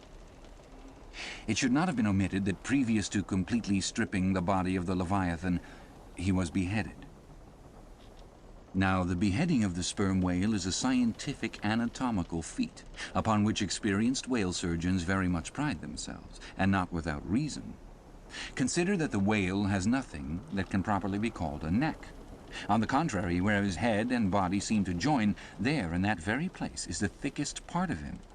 Remember also that the surgeon must operate from above, some 8 or 10 feet intervening between him and his subject, and that subject almost hidden in a discolored, rolling, and oftentimes tumultuous and bursting sea. Bear in mind, too, that under these untoward circumstances he has to cut many feet deep in the flesh, and in that subterraneous manner, without so much as getting one single peep into the ever-contracting gash thus made, he must skillfully steer clear of all adjacent interdicted parts, and exactly divide the spine at a critical point hard by its insertion into the skull. Do you not marvel, then, at Stubbs' boast that he demanded but 10 minutes to behead a sperm whale? When first severed, the head is dropped astern and held there by a cable till the body is stripped. That done, if it belonged to a small whale, it is hoisted on deck to be deliberately disposed of. But with a full-grown Leviathan, this is impossible, for the sperm whale's head embraces nearly 1/3 of his entire bulk, and completely to suspend such a burden as that, even by the immense tackles of a whaler, this were as vain a thing as to attempt weighing a Dutch barn in jeweler's scales. The Pequod's whale being decapitated and the body stripped, the head was hoisted against the ship's side, about halfway out of the sea, so that it might yet in great part be buoyed up by its native element. And there, with the strained craft steeply leaning over to it by reason of the enormous downward drag from the lower masthead, and every yardarm on that side projecting like a crane over the waves, there that blood-dripping head hung to the Pequod's waist, like the giant Holofernes from the girdle of Judith. When this last task was accomplished, it was noon, and the seamen went below to their dinner.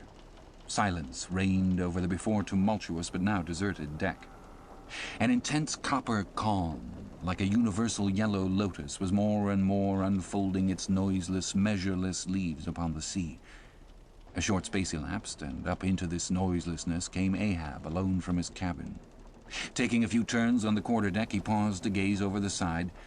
Then, slowly getting into the main chains, he took Stubbs' long spade, still remaining there after the whale's decapitation, and striking it into the lower part of the half-suspended mass, placed its other end crutchwise under one arm, and so stood leaning over, with eyes attentively fixed on this head.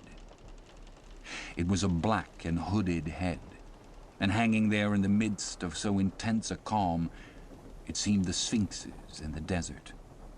"Speak, thou vast and venerable head," muttered Ahab, "which though ungarnished with a beard, yet here and there lookest hoary with mosses. Speak, mighty head, and tell us the secret thing that is in thee. Of all divers thou hast dived the deepest. That head upon which the upper sun now gleams has moved amid this world's foundations, where unrecorded names and navies rust and untold hopes and anchors rot, where in her murderous hold this frigate earth is ballasted with bones of millions of the drowned. There in that awful waterland, there was thy most familiar home. Thou hast been where bell or diver never went, hast slept by many a sailor's side, where sleepless mothers would give their lives to lay them down. Thou sawest the locked lovers when leaping from their flaming ship. Heart to heart they sank beneath the exulting wave, true to each other when heaven seemed false to them. Thou sawest the murdered mate when tossed by pirates from the midnight deck. For hours he fell into the deeper midnight of the insatiate maw, and his murderers still sailed on unharmed, while swift lightning shivered the neighbouring ship that would have borne a righteous husband to outstretched longing arms. O head, thou hast seen enough to split the planets and make an infidel of Abraham, and not one syllable is thine. "Sail ho!" cried a triumphant voice from the mainmast head. "Aye? Well, now that's cheering," cried Ahab, suddenly erecting himself, while whole thunderclouds swept aside from his brow. "That lively cry upon this deadly calm might almost convert a better man. Where away?" "3 points on the starboard bow, sir, and bringing down her breeze to us." "Better and better, man. Would now St. Paul would come along that way, and to my breezelessness bring his breeze. O nature and O soul of man, how far beyond all utterance are your linked analogies! Not the smallest atom stirs or lives in matter, but has its cunning duplicate in mind."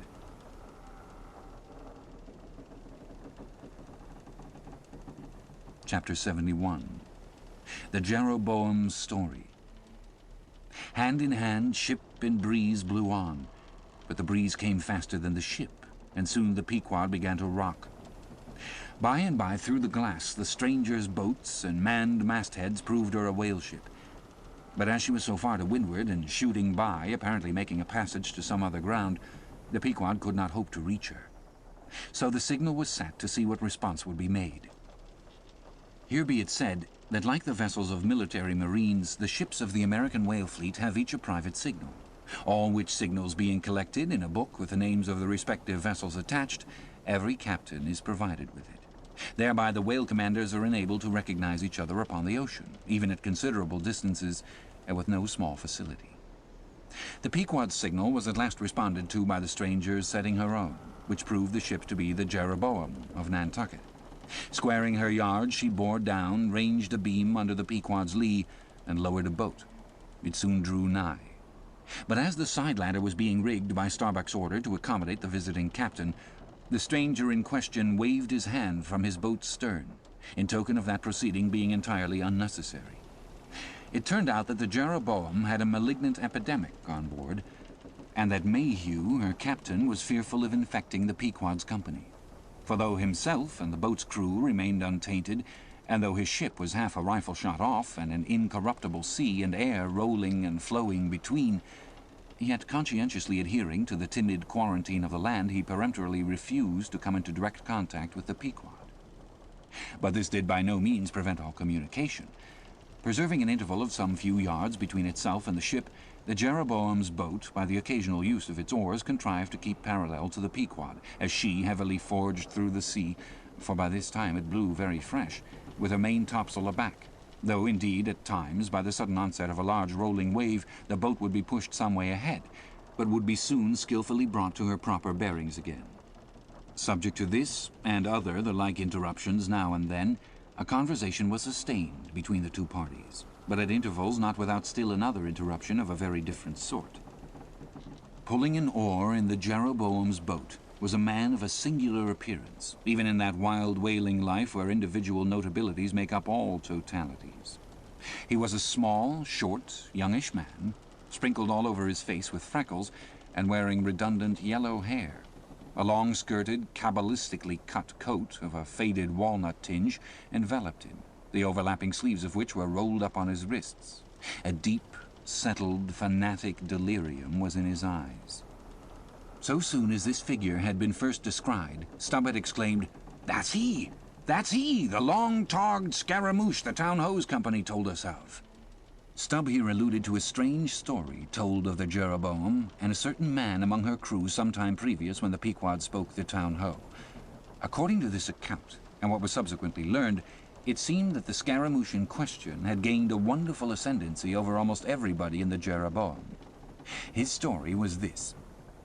He had been originally nurtured among the crazy society of Nesciuna Shakers, where he had been a great prophet, in their cracked secret meetings having several times descended from heaven, by the way of a trap-door, announcing the speedy opening of the 7th vial, which he carried in his vest pocket, but which, instead of containing gunpowder, was supposed to be charged with laudanum.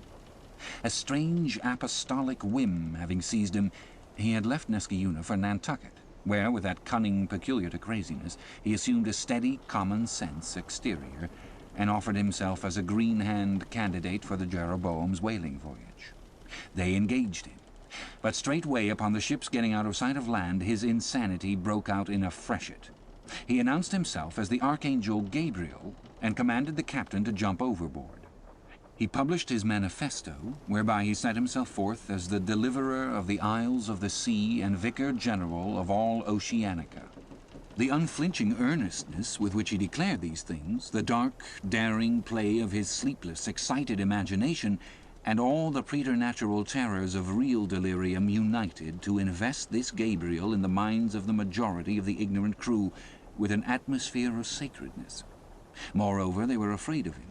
As such a man, however, was not of much practical use in the ship, especially as he refused to work except when he pleased, the incredulous captain would fain have been rid of him. But apprised that that individual's intention was to land him in the first convenient port, the Archangel forthwith opened all his seals and vials, devoting the ship and all hands to unconditional perdition in case this intention was carried out. So strongly did he work upon his disciples among the crew, that at last in a body they went to the captain and told him if Gabriel was sent from the ship, not a man of them would remain. He was therefore forced to relinquish his plan.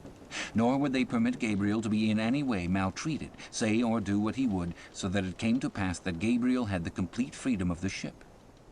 The consequence of all this was that the Archangel cared little or nothing for the captain and mates, and since the epidemic had broken out, he carried a higher hand than ever, declaring that the plague, as he called it, was at his sole command, nor should it be stayed but according to his good pleasure.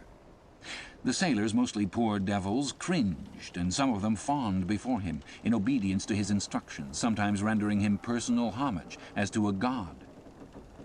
Such things may seem incredible, but however wondrous they are true. Nor is the history of fanatics half so striking in respect to the measureless self-deception of the fanatic himself, as his measureless power of deceiving and bedeviling so many others. But it is time to return to the Pequod. "I fear not thy epidemic, man," said Ahab from the bulwarks to Captain Mayhew, who stood in the boat's stern. "Come on board." But now Gabriel started to his feet. Think of the fevers, yellow and bilious. Beware of the horrible plague." "Gabriel, Gabriel," cried Captain Mayhew, "thou must either—" But that instant a headlong wave shot the boat far ahead, and its seethings drowned all speech. "Hast thou seen the white whale?" demanded Ahab when the boat drifted back.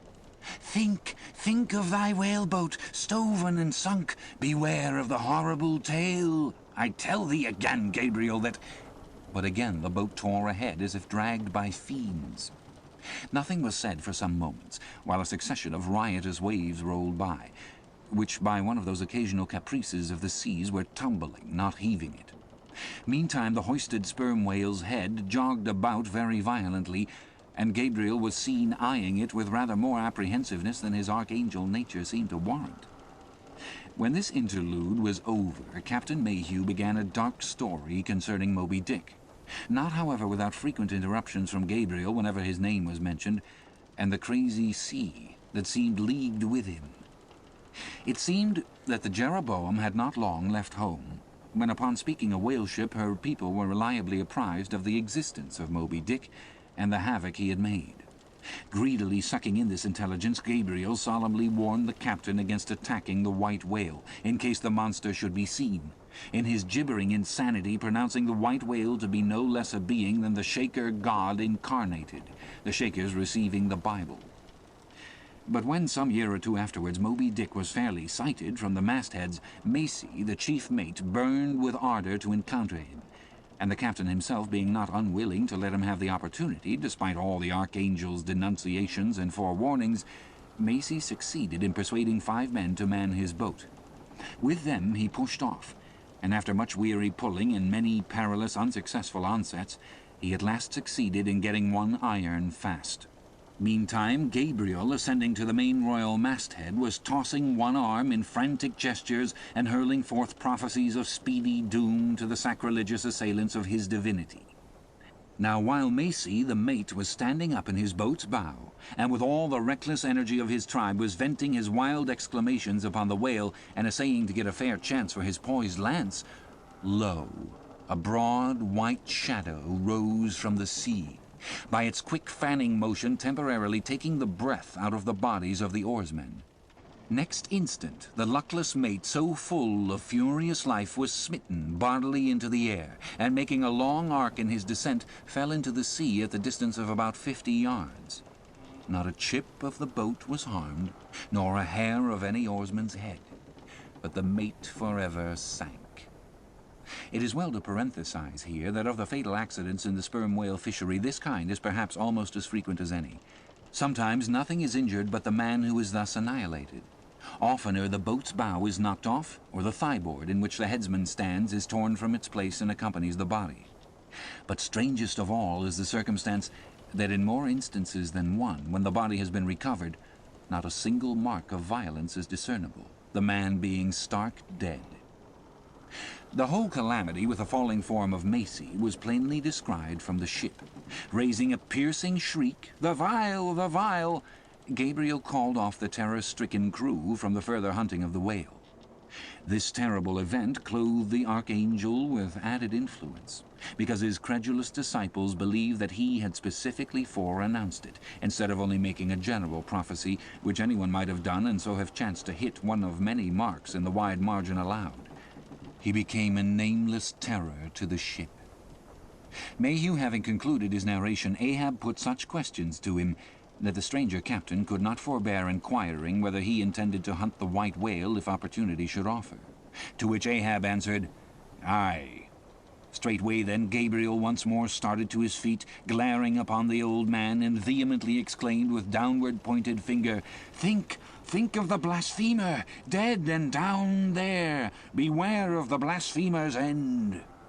Ahab stolidly turned aside, then said to Mayhew, "Captain, I have just bethought me of my letter bag. There is a letter for one of thy officers, if I mistake not. Starbuck, look over the bag."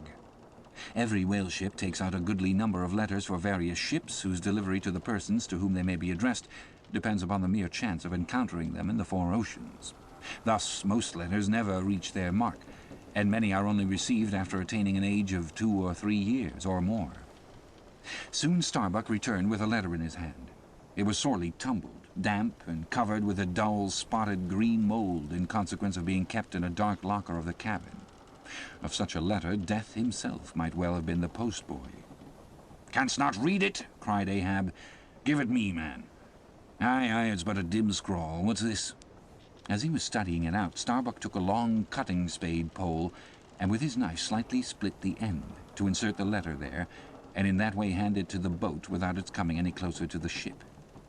Meantime, Ahab, holding the letter, muttered, Mr. Harry, a woman's pinny hand, the man's wife, I'll wager. Aye, Mr. Harry Macy, ship Jeroboam. Aye, it's Macy, and he's dead." Poor fellow, and from his wife," sighed Mayhew. "But let me have it." "Nay, keep it thyself," cried Gabriel to Ahab. "Thou art soon going that way." "Curses throttle thee," yelled Ahab. "Captain Mayhew, stand by now to receive it." And taking the fatal missive from Starbuck's hands, he caught it in the slit of the pole and reached it over towards the boat. But as he did so, the oarsmen expectantly desisted from rowing. The boat drifted a little towards the ship's stern, so that, as if by magic, the letter suddenly ranged along with Gabriel's eager hand.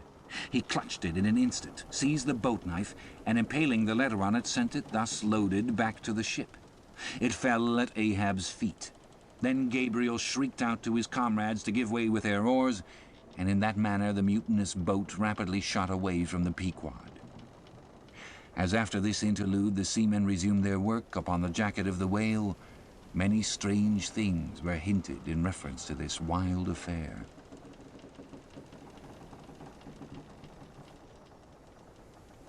Chapter 72. The Monkey Rope. In the tumultuous business of cutting in and attending to a whale, there was much running backwards and forwards among the crew. Now hands are wanted here, and then again hands are wanted there. There is no staying in any one place. For at one and the same time everything has to be done everywhere. It is much the same with him who endeavours the description of the scene. We must now retrace our way a little. It was mentioned that upon first breaking ground in the whale's back, the blubber hook was inserted into the original hole there cut by the spades of the mates. But how did so clumsy and weighty a mass as that same hook get fixed in that hole? It was inserted there by my particular friend Queequeg, whose duty it was as harpooner to descend upon the monster's back for the special purpose referred to. But in very many cases circumstances require that the harpooner shall remain on the whale till the whole flensing or stripping operation is concluded. The whale, be it observed, lies almost entirely submerged, excepting the immediate parts operated upon. So down there, some 10 feet below the level of the deck, the poor harpooner flounders about, half on the whale and half in the water, as the vast mass revolves like a treadmill beneath him.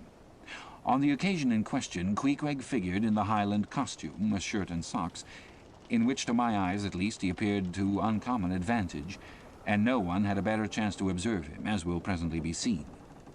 Being the savage's bowsman, that is, the person who pulled the bow oar in his boat, the second one from forward, it was my cheerful duty to attend upon him while taking that hard-scrabble scramble upon the dead whale's back. You have seen Italian organ boys holding a dancing ape by a long cord. Just so, from the ship's steep side, did I hold Queequeg down there in the sea, by what is technically called in the fishery a monkey rope, attached to a strong strip of canvas belted round his waist.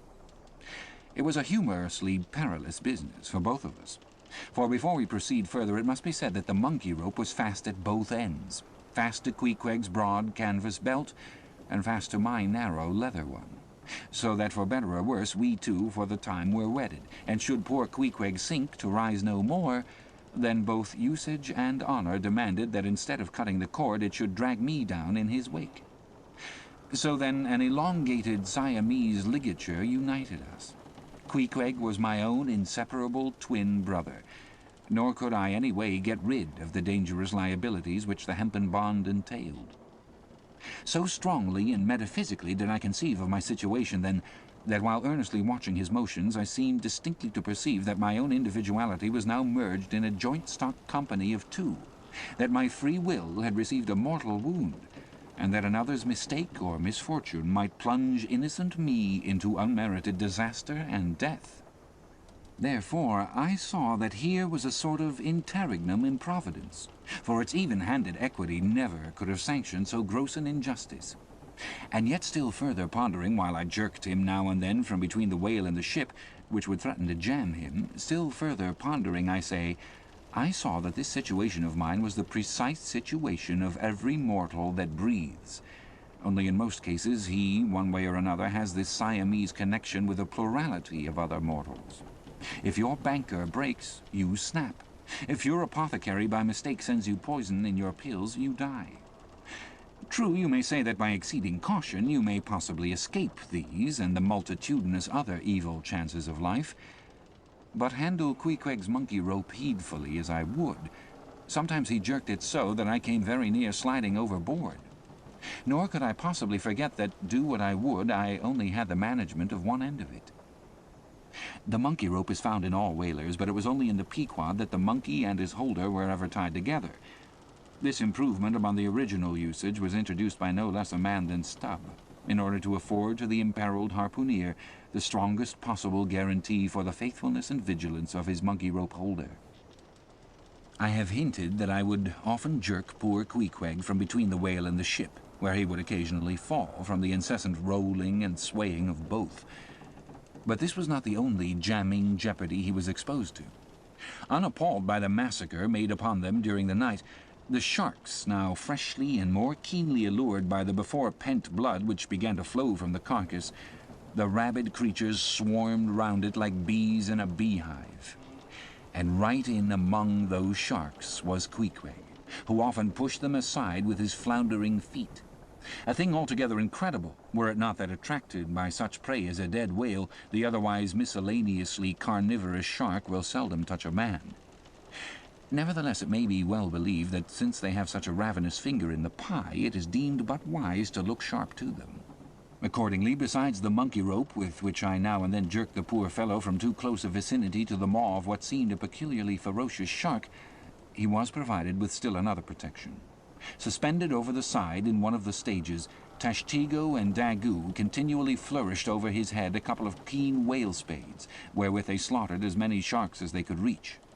This procedure of theirs, to be sure, was very disinterested and benevolent of them.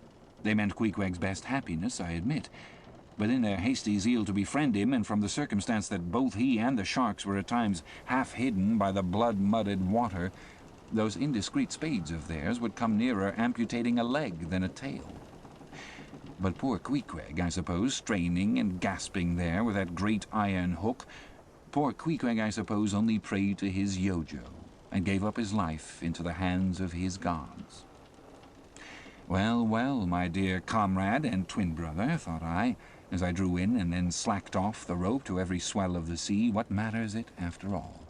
Are you not the precious image of each and all of us men in this wailing world? That unsounded ocean you gasp in is life. Those sharks your foes, those spades your friends, and what between sharks and spades you are in a sad pickle and peril, poor lad. But courage, there is good cheer in store for you, Queequeg.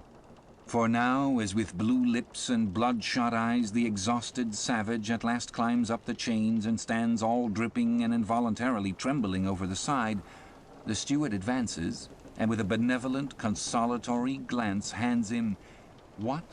Some hot cognac? No. Hands him, ye gods, hands him a cup of tepid ginger and water. "Ginger? Do I smell ginger?" suspiciously asked Stubb, coming near. Yes, this must be ginger, peering into the as-yet untasted cup. Then, standing as if incredulous for a while, he calmly walked toward the astonished steward, slowly saying, "Ginger, ginger. And will you have the goodness to tell me, Mr. Doughboy, where lies the virtue of ginger?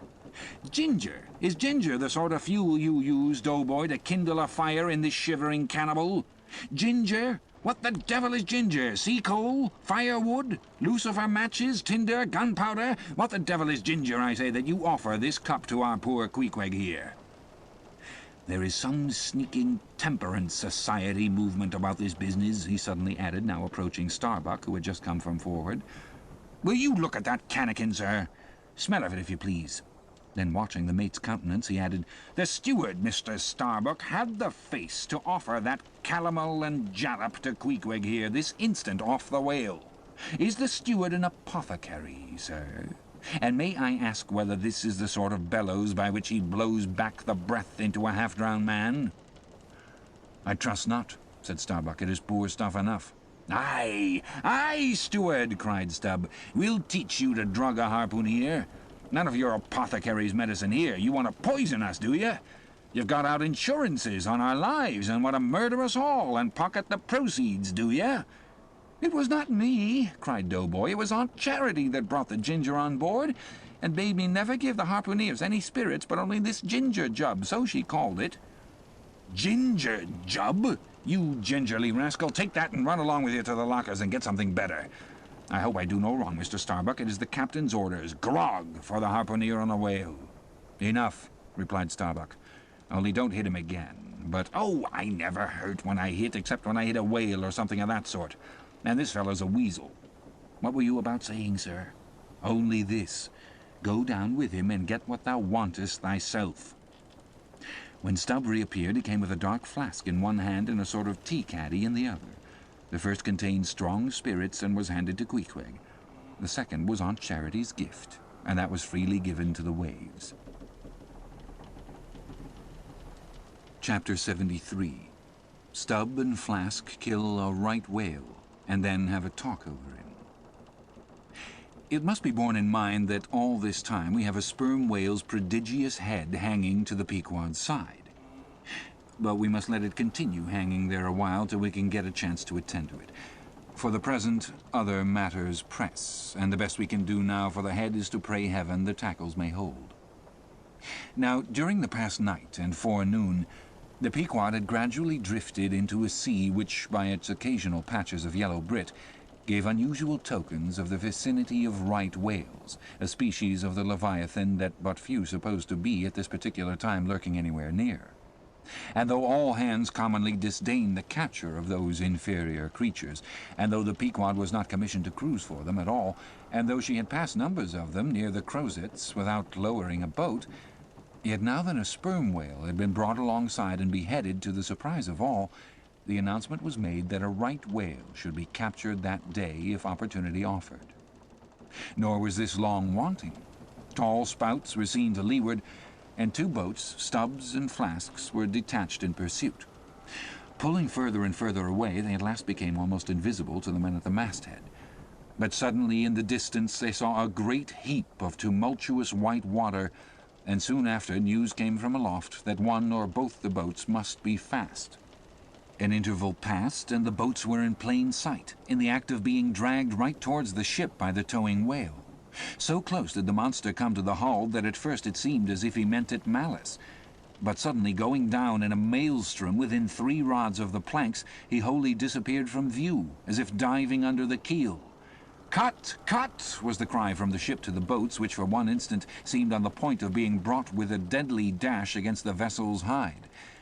But having plenty of line yet in the tubs, and the whale not sounding very rapidly, they paid out abundance of rope, and at the same time pulled with all their might so as to get ahead of the ship. For a few minutes the struggle was intensely critical, for while they still slacked out the tightened line in one direction and still plied their oars in another, the contending strain threatened to take them under. But it was only a few feet advance they sought to gain, and they stuck to it till they did gain it, when instantly a swift tremor was felt running like lightning along the keel, as the strained line, scraping beneath the ship, suddenly rose to view under her bows, snapping and quivering, and so flinging off its drippings that the drops fell like bits of broken glass on the water, while the whale beyond also rose to sight, and once more the boats were free to fly. But the fagged whale abated his speed, and blindly altering his course, went round the stern of the ship, towing the 2 boats after him, so that they performed a complete circuit. Meantime they hauled more and more upon their lines, till, close flanking him on both sides, Stubb answered Flask with lance for lance, and thus round and round the Pequod the battle went, while the multitudes of sharks that had before swum round the sperm whale's body rushed to the fresh blood that was spilled, thirstily drinking at every new gash, as the eager Israelites did at the new bursting fountains that poured from the smitten rock. At last his spout grew thick, and with a frightful roll and vomit he turned upon his back a corpse. While the 2 headsmen were engaged in making fast cords to his flukes, and in other ways getting the masts in readiness for towing, some conversation ensued between them. "I wonder what the old man wants with this lump of foul lard," said Stubb, not without some disgust at the thought of having to do with so ignoble a leviathan.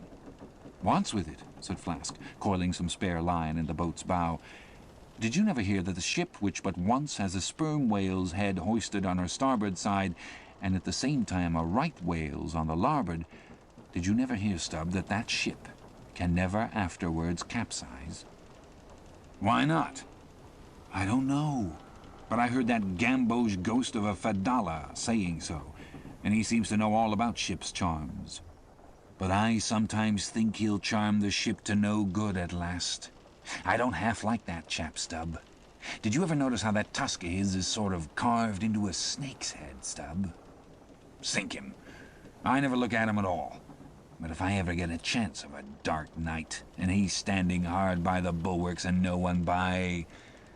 Look down there, Flask," pointing into the sea with a peculiar motion of both hands. "Aye, will I, Flask. I take that Fadalla to be the devil in disguise. Do you believe that cock and bull story about his having been stowed away on board ship? He's the devil, I say. The reason why you don't see his tail is because he tucks it up out of sight. He carries it coiled away in his pocket, I guess. Blast him! Now that I think of it, he's always wanting oakum to stuff into the toes of his boots. He sleeps in his boots, don't he? He hasn't got any hammock, but I've seen him lay of nights in a coil of rigging. No doubt, and it's because of his cursed tail. He coils it down, do you see, in the eye of the rigging. What's the old man have so much to do with him for? Striking up a swap, or a bargain, I suppose. Bargain? About what? Why, do you see, the old man is hard bent after that white whale. And the devil there is trying to come round him and get him to swap away his silver watch or his soul or something of that sort, and then he'll surrender Moby Dick. Pooh. Stubb, you're skylarking. How can Fedallah do that? I don't know, Flask. But the devil is a curious chap, and a wicked one, I tell ya. Why, they say as how he went a-sauntering into the old flagship once, switching his tail about devilish easy and gentlemanlike, and inquiring if the old governor was at home. Well, he was at home, and asked the devil what he wanted. The devil, switching his hoofs up, and says, "I want John." "What for?" says the old governor. "What business is that of yours?" says the devil, getting mad. "I want to use him." "Take him," says the governor, and by the Lord, Flask, if the devil didn't give John the Asiatic cholera before he got through with him, I'll eat this whale in one mouthful. But look sharp, ain't you already there? Well then, pull ahead and let's get the whale alongside.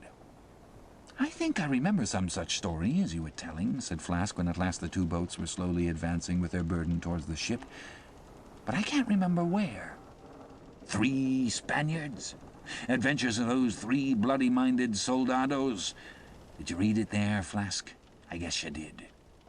"No, never saw such a book. Heard of it, though. But now tell me, Stubb, do you suppose that that devil you were speaking of just now was the same you say is now on board the Pequod?" "Am I the same man that helped kill this whale? Doesn't the devil live forever? Who ever heard that the devil was dead? Did you ever see any parson wearing mourning for the devil? And if the devil has a latchkey to get into the Admiral's cabin, don't you suppose he can crawl into a porthole? Tell me that, Mr. Flask." "How old do you suppose Fedallah is, Stubb?" "Do you see that mainmast there?" pointing to the ship. "Well, that's the figure 1. Now take all the hoops in the Pequod's hold and string 'em along in a row with that mast for aughts, do you see? Well, that wouldn't begin to be Fedallah's age. Nor all the coopers in creation couldn't show hoops enough to make aughts enough. But see here, Stubb, I thought you a little boasted just now that you meant to give Fedallah a sea toss if you got a good chance. Now, if he's so old as all those hoops of yours come to, and if he is going to live forever, what good will it do to pitch him overboard? Tell me that." "Give him a good ducking, anyhow." "But he'd crawl back." "Duck him again, and keep ducking him." "Suppose he should take it into his head to duck you, though?" "Yes, and drown you. What then?" "I should like to see him try it. I'd give him such a pair of black eyes that he wouldn't dare to show his face in the Admiral's cabin again for a long while, let alone down in the orlop there where he lives, and hereabouts on the upper decks where he sneaks so much. Damn the devil, Flask. Do you suppose I'm afraid of the devil? Who's afraid of him? Except the old governor, who daren't catch him and put him in double darbies, as he deserves, but lets him go about kidnapping people. Aye, and signed a bond with him that all the people the devil kidnapped, he'd roast for him. There's a governor. Do you suppose Fedallah wants to kidnap Captain Ahab? Do I suppose it? You'll know it before long, Flask. But I'm going now to keep a sharp lookout on him. And if I see anything very suspicious going on, I'll just take him by the nape of his neck and say, "Look here, Beelzebub, you don't do it." And if he makes any fuss, by the Lord, I'll make a grab into his pocket for his tail, take it to the capstan and give him such a wrenching and heaving that his tail will come short off at the stump, do you see? And then I rather guess when he finds himself docked in that queer fashion, he'll sneak off without the poor satisfaction of feeling his tail between his legs. And what will you do with the tail, Stubb? Do with it? Sell it for an ox whip when we get home. What else? Now, do you mean what you say? And have you been saying all along, Stubb? Mean or not mean, here we are at the ship. The boats were here hailed to tow the whale on the larboard side, where fluke chains and other necessaries were already prepared for securing him. "Didn't I tell you so?" said Flask. "Yes, you'll soon see this right whale's head hoisted up opposite that Parmacetes." In good time, Flask's saying proved true. As before, the Pequod steeply leaned over towards the sperm whale's head. Now, by the counterpoise of both heads, she regained her even keel, though sorely strained, you may well believe. So, when on one side you hoist in Locke's head, you go over that way. But now, on the other side, hoist in Kant's, and you come back again, but in very poor plight.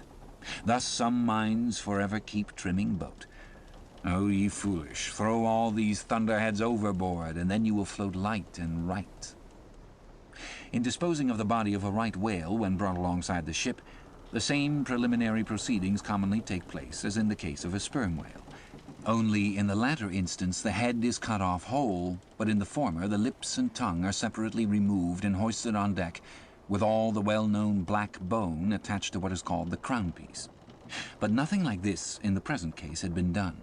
The carcasses of both whales had dropped astern, and the head-laden ship not a little resembled a mule carrying a pair of overburdening panniers. Meantime Fedallah was calmly eyeing the right whale's head, and ever and anon glancing from the deep wrinkles there to the lines in his own hand. And Ahab chanced to stand that the Parsee occupied his shadow, while if the Parsee's shadow was there at all, it seemed only to blend with and lengthen Ahab's. As the crew toiled on, Laplandish speculations were bandied among them concerning all these passing things.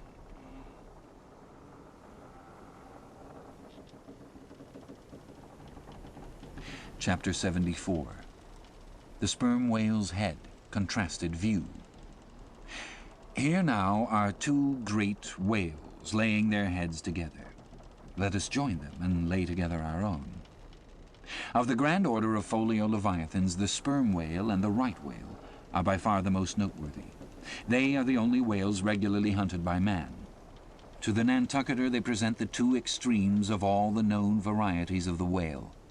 As the external difference between them is mainly observable in their heads, and as a head of each is at this moment hanging from the Pequod's side, and as we may freely go from one to the other by merely stepping across the deck, where I should like to know will you obtain a better chance to study practical cetology than here? In the first place, you are struck by the general contrast between these heads. Both are massive enough in all conscience, but there is a certain mathematical symmetry in the sperm whales which the right whale sadly lacks. There is more character in the sperm whale's head. As you behold it, you involuntarily yield the immense superiority to him in point of pervading dignity. In the present instance, too, this dignity is heightened by the pepper and salt color of his head at the summit, giving token of advanced age and large experience. In short, he is what the fishermen technically call a gray-headed whale. Let us now note what is least dissimilar in these heads, namely the two most important organs, the eye and the ear. Far back on the side of the head and low down near the angle of either whale's jaw, if you narrowly search, you will at last see a lashless eye, which you would fancy to be a young colt's eye, so out of all proportion is it to the magnitude of the head. Now, from this peculiar sideway position of the whale's eyes, it is plain that he can never see an object which is exactly ahead, no more than he can see one exactly astern. In a word, the position of the whale's eyes corresponds to that of a man's ears, and you may fancy for yourself how it would fare with you did you sideways survey objects through your ears. You would find that you could only command some 30 degrees of vision in advance of the straight sideline of sight, and about 30 more behind it. If your bitterest foe were walking straight towards you with dagger uplifted in broad day, you would not be able to see him, any more than if he were stealing upon you from behind. In a word, you would have two backs, so to speak, but at the same time also two fronts, side fronts. For what is it that makes the front of a man? What, indeed, but his eyes? Moreover, while in most other animals that I can now think of, the eyes are so planted as imperceptibly to blend their visual power so as to produce one picture and not two to the brain, the peculiar position of the whale's eyes, effectually divided as they are by many cubic feet of solid head, which towers between them like a great mountain separating two lakes and valleys, this, of course, must wholly separate the impressions which each independent organ imparts. The whale, therefore, must see one distinct picture on this side and another distinct picture on that side, while all between must be profound darkness and nothingness to him. Man may, in effect, be said to look out on the world from a sentry box with two joined sashes for his window, but with the whale these two sashes are separately inserted, making two distinct windows, but sadly impairing the view. This peculiarity of the whale's eyes is a thing always to be borne in mind in the fishery, and to be remembered by the reader in some subsequent scenes. A curious and most puzzling question might be started concerning this visual matter as touching the Leviathan, but I must be content with a hint. So long as a man's eyes are open in the light, the act of seeing is involuntary. That is, he cannot then help mechanically seeing whatever objects are before him.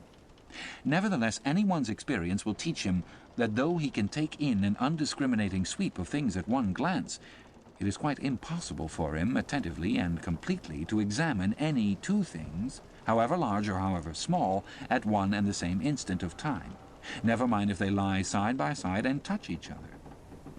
But if you come now to separate these two objects and surround each by a circle of profound darkness, then, in order to see one of them in such a manner as to bring your mind to bear on it, the other will be utterly excluded from your contemporary consciousness.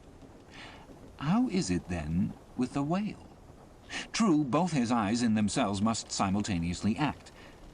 But is his brain so much more comprehensive, combining, and subtle than man's, that he can at the same moment of time attentively examine two distinct prospects, one on one side of him and the other in an exactly opposite direction? If he can, then it is as marvelous a thing in him as if a man were able simultaneously to go through the demonstrations of two distinct problems in Euclid. Nor, strictly investigated, is there any incongruity in this comparison. It may be but an idle whim, but it has always seemed to me that the extraordinary vacillations of movement displayed by some whales when beset by 3 or 4 boats, the timidity and liability to queer frights so common to such whales, I think that all this indirectly proceeds from the helpless perplexity of volition in which their divided and diametrically opposite powers of vision must involve them. But the ear of the whale is full as curious as the eye. If you are an entire stranger to their race, you might hunt over these two heads for hours and never discover that organ. The ear has no external leaf whatever, and into the hole itself you can hardly insert a quill, so wondrously minute is it. It is lodged a little behind the eye.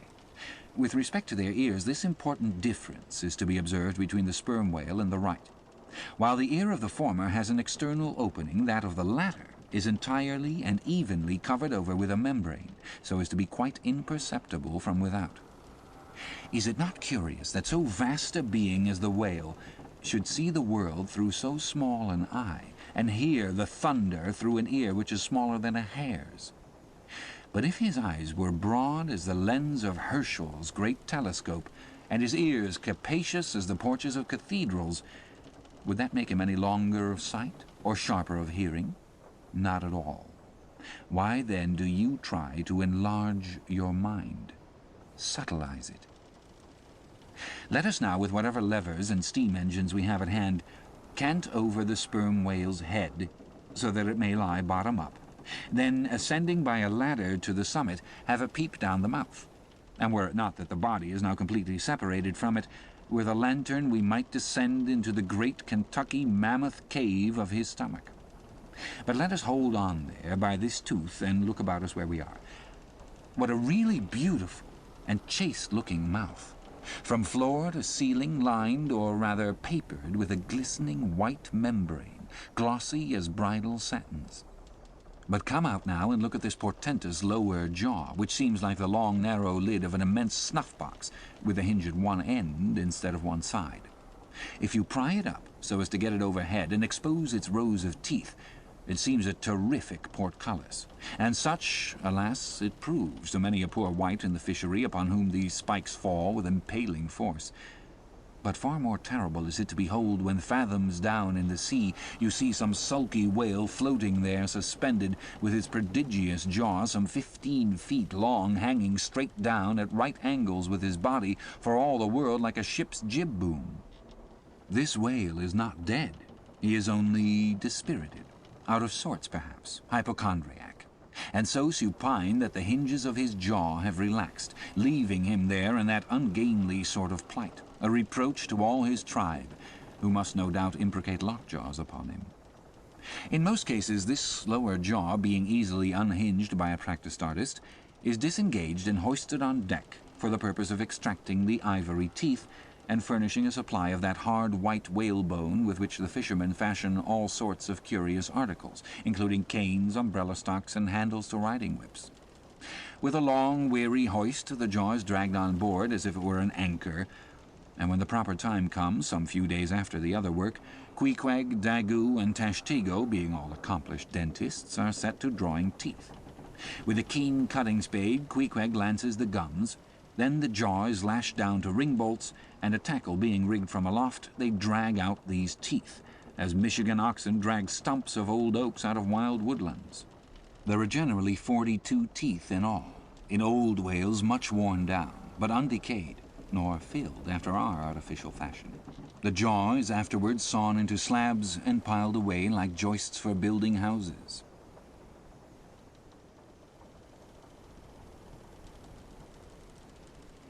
Chapter 75. The right whale's head, contrasted view. Crossing the deck, let us now have a good long look at the right whale's head. As in general shape, the noble sperm whale's head may be compared to a Roman war chariot, especially in front, where it is so broadly rounded. So, at a broad view, the right whale's head bears a rather inelegant resemblance to a gigantic galliot-toed shoe. 200 years ago, an old Dutch voyager likened its shape to that of a shoemaker's last. And in this same last, or shoe, that old woman of the nursery tale with a swarming brood might very comfortably be lodged, she and all her progeny.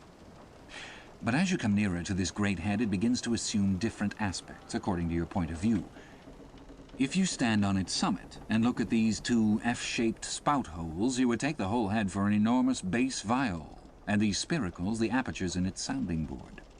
Then, again, if you fix your eye upon this strange, crested, comb-like incrustation on the top of the mass, this green barnacled thing which the Greenlanders call the crown, and the southern fishers the bonnet of the right whale, fixing your eyes solely on this, you would take the head for the trunk of some huge oak tree with a bird's nest in its crotch. At any rate, when you watch those live crabs that nestle here on this bonnet, such an idea will be almost sure to occur to you, unless, indeed, your fancy has been fixed by the technical term crown, also bestowed upon it, in which case you will take great interest in thinking how this mighty monster is actually a diademed king of the sea, whose green crown has been put together for him in this marvelous manner. But if this whale be a king, he is a very sulky-looking fellow to grace a diadem. Look at that hanging lower lip. What a huge sulk and pout is there.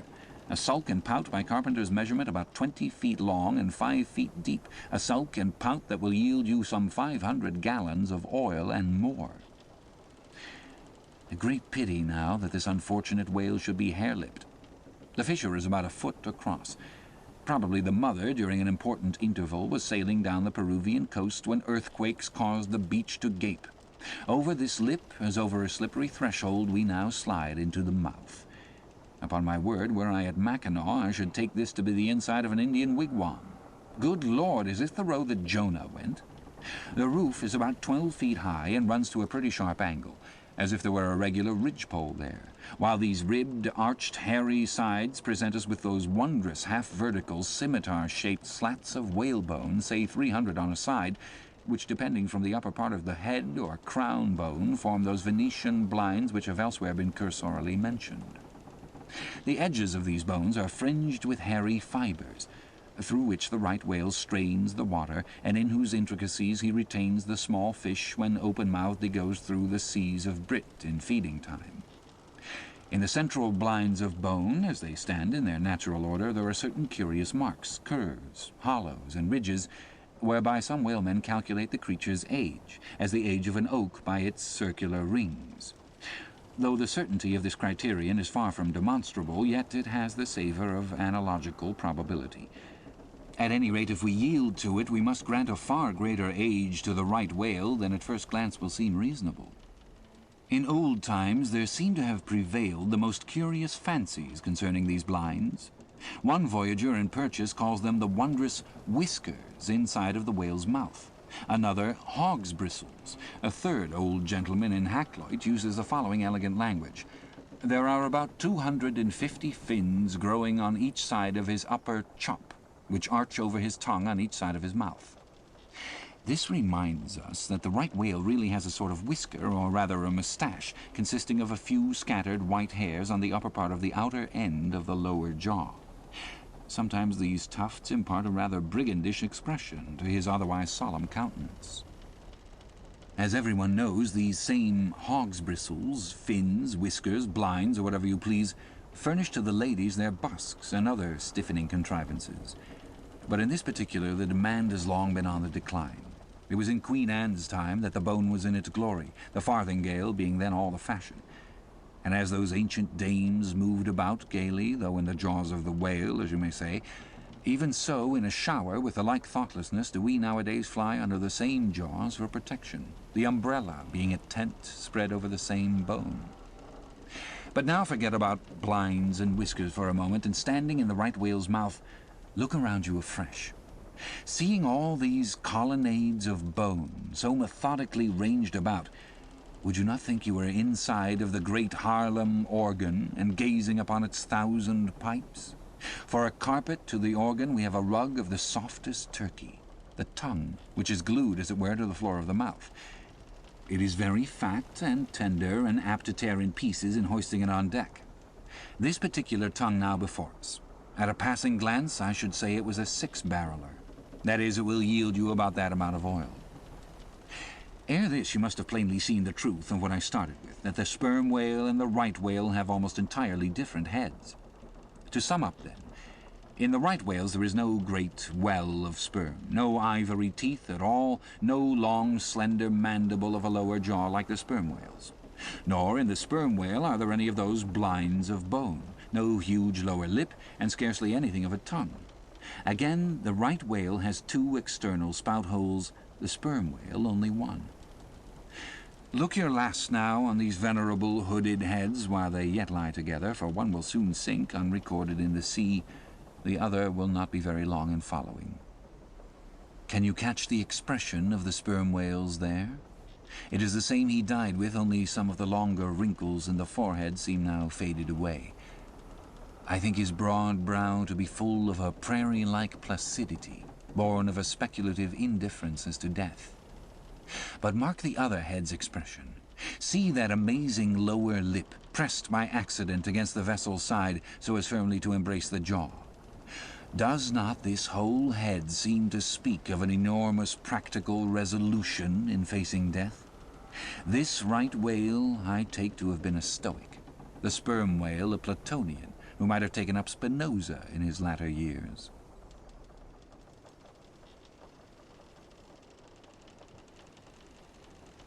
Chapter 76. The Battering Ram. Ere quitting for the nonce the sperm whale's head, I would have you, as a sensible physiologist, simply, particularly, remark its front aspect in all its compacted collectedness. I would have you investigate it now, with the sole view of forming to yourself some unexaggerated, intelligent estimate of whatever battering ram power may be lodged there. Here is a vital point, for you must either satisfactorily settle this matter with yourself, or forever remain an infidel as to one of the most appalling, but not the less true, events perhaps anywhere to be found in all recorded history. You observe that in the ordinary swimming position of the sperm whale, the front of his head presents an almost wholly vertical plane to the water. You observe that the lower part of that front slopes considerably backwards, so as to furnish more of a retreat for the long socket which receives the boom-like lower jaw. You observe that the mouth is entirely under the head, much in the same way indeed as though your own mouth were entirely under your chin. Moreover, you observe that the whale has no external nose, and that what nose he has, his spout hole, is on the top of his head. You observe that his eyes and ears are at the sides of his head, nearly 1/3 of his entire length from the front. Wherefore you must now have perceived that the sperm whale's head is a dead, blind wall, without a single organ or tender prominence of any sort whatsoever. Furthermore, you are now to consider that only in the extreme lower, backward-sloping part of the front of the head is there the slightest vestige of bone, and not till you get near 20 feet from the forehead do you come to the full cranial development, so that this whole enormous boneless mass is as one wad. Finally, though, as will soon be revealed, its contents partly comprise the most delicate oil, yet you are now to be apprised of the nature of the substance which so impregnably invests all that apparent effeminacy. In some previous place I have described to you how the blubber wraps the body of the whale as the rind wraps an orange. Just so with the head, but with this difference. About the head, this envelope, though not so thick, is of a boneless toughness inestimable by any man who has not handled it. The severest pointed harpoon, the sharpest lance darted by the strongest human arm, impotently rebounds from it. It is as though the forehead of the sperm whale were paved with horses' hoofs. I do not think that any sensation lurks in it. Bethink yourself also of another thing. When two large, loaded Indiamen chance to crowd and crush towards each other in the docks, what do the sailors do? They do not suspend between them at the point of coming contact any merely hard substance, like iron or wood. No, they hold there a large, round wad of cork enveloped in the thickest and toughest of oxhide. That, bravely and uninjured, takes the jam which would have snapped all their oaken handspikes and iron crowbars. By itself, this sufficiently illustrates the obvious fact I drive at.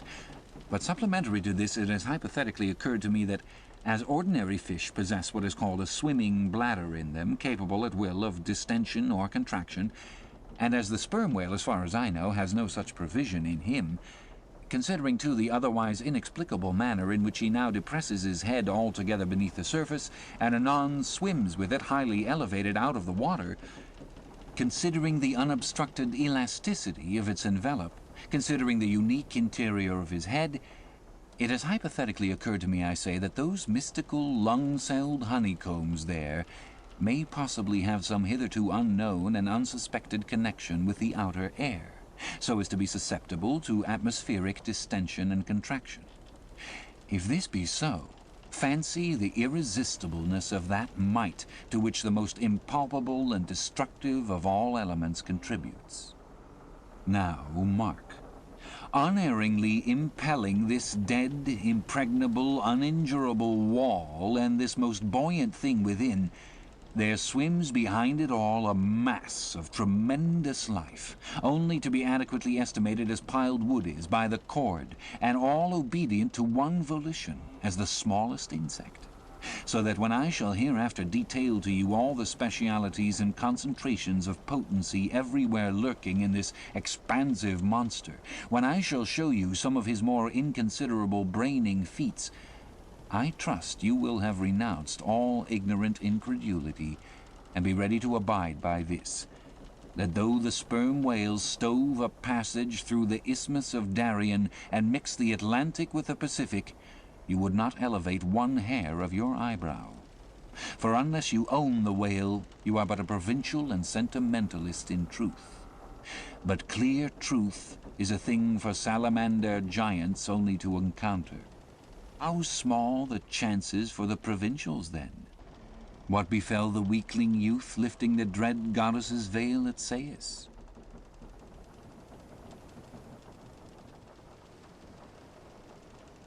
Chapter 77. The Great Heidelberg Tun. Now comes the bailing of the case. But to comprehend it aright, you must know something of the curious internal structure of the thing operated upon.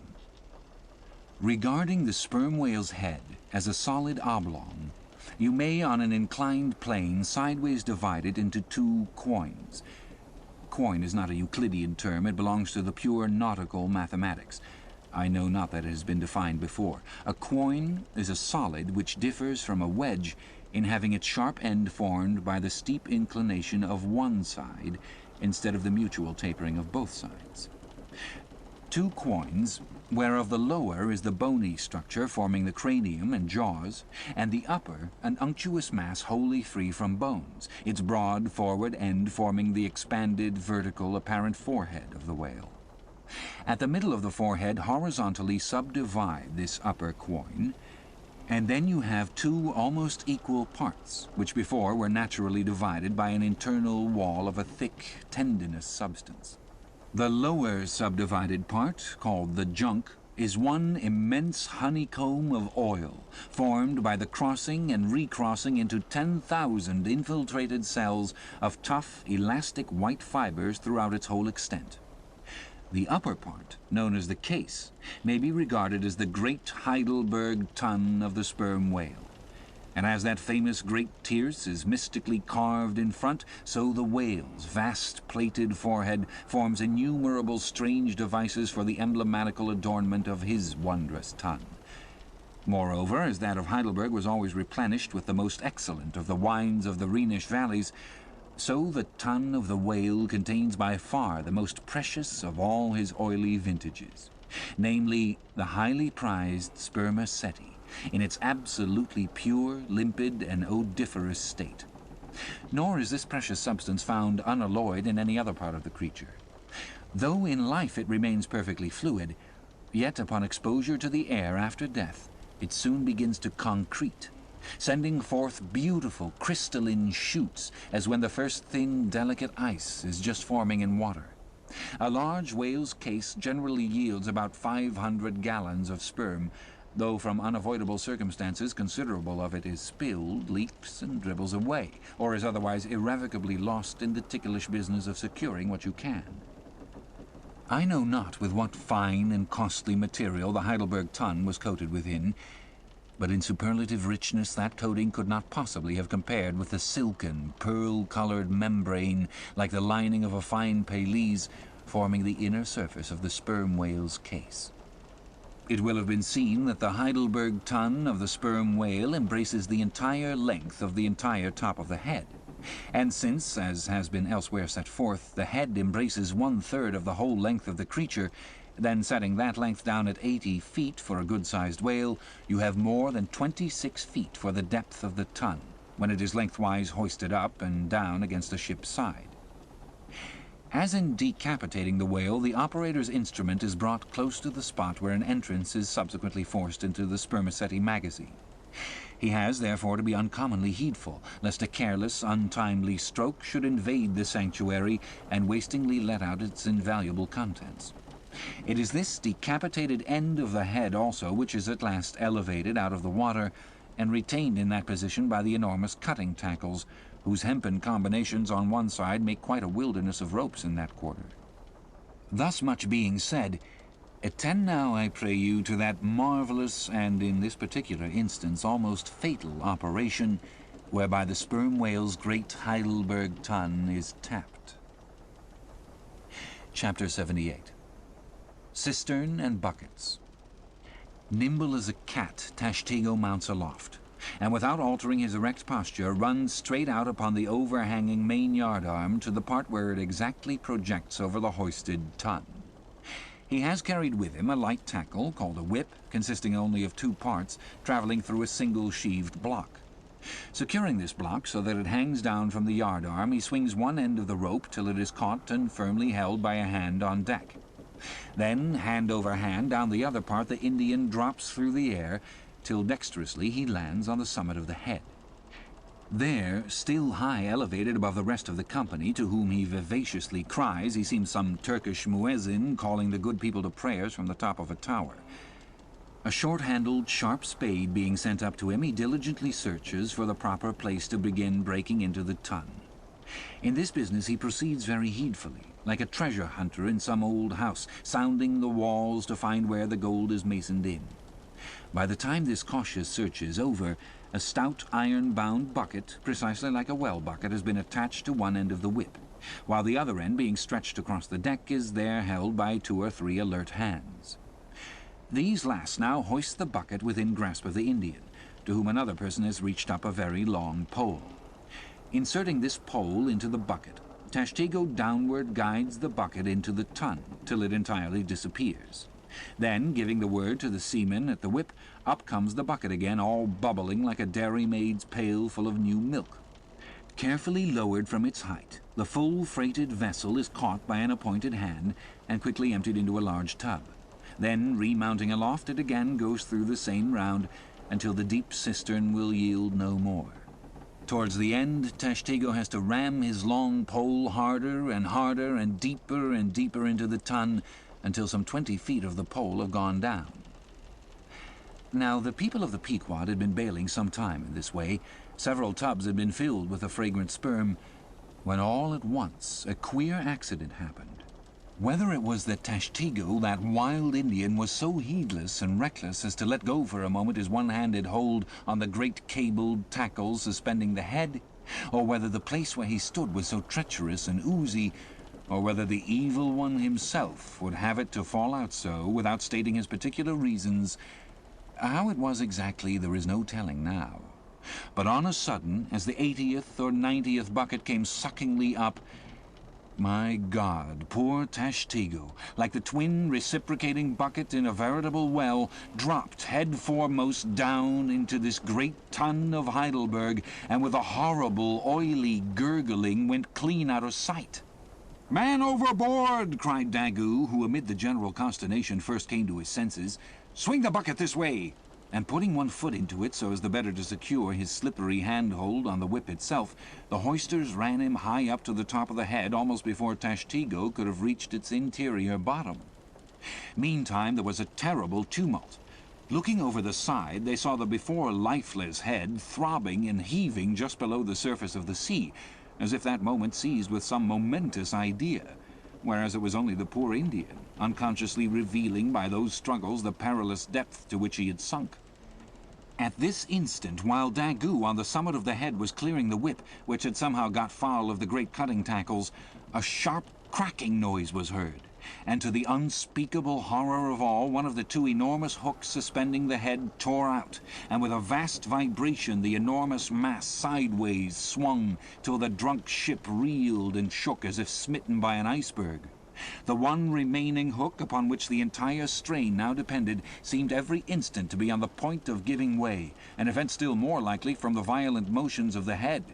"Come down! Come down!" yelled the seaman to Daggoo, but with one hand holding on to the heavy tackles so that if the head should drop, he would still remain suspended. The negro, having cleared the foul line, ran down the bucket into the now collapsed well, meaning that the buried harpooner should grasp it and so be hoisted out.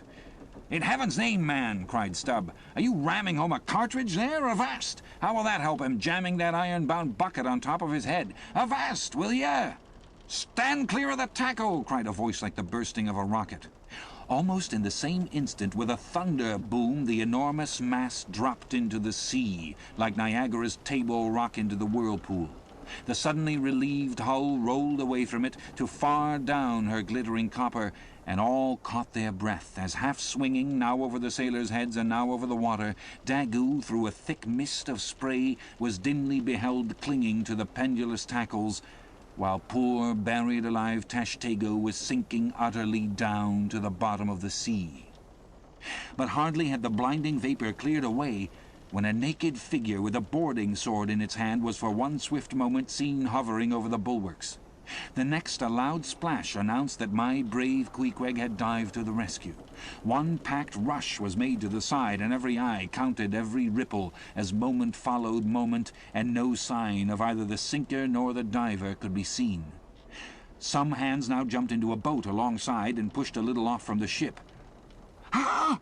Ha!" cried Daggoo all at once from his now quiet swinging perch overhead. And looking further off from the side, we saw an arm thrust upright from the blue waves, a sight strange to see, as an arm thrust forth from the grass over a grave. "Both!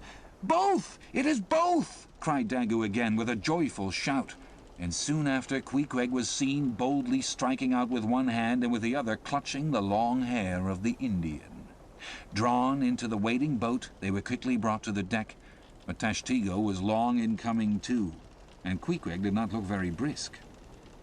Now, how had this noble rescue been accomplished? Why, diving after the slowly descending head, Queequeg, with his keen sword, had made side lunges near its bottom, so as to scuttle a large hole there. Then, dropping his sword, had thrust his long arm far inwards and upwards, and so hauled out our poor Tash by the head. He averred that upon first thrusting in for him, a leg was presented, but well knowing that that was not as it ought to be and might occasion great trouble, he had thrust back the leg, and by a dexterous heave and toss had wrought a somerset upon the Indian, so that with the next trial he came forth in the good old way. head foremost. As for the great head itself, that was doing as well as could be expected. And thus, through the courage and great skill in obstetrics of Queequeg, the deliverance, or rather delivery, of Tashtego was successfully accomplished, in the teeth, too, of the most untoward and apparently hopeless impediments, which is a lesson by no means to be forgotten. Midwifery should be taught in the same course with fencing and boxing, riding and rowing. I know that this queer adventure of the Gay Headers will be sure to seem incredible to some landsmen, though they themselves may have either seen or heard of someone's falling into a cistern ashore, an accident which not seldom happens, and with much less reason, too, than the Indians, considering the exceeding slipperiness of the curb of the sperm whale's well. But, peradventure, it may be sagaciously urged, how is this? We thought the tissued, infiltrated head of the sperm whale was the lightest and most corky part about him, and yet thou makest it sink in an element of far greater specific gravity than itself. We have thee there. Not at all, but I have ye. For at the time poor Tash fell in, the case had been nearly emptied of its lighter contents, leaving little but the dense tendinous wall of the well, a double-welded, hammered substance, as I have before said, much heavier than the sea-water, and a lump of which sinks in it like lead almost.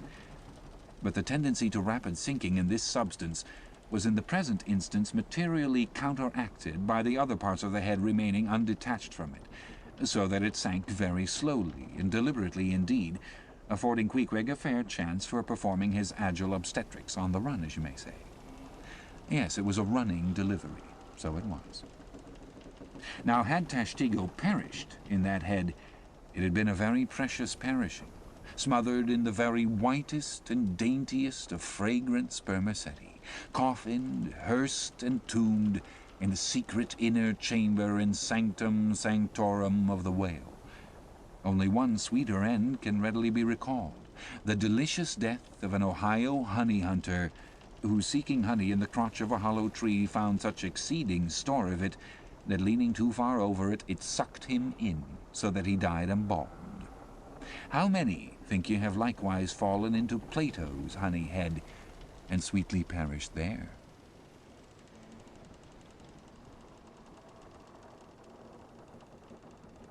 Chapter 79. The Prairie. To scan the lines of his face, or feel the bumps on the head of this Leviathan, this is a thing which no physiognomist or phrenologist has as yet undertaken. Such an enterprise would seem almost as hopeful as for Lavater to have scrutinized the wrinkles on the rock of Gibraltar, or for Gall to have mounted a ladder and manipulated the dome of the Pantheon. Still, in that famous work of his, Lavater not only treats of the various faces of men, but also attentively studies the faces of horses, birds, serpents, and fish, and dwells in detail upon the modifications of expression discernible therein. Nor have Gall and his disciple Spurzheim failed to throw out some hints touching the phrenological characteristics of other beings than man. Therefore, though I am but ill qualified for a pioneer in the application of these two semi-sciences to the whale, I will do my endeavor. I try all things. I achieve what I can. Physiognomically regarded, the sperm whale is an anomalous creature. He has no proper nose. And since the nose is the central and most conspicuous of the features, and since it perhaps most modifies and finally controls their combined expression, hence it would seem that its entire absence as an external appendage must very largely affect the countenance of the whale. For as in landscape gardening a spire, cupola, monument, or tower of some sort is deemed almost indispensable to the completion of the scene, so no face can be physiognomically in keeping without the elevated open-work belfry of the nose. Dash the nose from Phidias's marble Jove, and what a sorry remainder. Nevertheless, Leviathan is of so mighty a magnitude, all his proportions are so stately, that the same deficiency which in the sculpture Jove were hideous, in him is no blemish at all. Nay, it is an added grandeur. A nose to the whale would have been impertinent. As on your physiognomical voyage you sail round his vast head in your jolly boat, your noble conceptions of him are never insulted by the reflection that he has a nose to be pulled. a pestilent conceit, which so often will insist upon obtruding, even when beholding the mightiest royal beetle on his throne. In some particulars, perhaps the most imposing physiognomical view to be had of the sperm whale is that of the full front of his head. This aspect is sublime. In thought, a fine human brow is like the east when troubled with the morning. In the repose of the pasture, the curled brow of the bull has a touch of the grand in it. Pushing heavy cannon up mountain defiles, the elephant's brow is majestic. Human or animal, the mystical brow is as that great golden seal affixed by the German emperors to their decrees. It signifies, God, done this day by my hand. But in most creatures, nay, in man himself, very often the brow is but a mere strip of alpine land lying along the snow line. Few are the foreheads which, like Shakespeare's or Melanchthon's, rise so high and descend so low that the eyes themselves seem clear, eternal, tideless mountain lakes, and all above them in the forehead's wrinkles you seem to track the antlered thoughts descending there to drink, as the Highland hunters track the snow prints of the deer. But in the great sperm whale, this high and mighty godlike dignity inherent in the brow is so immensely amplified that gazing on it in that full front view you feel the deity and the dread powers more forcibly than in beholding any other object in living nature. For you see no one point precisely. Not one distinct feature is revealed, no nose, eyes, ears, or mouth, no face. He has none proper. Nothing but that one broad firmament of a forehead pleated with the doom of boats and ships and men. Nor in profile does this wondrous brow diminish, though that way viewed its grandeur does not domineer upon you so. In profile you plainly perceive that horizontal semi-crescentic depression in the forehead's middle, which in man is Lavater's mark of genius. But how? Genius in the sperm whale? Has the sperm whale ever written a book, spoken a speech? No. His great genius is declared in his doing nothing particular to prove it. It is moreover declared in his pyramidical silence. And this reminds me that had the great sperm whale been known to the young Orient world, he would have been deified by their child-Magian thoughts. They deified the crocodile of the Nile because the crocodile is tongueless, and the sperm whale has no tongue, or at least it is so exceedingly small as to be incapable of protrusion. If hereafter any highly cultured poetical nation shall lure back to their birthright the merry May-Day gods of old, and livingly enthrone them again in the now egotistical sky, on the now unhaunted hill, then be sure, exalted to Jove's high seat, the great sperm whale shall lord it. Champollion deciphered the wrinkled granite hieroglyphics, but there is no Champollion to decipher the Egypt of every man's and every being's face.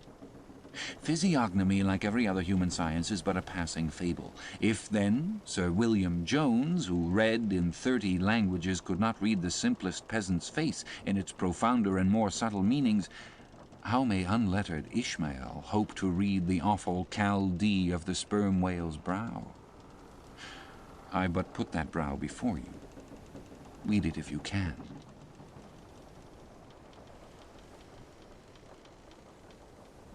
Chapter 80. The Nut. If the sperm whale be physiognomically a sphinx, to the phrenologist his brain seems that geometrical circle which it is impossible to square. In the full-grown creature the skull will measure at least 20 feet in length. Unhinge the lower jaw, and the side view of this skull is as the side view of a moderately inclined plane resting throughout on a level base. But in life, as we have elsewhere seen, this inclined plane is angularly filled up and almost squared by the enormous superincumbent mass of the junk and sperm. At the high end the skull forms a crater to bed that part of the mass, while under the long floor of this crater, in another cavity seldom exceeding 10 inches in length and as many in depth, reposes the mere handful of this monster's brain. The brain is at least 20 feet from his apparent forehead in life.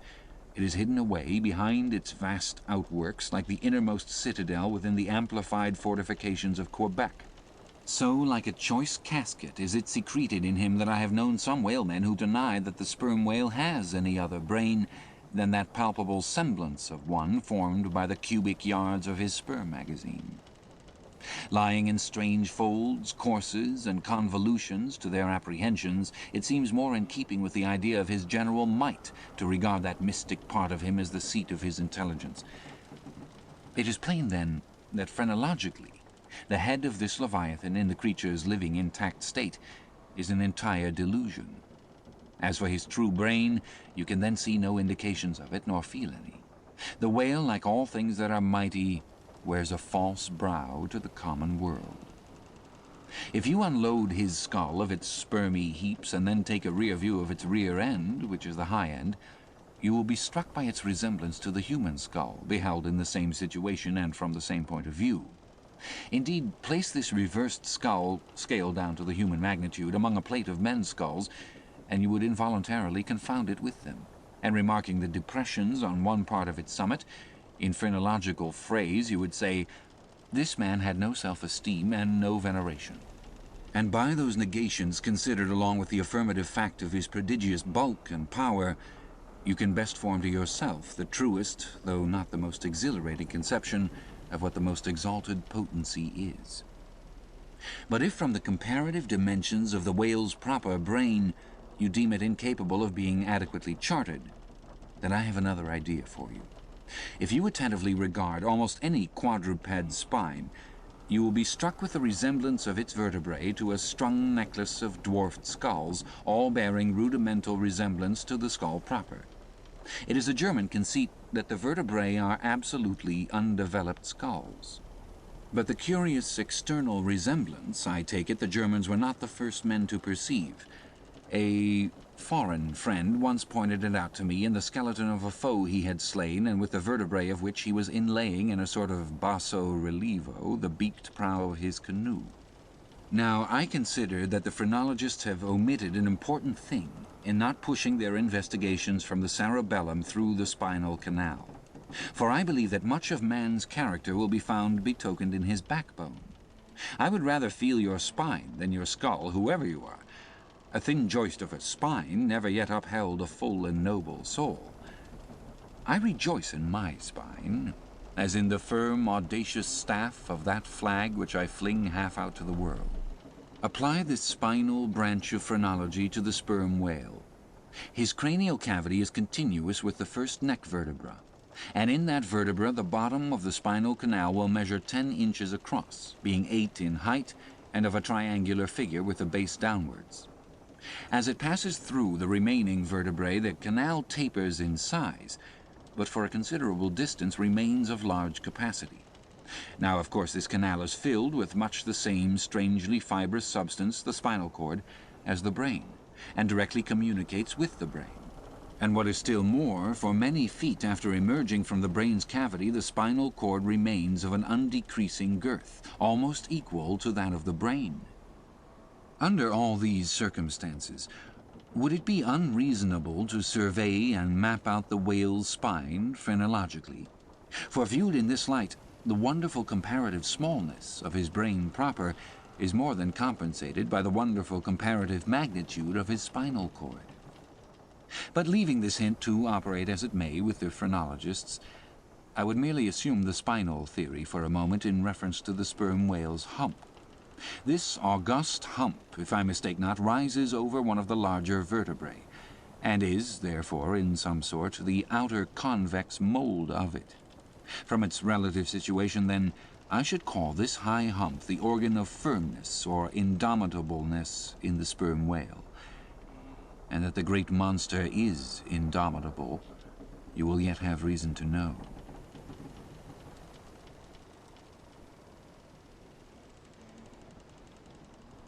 Chapter 81. The Pequod Meets the Virgin. The predestinated day arrived, and we duly met the ship Jungfrau, Derrick de Deer, master of Bremen. At one time the greatest whaling people in the world, the Dutch and Germans are now among the least. But here and there, at very wide intervals of latitude and longitude, you still occasionally meet with their flag in the Pacific. For some reason, the Jungfrau seemed quite eager to pay her respects. While yet some distance from the Pequod, she rounded to, and dropping a boat, her captain was impelled towards us, impatiently standing in the bows instead of the stern. "What has he in his hand there?" cried Starbuck, pointing to something wavingly held by the German. "Impossible! A lamp feeder!" "Not that," said Stubb. No, it's a coffee pot, Mr. Starbuck. He's coming off to make us our coffee, is the Yarman. Don't you see that big tin can there alongside of him? That's his boiling water." "Oh, he's all right, is the Yarman." "Go along with you," cried Flask. "It's a lamp feeder and an oil can. He's out of oil and has come up begging." However curious it may seem for an oil ship to be borrowing oil on the whale ground, and however much it may inadvertently contradict the old proverb about carrying coals to Newcastle, yet sometimes such a thing really happens, and in the present case Captain Derrick de Deer did indubitably conduct a lamp feeder, as Flask did declare. As he mounted the deck, Ahab abruptly accosted him, without at all heeding what he had in his hand, but in his broken lingo the German soon evinced his complete ignorance of the white whale, immediately turning the conversation to his lamp feeder and oil can, with some remarks touching his having to turn into his hammock at night in profound darkness, his last drop of Bremen oil being gone, and not a single flying fish yet captured to supply the deficiency, concluding by hinting that his ship was indeed what in the fishery is technically called a clean one, that is, an empty one, well deserving of the name Jungfrau, or the Virgin. His necessity supplied, Derrick departed. But he had not gained his ship's side when whales were almost simultaneously raised from the mastheads of both vessels, and so eager for the chase was Derrick that without pausing to put his oil can and lamp feeder aboard, he slewed round his boat and made after the Leviathan lamp feeders. Now, the game having risen to leeward, he and the other 3 German boats that soon followed him had considerably the start of the Pequod's keels. There were 8 whales, an average pod. Aware of their danger, they were going all abreast with great speed straight before the wind, rubbing their flanks as closely as so many spans of horses in harness.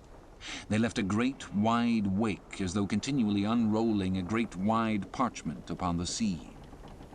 Full in this rapid wake, and many fathoms in the rear, swam a huge, humped old bull, which by his comparatively slow progress, as well as by the unusual yellowish incrustations overgrowing him, seemed afflicted with a jaundice or some other infirmity.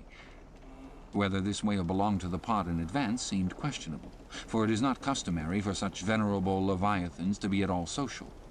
Nevertheless, he stuck to their wake, though indeed their backwater must have retarded him, because the white bone or swell at his broad muzzle was a dashed one, like the swell formed when 2 hostile currents meet. His spout was short, slow, and laborious, coming forth with a choking sort of gush, and spending itself in torn shreds, followed by strange subterranean commotions in him, which seemed to have egress at his other buried extremity, causing the waters behind him to upbubble. "Who's got some paregoric?" said Stubb. "He has the stomachache, I'm afraid." "Lord, think of having half an acre of stomachache." "Adverse winds are holding mad Christmas in 'em, boys. It's the first foul wind I ever knew to blow from astern, but look, did ever whale yaw so before? It must be he's lost his tiller." As an overladen Indiaman bearing down on the Hindustan coast with a deck-load of frightened horses careens, berries, rolls, and wallows on her way, so did this old whale heave his aged bulk, and now and then partly turning over on his cumbrous rib ends, expose the cause of his devious wake in the unnatural stump of his starboard fin. Whether he had lost that fin in battle or had been born without it, it were hard to say. "Only wait a bit, old chap, and I'll give you a sling for that wounded arm," cried cruel Flask, pointing to the whale line near him. "Mind he don't sling thee with it," cried Starbuck. "Give way, or the German'll have him." With one intent, all the combined rival boats were pointed for this one fish, because not only was he the largest, and therefore the most valuable whale, but he was nearest to them, and the other whales were going on with such great velocity, moreover, as almost to defy pursuit for the time. At this juncture, the Pequod's keels had shot by the 3 German boats last lowered, but from the great start he had, Derrick's boat still led the chase, though every moment neared by his foreign rivals. The only thing they feared was that from being already so nigh to his mark, he would be enabled to dart his iron before they could completely overtake and pass him. As for Derrick, he seemed quite confident that this would be the case, and occasionally, with a deriding gesture, shook his lamp feeder at the other boats. "The ungracious and ungrateful dog!" cried Starbuck. "He mocks and dares me with the very poor box I filled for him not 5 minutes ago." Then in his old intense whisper, "Give way, greyhounds, dog to it!" "I tell you what it is, men," cried Stubb to his crew. "It's against my religion to get mad, but I'd like to eat that villainous Yarman. Pull, won't you? Are you going to let that rascal beat you? Do you love brandy? A hogshead of brandy, then, to the best man. Come, why don't some of you burst a blood vessel? Who's that been dropping an anchor overboard? We don't budge an inch. We're becalmed. Halloo, here's grass growing in the boat's bottom.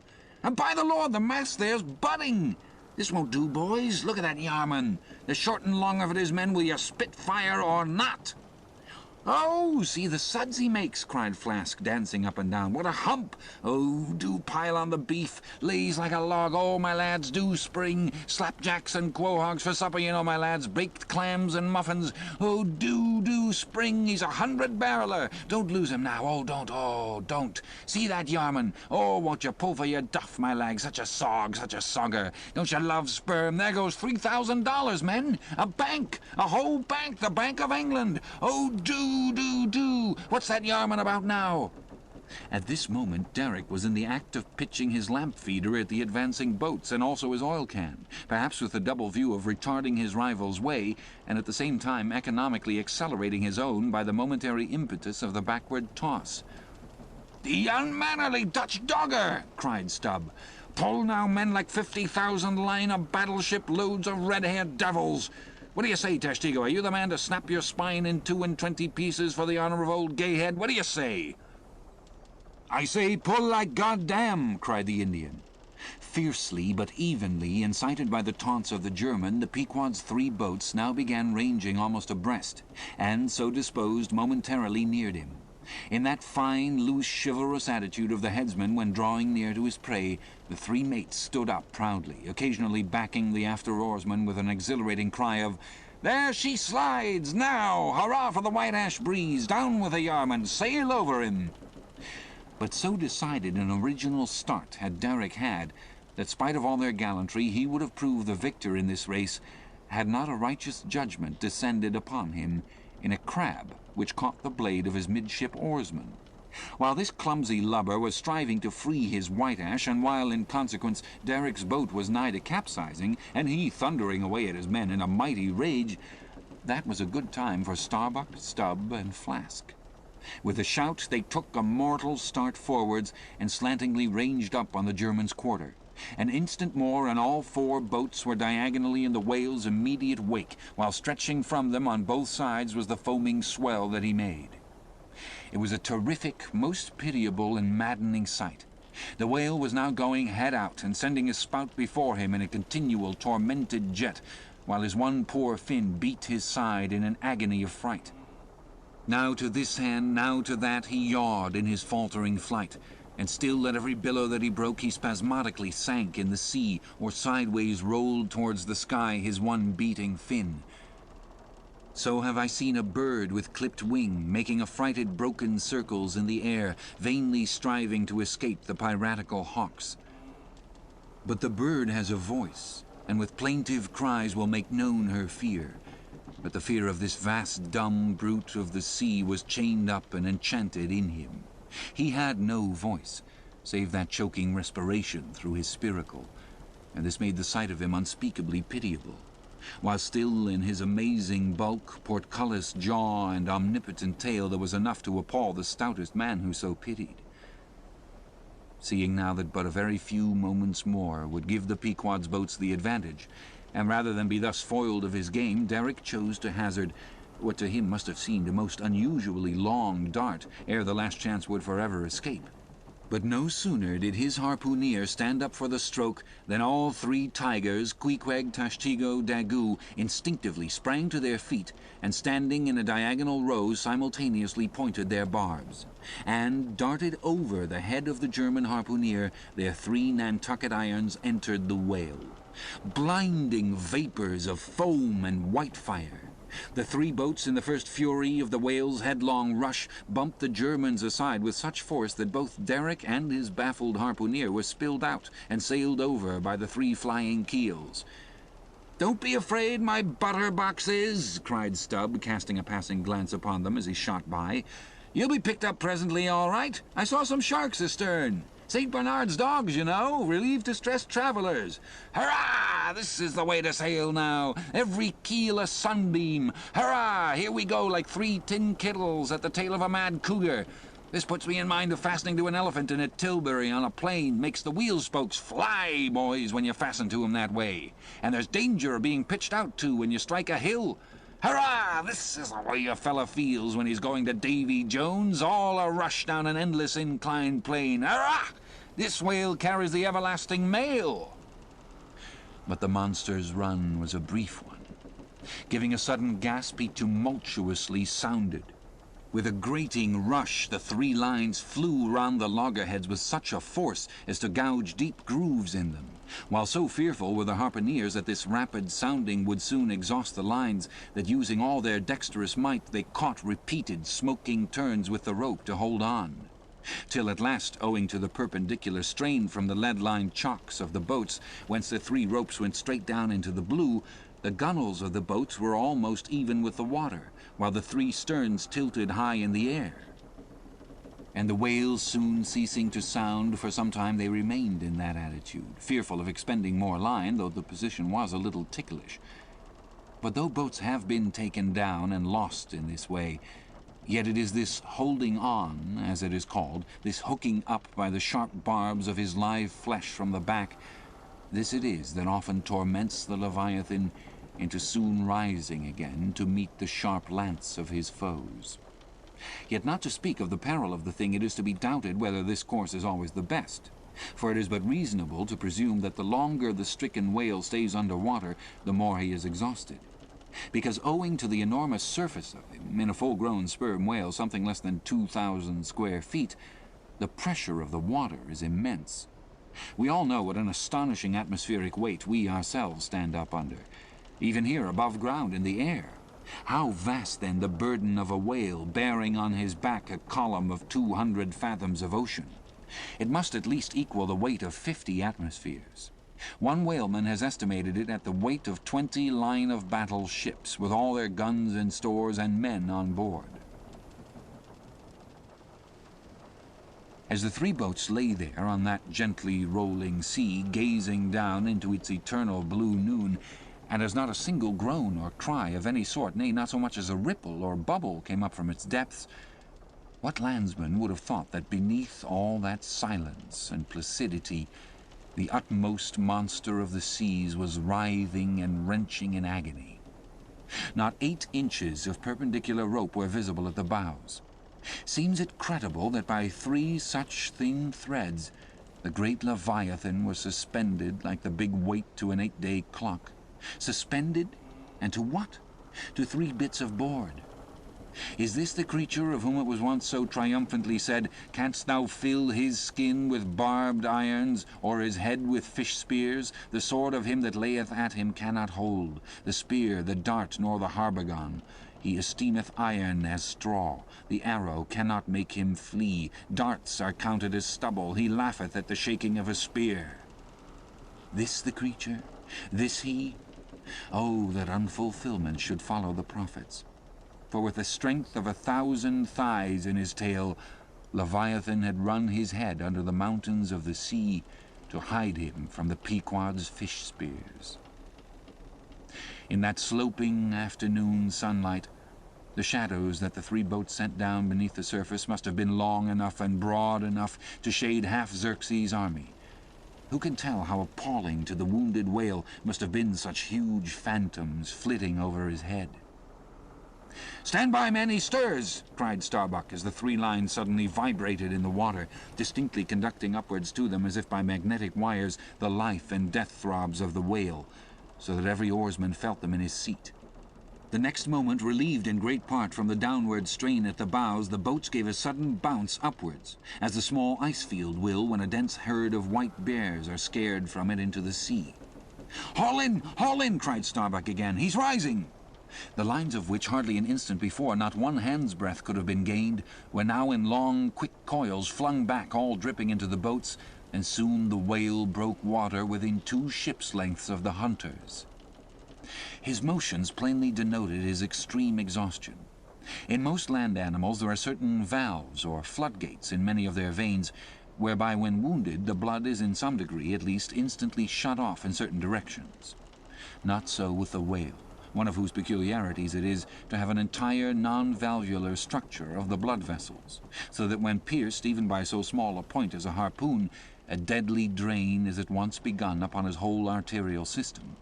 And when this is heightened by the extraordinary pressure of water at a great distance below the surface, his life may be said to pour from him in incessant streams. Yet so vast is the quantity of blood in him, and so distant and numerous its interior fountains, that he will keep thus bleeding and bleeding for a considerable period. Even as in a drought a river will flow whose source is in the well-springs of far-off and undiscernible hills. Even now, when the boats pulled upon this whale and perilously drew over his swaying flukes, and the lances were darted into him, they were followed by steady jets from the new-made wound, which kept continually playing, while the natural spout-hole in his head was only at intervals, however rapid, sending its affrighted moisture into the air.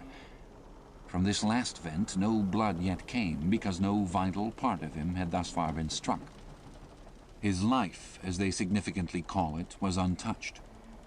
As the boats now more closely surrounded him, the whole upper part of his form, with much of it that is ordinarily submerged, was plainly revealed. His eyes, or rather the places where his eyes had been, were beheld. As strange mist-grown masses gather in the knot-holes of the noblest oaks when prostrate, so from the points which the whale's eyes had once occupied now protruded blind bulbs, horribly pitiable to see. But pity there was none.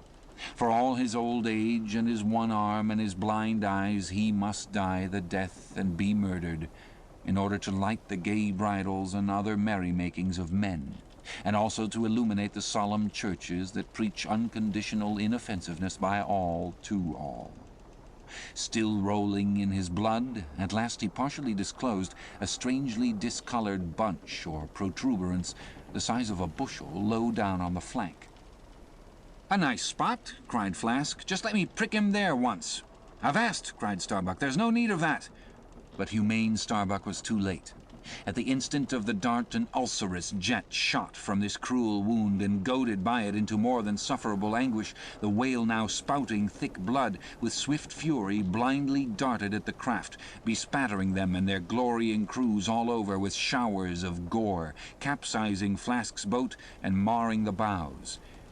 It was his death stroke, for by this time so spent was he by loss of blood that he helplessly rolled away from the wreck he had made, lay panting on his side, impotently flapped with his stumped fin, then over and over slowly revolved like a waning world, turned up the white secrets of his belly, lay like a log, and died.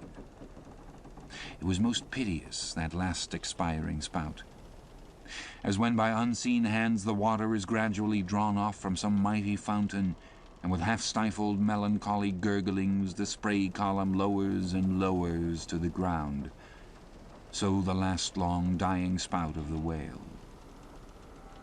Soon, while the crews were awaiting the arrival of the ship, the body showed symptoms of sinking, with all its treasures unrifled.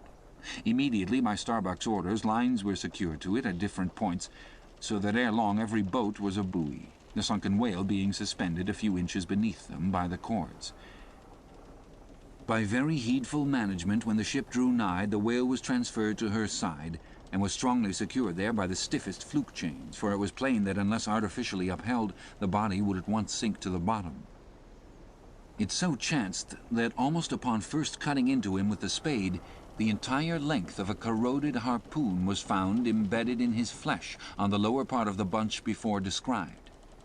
But as the stumps of harpoons are frequently found in the dead bodies of captured whales, with the flesh perfectly healed around them and no prominence of any kind to denote their place, therefore there must needs have been some other unknown reason in the present case fully to account for the ulceration alluded to. But still more curious was the fact of a lance-head of stone being found in him not far from the buried iron, the flesh perfectly firm about them. Who had darted that stone lance, and when? It might have been darted by some Norwest Indian long before America was discovered. What other marvels might have been rummaged out of this monstrous cabinet there is no telling. But a sudden stop was put to further discoveries by the ships being unprecedentedly dragged over sideways to the sea owing to the body's immensely increasing tendency to sink. However, Starbuck, who had the ordering of affairs, hung on to it to the last. Hung on to it so resolutely indeed that when at length the ship would have been capsized, if still persisting in locking arms with the body, then when the command was given to break clear from it, such was the immovable strain upon the timber-heads to which the fluke chains and cables were fastened, that it was impossible to cast them off. Meantime, everything in the Pequod was aslant. To cross to the other side of the deck was like walking up the steep gabled roof of a house. The ship groaned and gasped. Many of the ivory inlayings of her bulwarks and cabins were started from their places by the unnatural dislocation. In vain, handspikes and crows were brought to bear upon the immovable fluke chains to pry them adrift from the timber-heads, and so low had the whale now settled that the submerged ends could not be at all approached, while every moment whole tons of ponderosity seemed added to the sinking bulk, and the ship seemed on the point of going over. Hold on, won't you?" cried Stubb to the body. "Don't be in such a divil of a hurry to sink. By thunder, men, we must do something or go for it. No use prying there. Avast, I say, with your handspikes, and run one of you for a prayer book and a penknife and cut the big chains." "Knife? Aye, aye," cried Queequeg, and seizing the carpenter's heavy hatchet, he leaned out of a porthole and, steel to iron, began slashing at the largest fluke chains. But a few strokes full of sparks were given when the exceeding strain affected the rest. With a terrific snap, every fastening went adrift. The ship righted, the carcass sank. Now, this occasional, inevitable sinking of the recently killed sperm whale is a very curious thing, nor has any fisherman yet adequately accounted for it. Usually the dead sperm whale floats with great buoyancy, with its side or belly considerably elevated above the surface. If the only whales that thus sank were old, meagre, and broken-hearted creatures, their pads of lard diminished and all their bones heavy and rheumatic, then you might with some reason assert that this sinking is caused by an uncommon specific gravity in the fish so sinking, consequent upon this absence of buoyant matter in him. But it is not so. For young whales in the highest health and swelling with noble aspirations, prematurely cut off in the warm flush and May of life, with all their panting lard about them, even these brawny, buoyant heroes do sometimes sink. Be it said, however, that the sperm whale is far less liable to this accident than any other species. Where one of that sort goes down, 20 right whales do. This difference in the species is no doubt imputable in no small degree to the greater quantity of bone in the right whale, his Venetian blinds alone sometimes weighing more than a ton. From this encumbrance the sperm whale is wholly free. But there are instances where, after the lapse of many hours or several days, the sunken whale again rises, more buoyant than in life.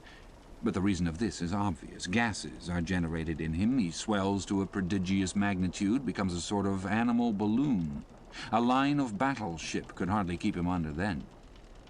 In the shore whaling on soundings among the bays of New Zealand, when a right whale gives token of sinking, they fasten buoys to him with plenty of rope, so that when the body is gone down, they know where to look for it when it shall have ascended again.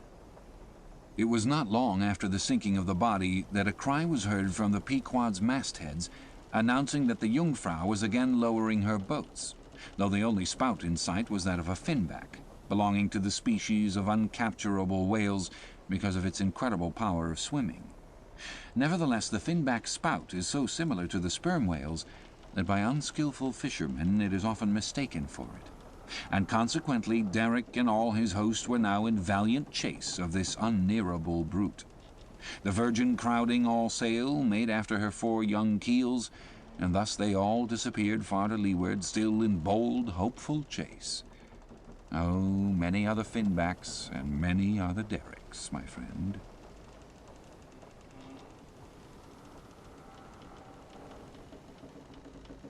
Chapter 82. The Honor and Glory of Whaling. There are some enterprises in which a careful disorderliness is the true method. The more I dive into this matter of whaling, and push my researches up to the very spring head of it, so much the more am I impressed with its great honorableness and antiquity, and especially when I find so many great demigods and heroes, prophets of all sorts, who one way or another have shed distinction upon it. I am transported with the reflection that I myself belong, though but subordinately, to so emblazoned a fraternity. The gallant Perseus, a son of Jupiter, was the first whaleman, and to the eternal honor of our calling be it said that the first whale attacked by our brotherhood was not killed with any sordid intent. Those were the knightly days of our profession, when we only bore arms to succor the distressed, and not to fill men's lamp feeders. Everyone knows the fine story of Perseus and Andromeda, how the lovely Andromeda, the daughter of a king, was tied to a rock on the sea-coast, and as Leviathan was in the very act of carrying her off, Perseus, the prince of whalemen, intrepidly advancing, harpooned the monster and delivered and married the maid. It was an admirable artistic exploit, rarely achieved by the best harpooneers of the present day, inasmuch as this Leviathan was slain at the very first dart. And let no man doubt this archite story, for in the ancient Joppa, now Jaffa, on the Syrian coast, in one of the pagan temples, there stood for many ages the vast skeleton of a whale, which the city's legends and all the inhabitants asserted to be the identical bones of the monster that Perseus slew. When the Romans took Joppa, the same skeleton was carried to Italy in triumph.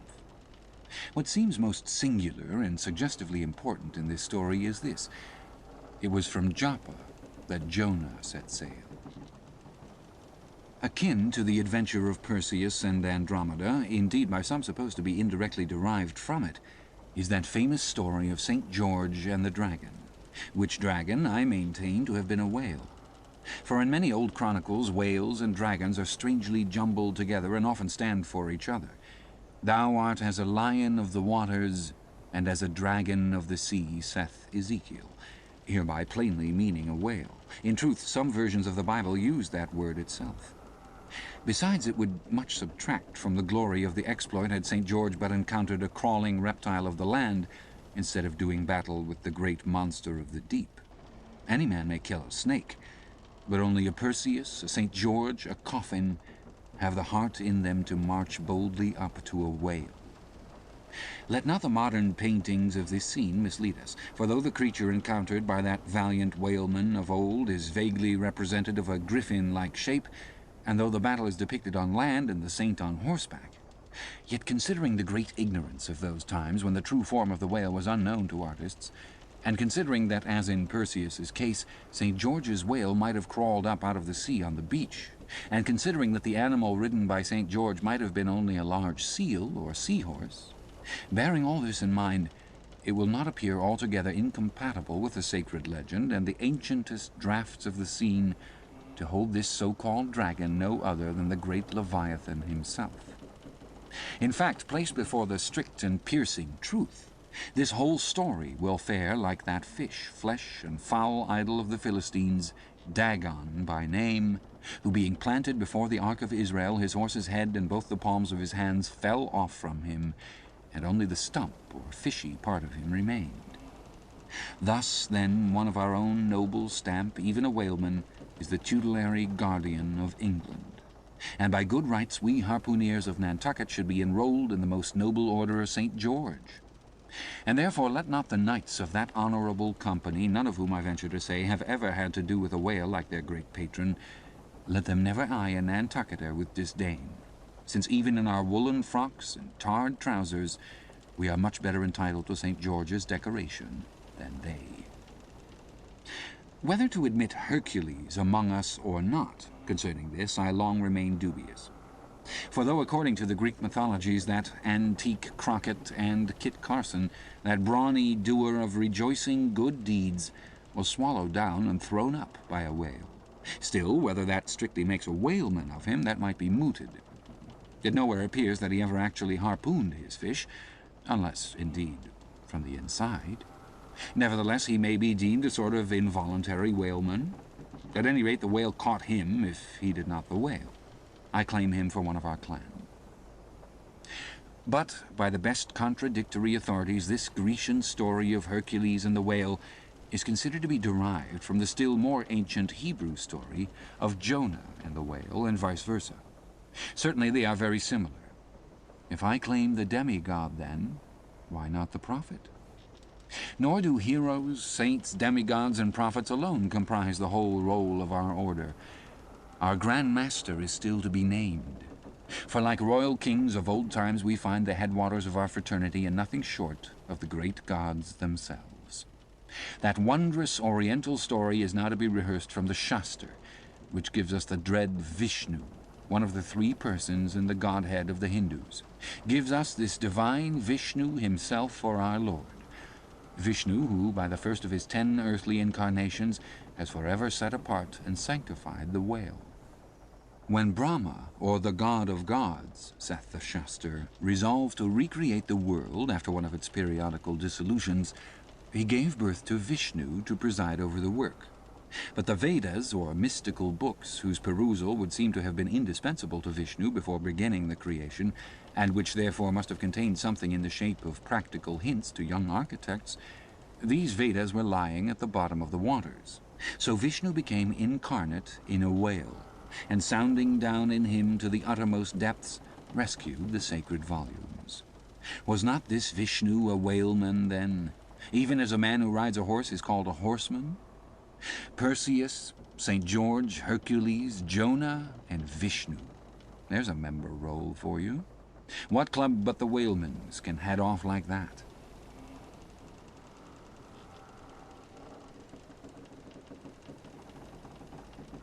Chapter 83. Jonah historically regarded. Reference was made to the historical story of Jonah and the whale in the preceding chapter. Now, some Nantucketers rather distrust this historical story of Jonah and the whale.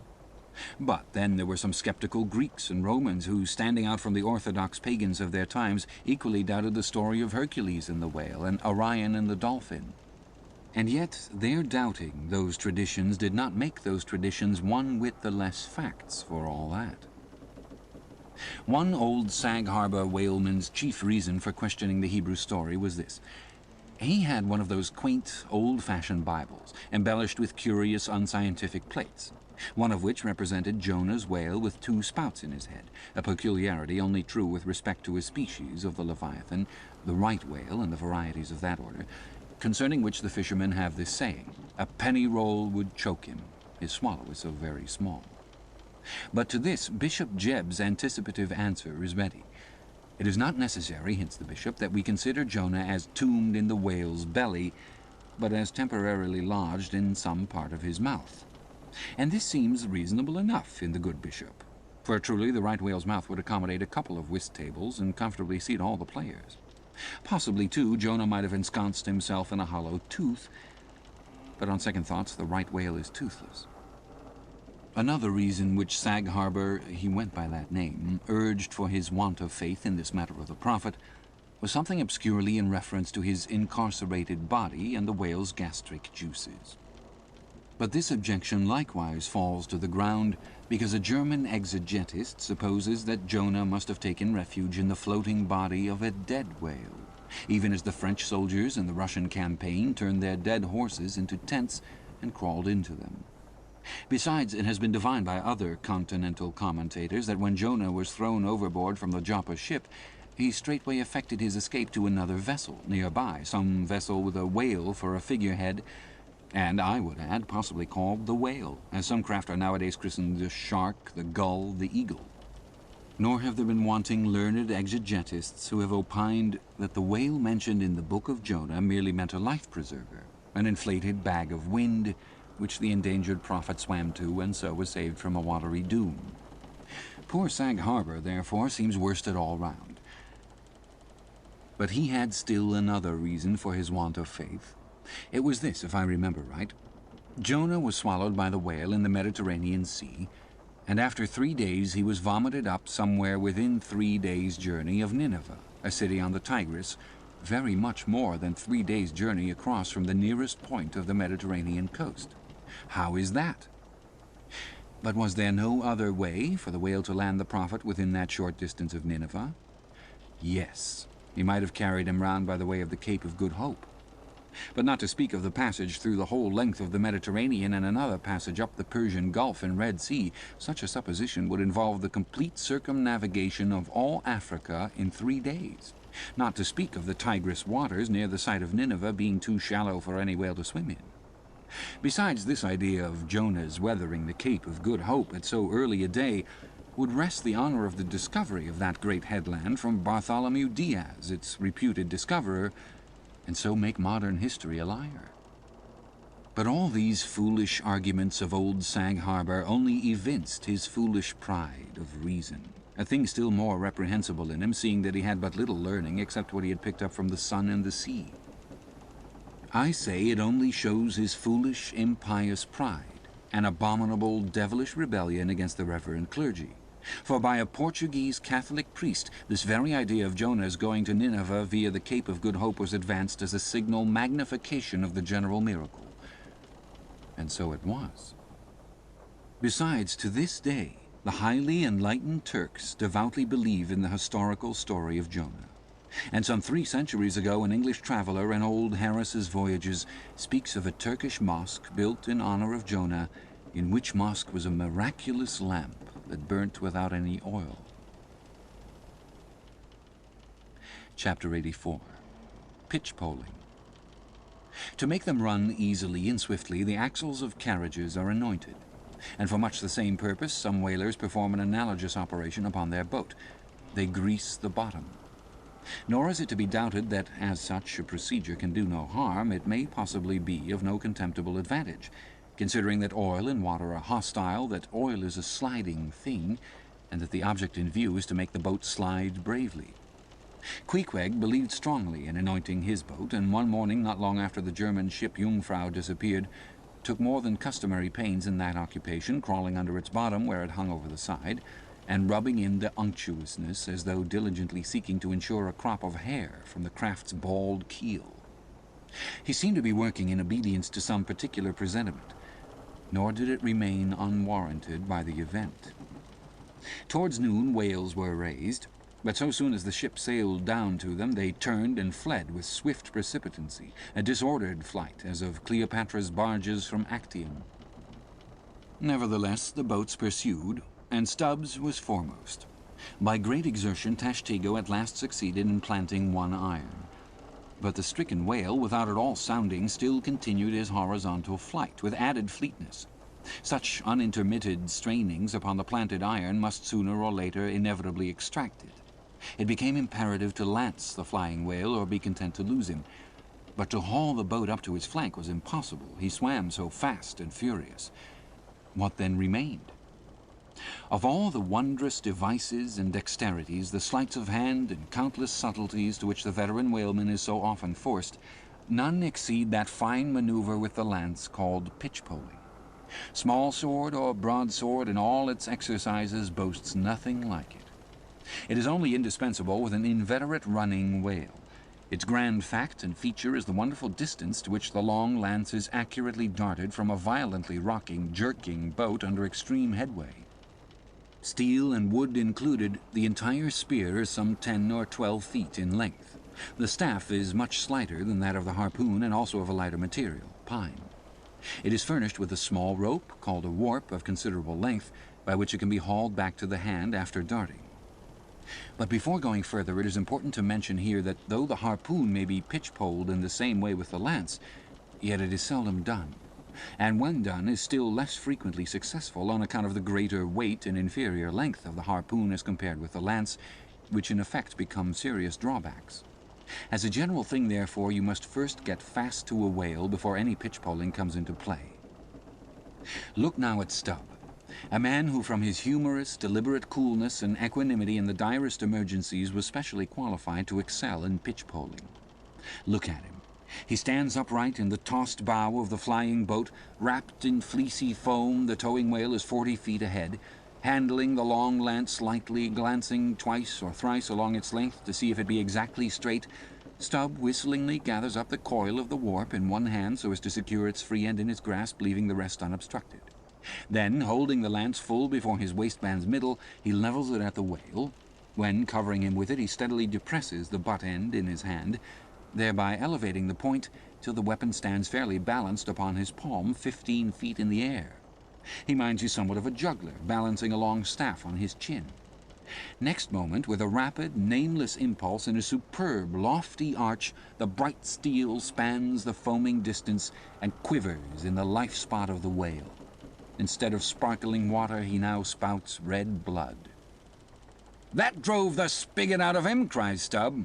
"'Tis July's immortal 4th, all fountains must run wine today. Would now were old Orleans whiskey, or old Ohio, or unspeakable old Monongahela. Then, Tashtigo, lad, I'd have you hold a cannikin to the jet, and we'd drink round it. Hey, verily, hearts alive, we'd brew choice punch in the spread of his spout-hole there, and from that live punch bowl quaff the living stuff." Again and again to such gamesome talk, the dexterous dart is repeated, the spear returning to its master like a greyhound held in skilful leash. The agonized whale goes into his flurry, the tow line is slackened, and the pitch-poler, dropping astern, folds his hands and mutely watches the monster die.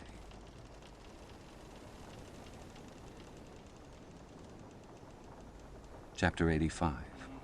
The Fountain.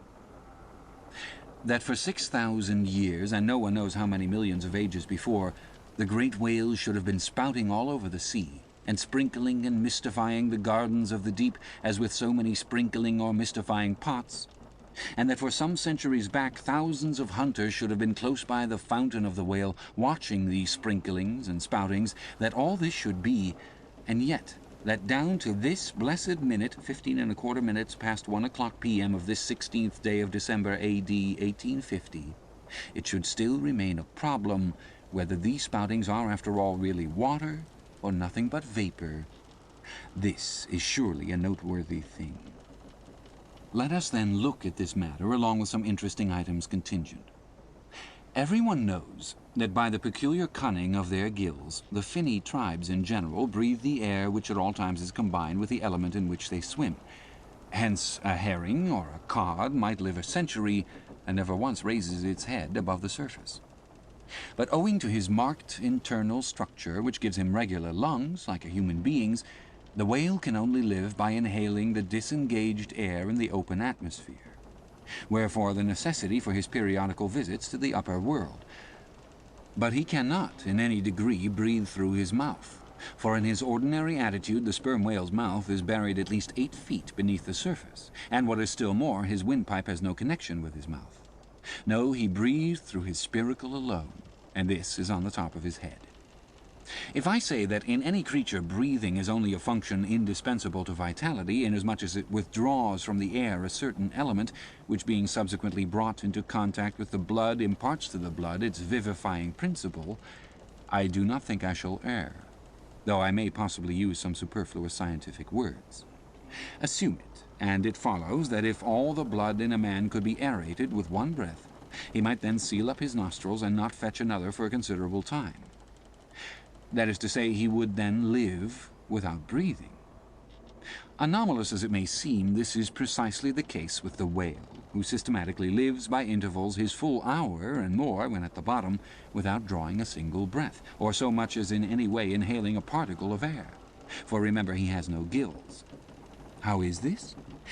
Between his ribs and on each side of his spine he is supplied with a remarkable, involved, Cretan labyrinth of vermicelli-like vessels, which vessels, when he quits the surface, are completely distended with oxygenated blood, so that for an hour or more, 1,000 fathoms in the sea, he carries a surplus stock of vitality in him, just as the camel crossing the waterless desert carries a surplus supply of drink for future use in its 4 supplementary stomachs.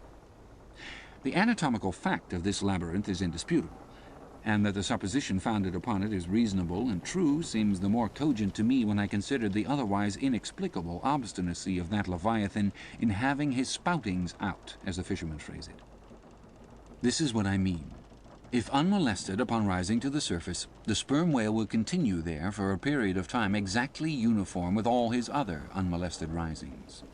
Say he stays 11 minutes and jets 70 times, that is, respires 70 breaths. Then, whenever he rises again, he will be sure to have his 70 breaths over again, to a minute. Now, if after he fetches a few breaths you alarm him, so that he sounds. He will be always dodging up again to make good his regular allowance of air, and not till those 70 breaths are told will he finally go down to stay out his full term below. Remark, however, that in different individuals these rates are different, but in any one they are alike. Now, why should the whale thus insist upon having his spoutings out, unless it be to replenish his reservoir of air ere descending for good? How obvious is it, too, that this necessity for the whale's rising exposes him to all the fatal hazards of the chase, for not by hook or by net could this vast leviathan be caught when sailing 1,000 fathoms beneath the sunlight. Not so much thy skill, then, O hunter, as the great necessities that strike the victory to thee. In man, breathing is incessantly going on, one breath only serving for 2 or 3 pulsations, so that whatever other business he has to attend to, waking or sleeping, breathe he must or die he will. But the sperm whale only breathes about 1/7, or Sunday, of his time. It has been said that the whale only breathes through his spout hole. If it could truthfully be added that his spouts are mixed with water, then I opine we should be furnished with the reason why his sense of smell seems obliterated in him. For the only thing about him that at all answers to his nose is that identical spout hole, and being so clogged with 2 elements it could not be expected to have the power of smelling. But owing to the mystery of the spout, whether it be water or whether it be vapor, no absolute certainty can as yet be arrived at on this head. Sure it is, nevertheless, that the sperm whale has no proper olfactories. But what does he want of them? No roses, no violets, no cologne water in the sea.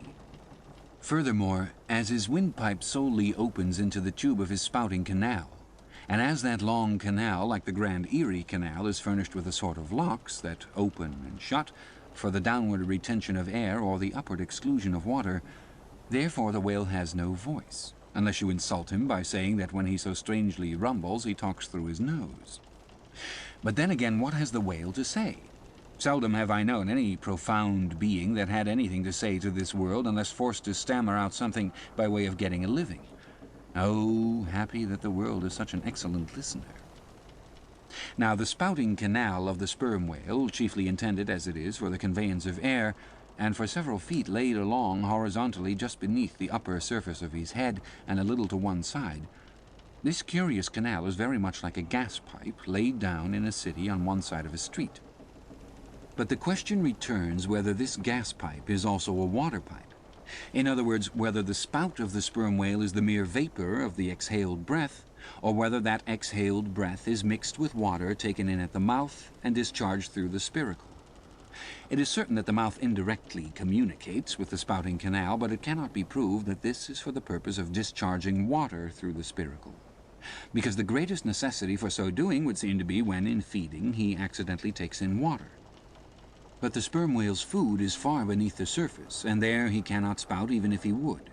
Besides, if you regard him very closely and time him with your watch, you will find that when unmolested, there is an undeviating rhyme between the periods of his jets and the ordinary periods of respiration.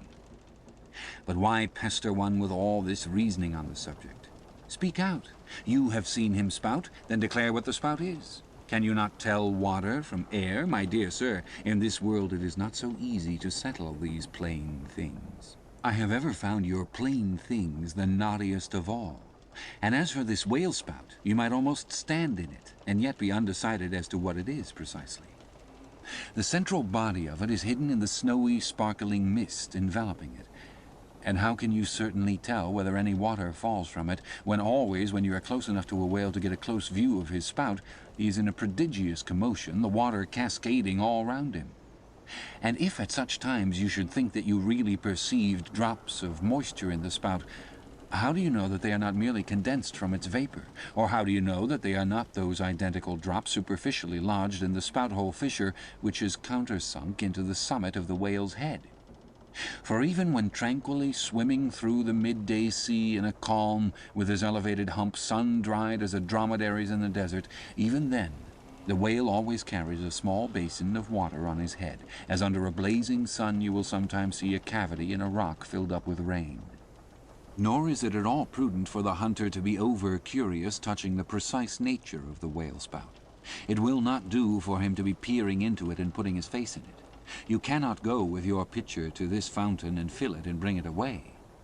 For even when coming into slight contact with the outer vapory shreds of the jet, which will often happen, your skin will feverishly smart from the acridness of the thing so touching it. And I know one who, coming into still closer contact with the spout, whether with some scientific object in view or otherwise I cannot say, the skin peeled off from his cheek and arm. Wherefore, among whalemen the spout is deemed poisonous. They try to evade it. Another thing, I have heard it said, and I do not much doubt it, that if the jet is fairly spouted into your eyes, it will blind you. The wisest thing the investigator can do, then, it seems to me, is to let this deadly spout alone. Still, we can hypothesize, even if we cannot prove and establish. My hypothesis is this, that the spout is nothing but mist. And besides other reasons to this conclusion, I am impelled by considerations touching the great inherent dignity and sublimity of the sperm whale. I account him no common shallow being, inasmuch as it is an undisputed fact that he is never found on soundings or near shores. All other whales sometimes are. He is both ponderous and profound, and I am convinced that from the heads of all ponderous, profound beings such as Plato, Pyrrho, the devil, Jupiter, Dante, and so on, there always goes up a certain semi-visible steam while in the act of thinking deep thoughts. While composing a little treatise on eternity, I had the curiosity to place a mirror before me, and ere long saw reflected there a curious, involved worming and undulation in the atmosphere over my head. The invariable moisture of my hair while plunged in deep thought after 6 cups of hot tea in my thin shingled attic of an August noon. This seems an additional argument for the above supposition. And how nobly it raises our conceit of the mighty, misty monster to behold him solemnly sailing through a calm tropical sea, his vast mild head overhung by a canopy of vapor, engendered by his incommunicable contemplations, and that vapor, as you will sometimes see it, glorified by a rainbow, as if heaven itself had put its seal upon his thoughts. For, d'ye see, rainbows do not visit the clear air. They only irradiate vapor. And so, through all the thick mists of the dim doubts in my mind, divine intuitions now and then shoot, enkindling my fog with a heavenly ray. And for this I thank God. For all have doubts, many deny. But doubts or denials, few along with them, have intuitions. Doubts of all things earthly and intuitions of some things heavenly. This combination makes neither believer nor infidel, but makes a man who regards them both with equal eye.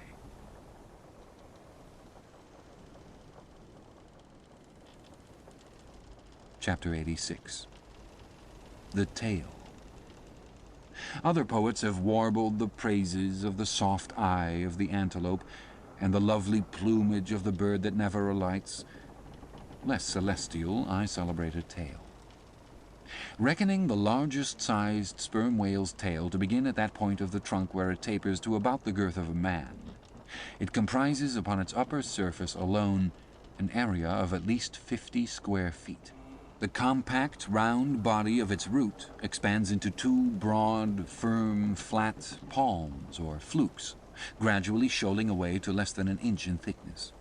At the crotch or junction, these flukes slightly overlap, then sideways recede from each other like wings, leaving a wide vacancy between.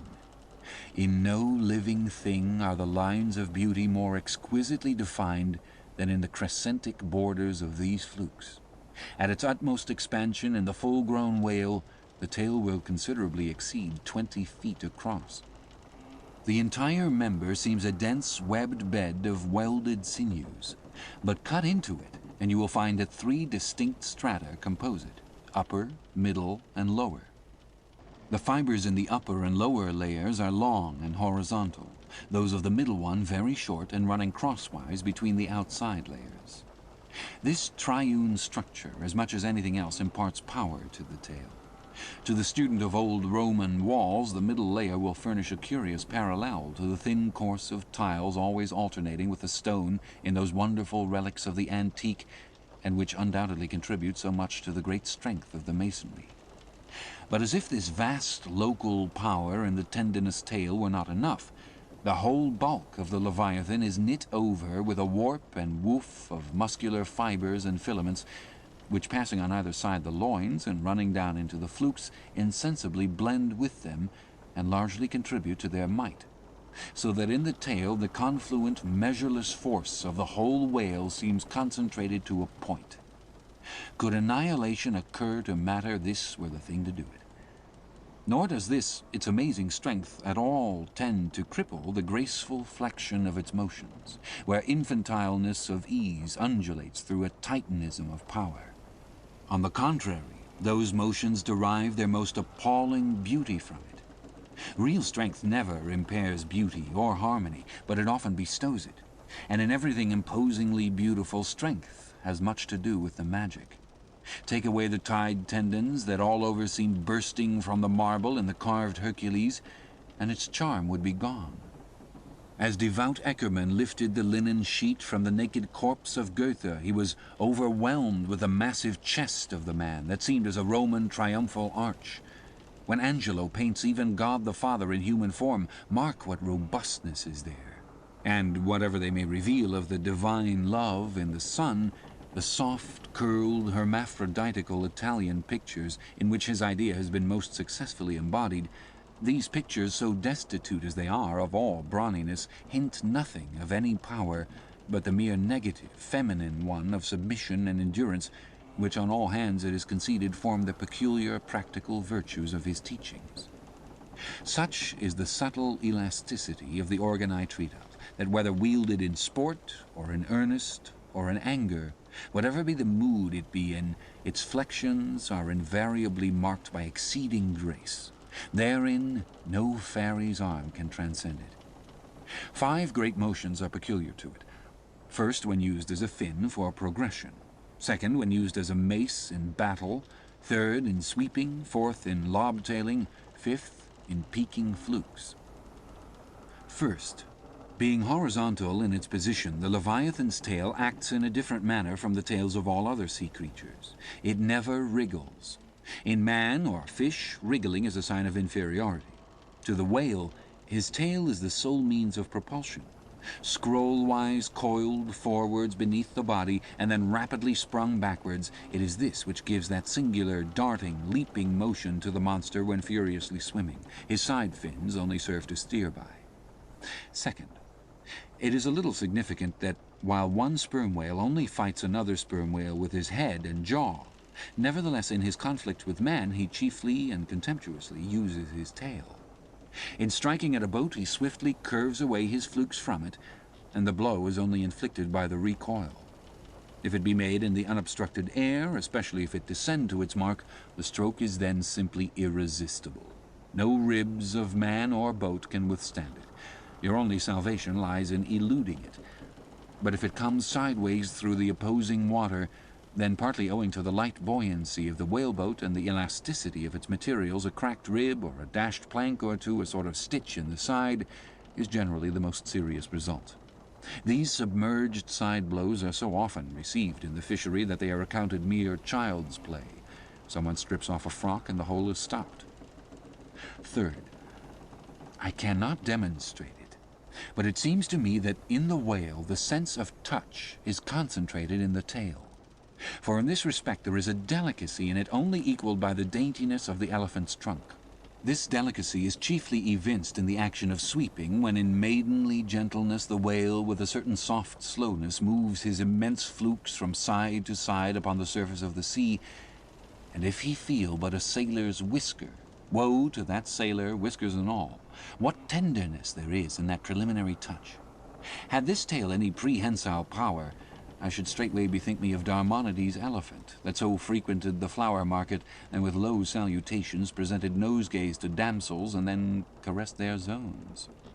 On more accounts than one, a pity it is that the whale does not possess this prehensile virtue in his tail, for I have heard of yet another elephant that when wounded in the fight curved round his trunk and extracted the dart. Fourth, stealing unawares upon the whale in the fancied security of the middle of solitary seas, you find him unbent from the vast corpulence of his dignity, and kitten-like he plays on the ocean as if it were a hearth. But still you see his power in his play. The broad palms of his tail are flirted high into the air, then smiting the surface, the thunderous concussion resounds for miles. You would almost think a great gun had been discharged, and if you noticed the light wreath of vapor from the spiracle at his other extremity, you would think that that was the smoke from the touch-hole. Fifth, as in the ordinary floating posture of the Leviathan, the flukes lie considerably below the level of his back. They are then completely out of sight beneath the surface.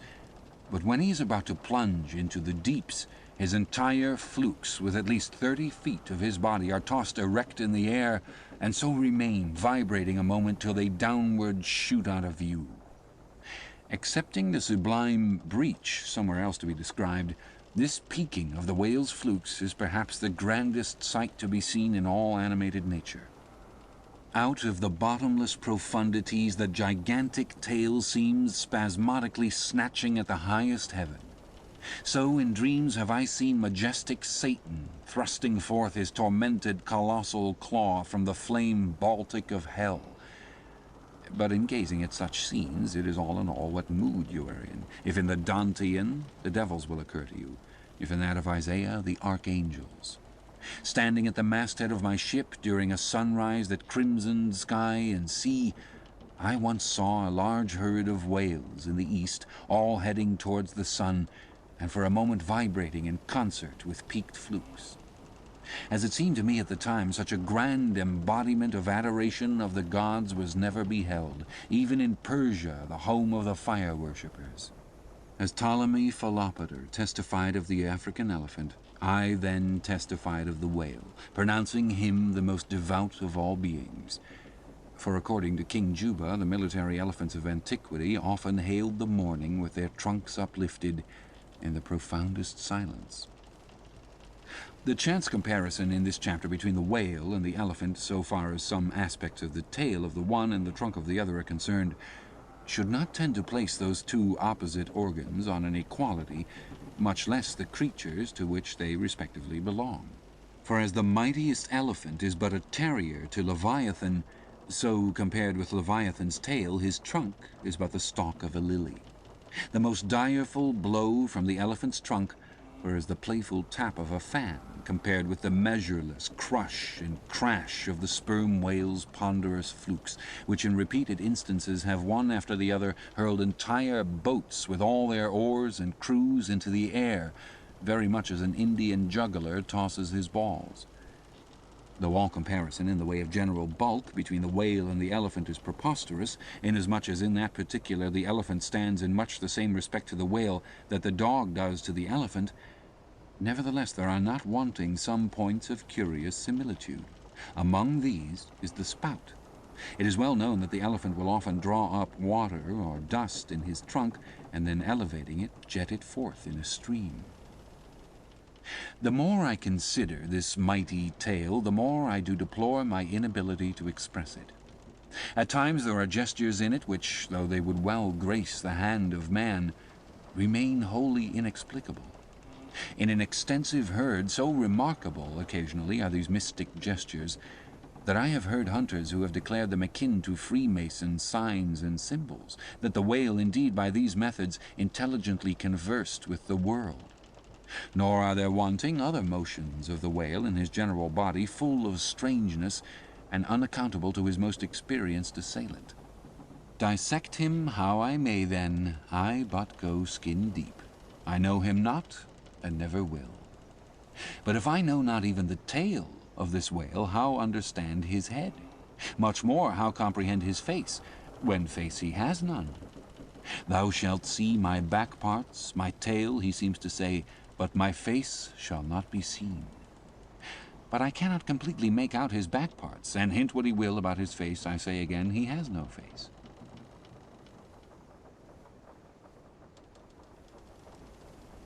Chapter 87. The Grand Armada. The long and narrow peninsula of Malacca, extending southeastward from the territories of Burma, forms the most southerly point of all Asia. In a continuous line from that peninsula stretch the long islands of Sumatra, Java, Bali, and Timor, which, with many others, form a vast mole or rampart lengthwise connecting Asia with Australia and dividing the long, unbroken Indian Ocean from the thickly studded Oriental archipelagos. This rampart is pierced by several sally ports for the convenience of ships and whales, conspicuous among which are the Straits of Sunda and Malacca. By the Straits of Sunda chiefly, vessels bound to China from the west emerge into the China seas. Those narrow Straits of Sunda divide Sumatra from Java, and standing midway in that vast rampart of islands, buttressed by that bold green promontory known to seamen as Java Head, they not a little correspond to the central gateway opening into some vast walled empire. And considering the inexhaustible wealth of spices and silks and jewels and gold and ivory with which the 1,000 islands of that oriental sea are enriched, it seems a significant provision of nature that such treasures, by the very formation of the land, should at least bear the appearance, however ineffectual, of being guarded from the all-grasping Western world. The shores of the Straits of Sunda are unsupplied with those domineering fortresses which guard the entrances to the Mediterranean, the Baltic, and the Propontis. Unlike the Danes, these Orientals do not demand the obsequious homage of lowered topsails from the endless procession of ships before the wind, which for centuries past, by night and by day, have passed between the islands of Sumatra and Java, freighted with the costliest cargoes of the East. But while they freely waive a ceremonial like this, they do by no means renounce their claim to more solid tribute. Time out of mind, the piratical proas of the Malays, lurking among the low-shaded coves and islets of Sumatra, have sallied out upon the vessels sailing through the straits, fiercely demanding tribute at the point of their spears. Though by the repeated bloody chastisements they have received at the hands of European cruisers, the audacity of these corsairs has of late been somewhat repressed, yet even at the present day we occasionally hear of English and American vessels which in those waters have been remorselessly boarded and pillaged. With a fair fresh wind, the Pequod was now drawing nigh to these straits, Ahab purposing to pass through them into the Javan Sea, and thence, cruising northwards over waters known to be frequented here and there by the sperm whale, sweep inshore by the Philippine Islands and gain the far coast of Japan, in time for the great whaling season there.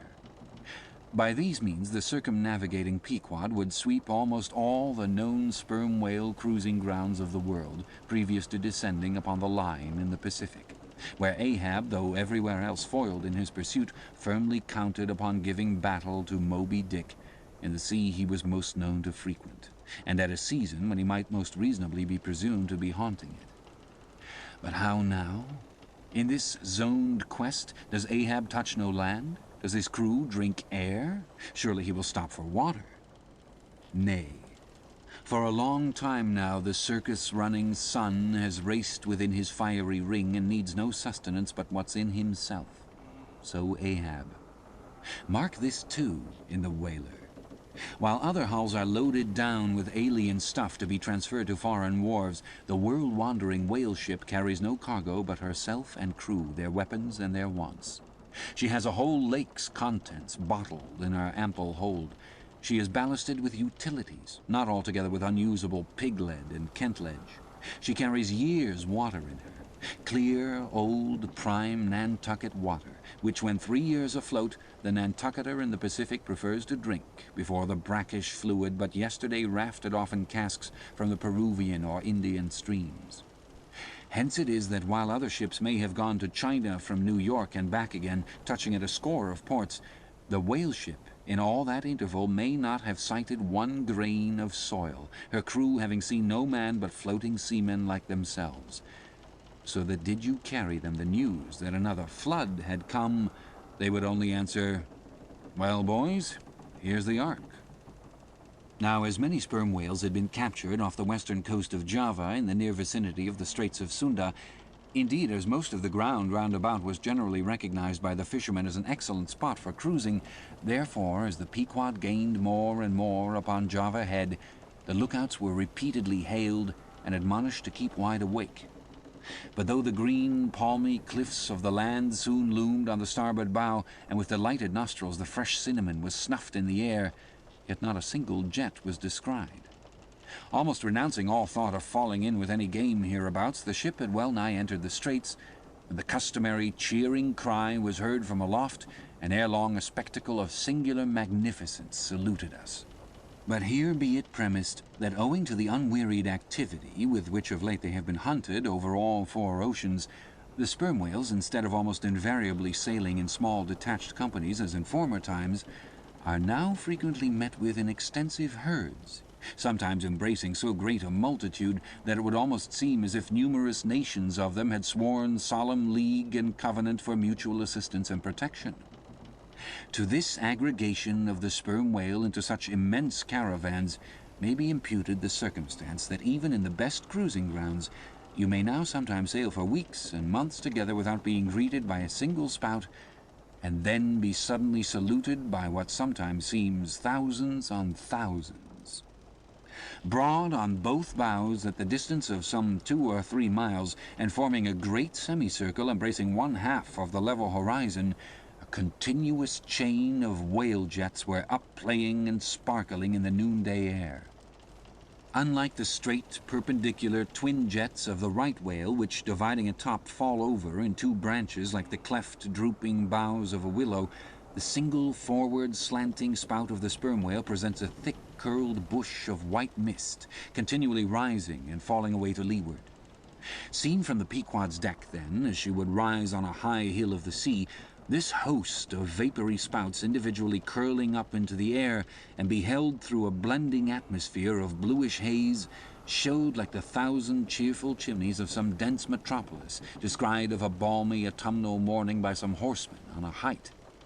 As marching armies approaching an unfriendly defile in the mountains accelerate their march, all eagerness to place that perilous passage in their rear and once more expand in comparative security upon the plain, even so did this vast fleet of whales now seem hurrying forward through the straits, gradually contracting the wings of their semicircle and swimming on in one solid but still crescentic center.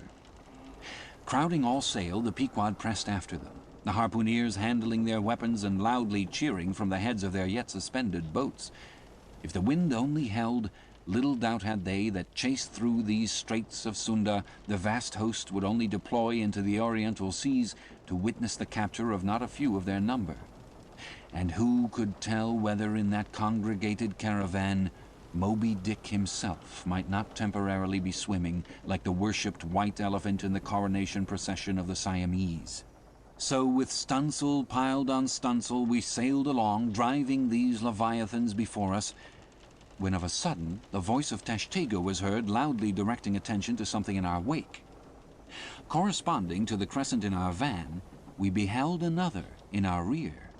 It seemed formed of detached white vapors, rising and falling something like the spouts of the whales, only they did not so completely come and go, for they constantly hovered without finally disappearing. Leveling his glass at this sight, Ahab quickly revolved in his pivot hole, crying, "Aloft there, and rig whips and buckets to wet the sails! Melees, sir, and after us!"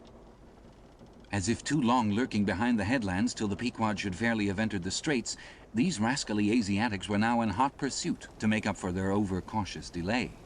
But when the swift Pequod with a fresh leading wind was herself in hot chase, how very kind of these tawny philanthropists to assist in speeding her on to her own chosen pursuit, mere riding whips and rowels to her that they were. As with glass under arm, Ahab to and fro paced the deck, in his forward turn beholding the monsters he chased, and in the after one the bloodthirsty pirates chasing him, some such fancy as the above seemed his.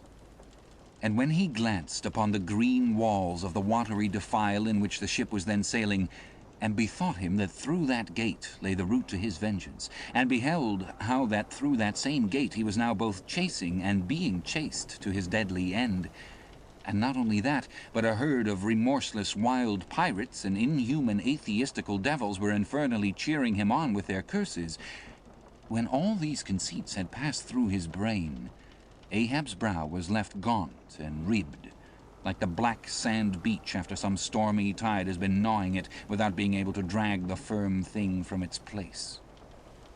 But thoughts like these troubled very few of the reckless crew, and when, after steadily dropping and dropping the pirates astern, The Pequod at last shot by the vivid green Cockatoo Point on the Sumatra side, emerging at last upon the broad waters beyond. Then the harpooneer seemed more to grieve that the swift whales had been gaining upon the ship than to rejoice that the ship had so victoriously gained upon the Malays. But still driving on in the wake of the whales, at length they seemed abating their speed. Gradually the ship neared them, and the wind now dying away, word was passed to spring to the boats. But no sooner did the herd, by some presumed wonderful instinct of the sperm whale, become notified of the 3 keels that were after them, though as yet a mile in their rear, that they rallied again, and forming in close ranks and battalions, so that their spouts all looked like flashing lines of stacked bayonets, moved on with redoubled velocity. Stripped to our shirts and drawers, we sprang to the White Ash, and after several hours' pulling were almost disposed to renounce the chase, when a general pausing commotion among the whales gave animating token that they were now at last under the influence of that strange perplexity of inert irresolution which, when the fishermen perceive it in the whale, they say he is gallied. To galley or gallow is to frighten excessively, to confound with fright. It is an old Saxon word. It occurs once in Shakespeare. The wrathful skies gallow the very wanderers of the dark, and make them keep their caves. Lear, Act 3, Scene 2. To common land usages, the word is now completely obsolete. When the polite landsman first hears it from the gaunt Nantucketer, he is apt to set it down as one of the whaleman's self-derived savageries. Much the same is it with many other sinewy Saxonisms of this sort, which emigrated to the New England rocks with the noble brawn of the old English emigrants in the time of the Commonwealth. Thus, some of the best and furthest descended English words, the etymological Howards and Percys, are now democratized, nay, plebeianized, so to speak, in the New World.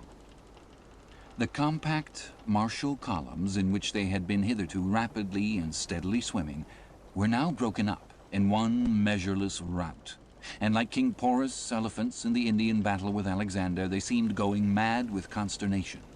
In all directions, expanding in vast irregular circles, and aimlessly swimming hither and hither by their short, thick spoutings, they plainly betrayed their distraction of panic. This was still more strangely evinced by those of their number who, completely paralyzed, as it were, helplessly floated like waterlogged, dismantled ships on the sea. Had these leviathans been but a flock of simple sheep, pursued over the pasture by 3 fierce wolves, they could not possibly have evinced such excessive dismay. But this occasional timidity is characteristic of almost all herding creatures. Though banding together in tens of thousands, the lion-maned buffaloes of the West have fled before a solitary horseman. Witness, too, all human beings, how when herded together in the sheepfold of a theatre's pit, they will, at the slightest alarm of fire, rush helter-skelter for the outlets, crowding, trampling, jamming, and remorselessly dashing each other to death. Best, therefore, withhold any amazement at the strangely gallied whales before us, for there is no folly of the beasts of the earth which is not infinitely outdone by the madness of men. Though many of the whales, as has been said, were in violent motion, yet it is to be observed that as a whole the herd neither advanced nor retreated, but collectively remained in one place. As is customary in those cases, the boats at once separated, each making for some one lone whale on the outskirts of the shoal. In about 3 minutes' time, Queequeg's harpoon was flung. The stricken fish darted blinding spray in our faces, and then, running away with us like light, steered straight for the heart of the herd. Though such a movement on the part of the whales struck under such circumstances is in no wise unprecedented, and indeed is almost always more or less anticipated, yet does it present one of the more perilous vicissitudes of the fishery.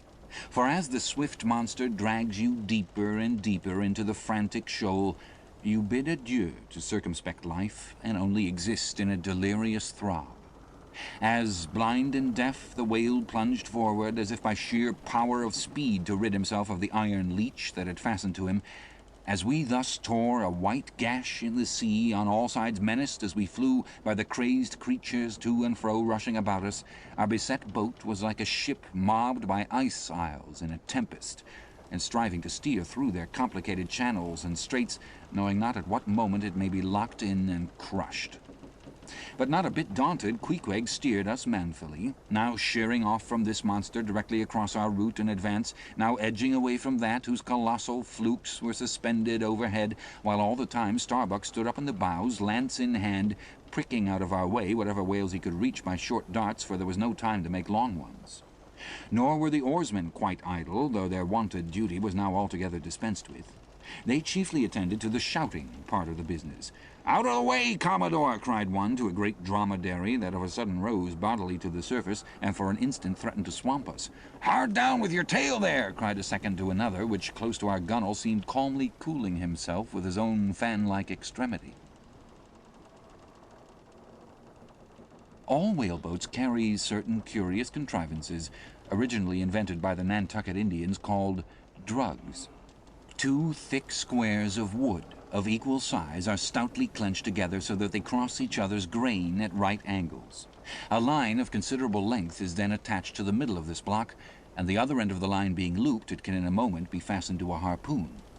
It is chiefly among gallied whales that this drug is used, for then more whales are close round than you can possibly chase at one time. But sperm whales are not every day encountered. While you may then, you must kill all you can. And if you cannot kill them all at once, you must wing them, so that they can be afterwards killed at your leisure. Hence it is that at times like these the drug comes into requisition. Our boat was furnished with 3 of them. The first and second were successfully darted, and we saw the whales staggeringly running off fettered by the enormous sidelong resistance of the towing drug. They were cramped like malefactors with the chain and ball. But upon flinging the third, in the act of tossing overboard the clumsy wooden block, it caught under one of the seats of the boat and in an instant tore it out and carried it away, dropping the oarsman in the boat's bottom as the seat slid from under him. On both sides the sea came in at the wounded planks, but we stuffed 2 or 3 drawers and shirts in, and so stopped the leaks for the time. It had been next to impossible to dart these drugged harpoons, were it not that as we advanced into the herd, our whale's way greatly diminished. Moreover, that as we went still further and further from the circumference of commotion, the direful disorder seemed waning, so that when at last the jerking harpoon drew out and the towing whale sideways vanished, then with the tapering force of his parting momentum we glided between 2 whales into the innermost heart of the shoal, as if from some mountain torrent we had slid into a serene valley lake. Here the storms in the roaring glens between the outermost whales were heard but not felt. In this central expanse the sea presented that smooth, satin-like surface called a sleek, produced by the subtle moisture thrown off by the whale in his more quiet moods. Yes, we were now in that enchanted calm which they say lurks at the heart of every commotion. And still in the distracted distance we beheld the tumults of the outer concentric circles, and saw successive pods of whales, 8 or 10 in each, swiftly going round and round like multiplied spans of horses in a ring, and so closely, shoulder to shoulder, that a titanic circus rider might easily have overarched the middle ones, and so have gone round on their backs. Owing to the density of the crowd of reposing whales more immediately surrounding the embayed axis of the herd, no possible chance of escape was at present afforded us. We must watch for a breach in the living wall that hemmed us in, the wall that had only admitted us in order to shut us up. Keeping at the center of the lake, we were occasionally visited by small, tame cows and calves, the women and children of this routed host. Now, inclusive of the occasional wide intervals between the revolving outer circles, and inclusive of the spaces between the various pods in any one of those circles, the entire area at this juncture, embraced by the whole multitude, must have contained at least 2 or 3 square miles. At any rate, though indeed such a test at such a time might be deceptive, spoutings might be discovered from our low boat that seemed playing up almost from the rim of the horizon. I mention this circumstance because, as if the cows and calves had been purposely locked up in this innermost fold, and as if the wide extent of the herd had hitherto prevented them from learning the precise cause of its stopping, or possibly being so young, unsophisticated, in every way innocent and inexperienced, however it may have been, these smaller whales now and then visiting our becalmed boat from the margin of the lake evinced a wondrous fearlessness and confidence, or else a still becharmed panic, which it was impossible not to marvel at. Like household dogs, they came snuffling round us, right up to our gunwales, and touching them, till it almost seemed that some spell had suddenly domesticated them. Queequeg patted their foreheads, Starbuck scratched their backs with his lance, but fearful of the consequences, for the time refrained from darting it. But far beneath this wondrous world upon the surface, another and still stranger world met our eyes as we gazed over the side. For suspended in those watery vaults floated the forms of the nursing mothers of the whales, and those that by their enormous girth seemed shortly to become mothers. The lake, as I have hinted, was to a considerable depth exceedingly transparent, and as human infants, while suckling, will calmly and fixedly gaze away from the breast as if leading two different lives at the time, and while yet drawing mortal nourishment be still spiritually feasting upon some unearthly reminiscence, even so did the young of these whales seem looking up towards us, but not at us, as if we were but a bit of gulf weed in their newborn sight. Floating on their sides, the mothers also seemed quietly eyeing us. One of these little infants, that from certain queer tokens seemed hardly a day old, might have measured some 14 feet in length and some 6 feet in girth. He was a little frisky, though as yet his body seemed scarce yet recovered from that irksome position it had so lately occupied in the maternal reticule, where, tail to head, and all ready for the final spring, the unborn whale lies bent like a Tartar's bow. The delicate side fins and the palms of his fluke still freshly retained the plated, crumpled appearance of a baby's ears newly arrived from foreign parts. "Line! Line!" cried Queequeg, looking over the gunwale. "Him fast! Him fast! Who line him? Who struck? 2 whale, 1 big, 1 little." "What ails ya, man?" cried Starbuck. "Look'ee here," said Queequeg, pointing down. As when the stricken whale that from the tub has reeled out hundreds of fathoms of rope, as after deep sounding he floats up again and shows the slackened, curling line buoyantly rising and spiraling towards the air, so now Starbuck saw long cords of the umbilical cord of Madame Leviathan, by which the young cub seemed still tethered to its dam. Not seldom, in the rapid vicissitudes of the chase, this natural line with the maternal end loose becomes entangled with the hempen one, so that the cub is thereby trapped. Some of the subtlest secrets of the seas seem divulged to us in this enchanted pond. We saw young Leviathan amours in the deep. The sperm whale, as with all other species of the Leviathan, but unlike most other fish, breeds indifferently at all seasons. After a gestation which may probably be set down at 9 months, producing but one at a time, though in some few known instances giving birth to an Esau and Jacob, a contingency provided for in suckling by 2 teats, curiously situated, one on each side of the anus. But the breasts themselves extend upwards from that. When by chance these precious parts in a nursing whale are cut by the hunter's lance, the mother's pouring milk and blood rivalingly discolor the sea for rods. The milk is very sweet and rich. It has been tasted by man. It might do well with strawberries. When overflowing with mutual esteem, the whales salute more hominum. And thus, though surrounded by circle upon circle of consternations and affrights, did these inscrutable creatures at the center freely and fearlessly indulge in all peaceful concernments, yea, serenely revelled in dalliance and delight.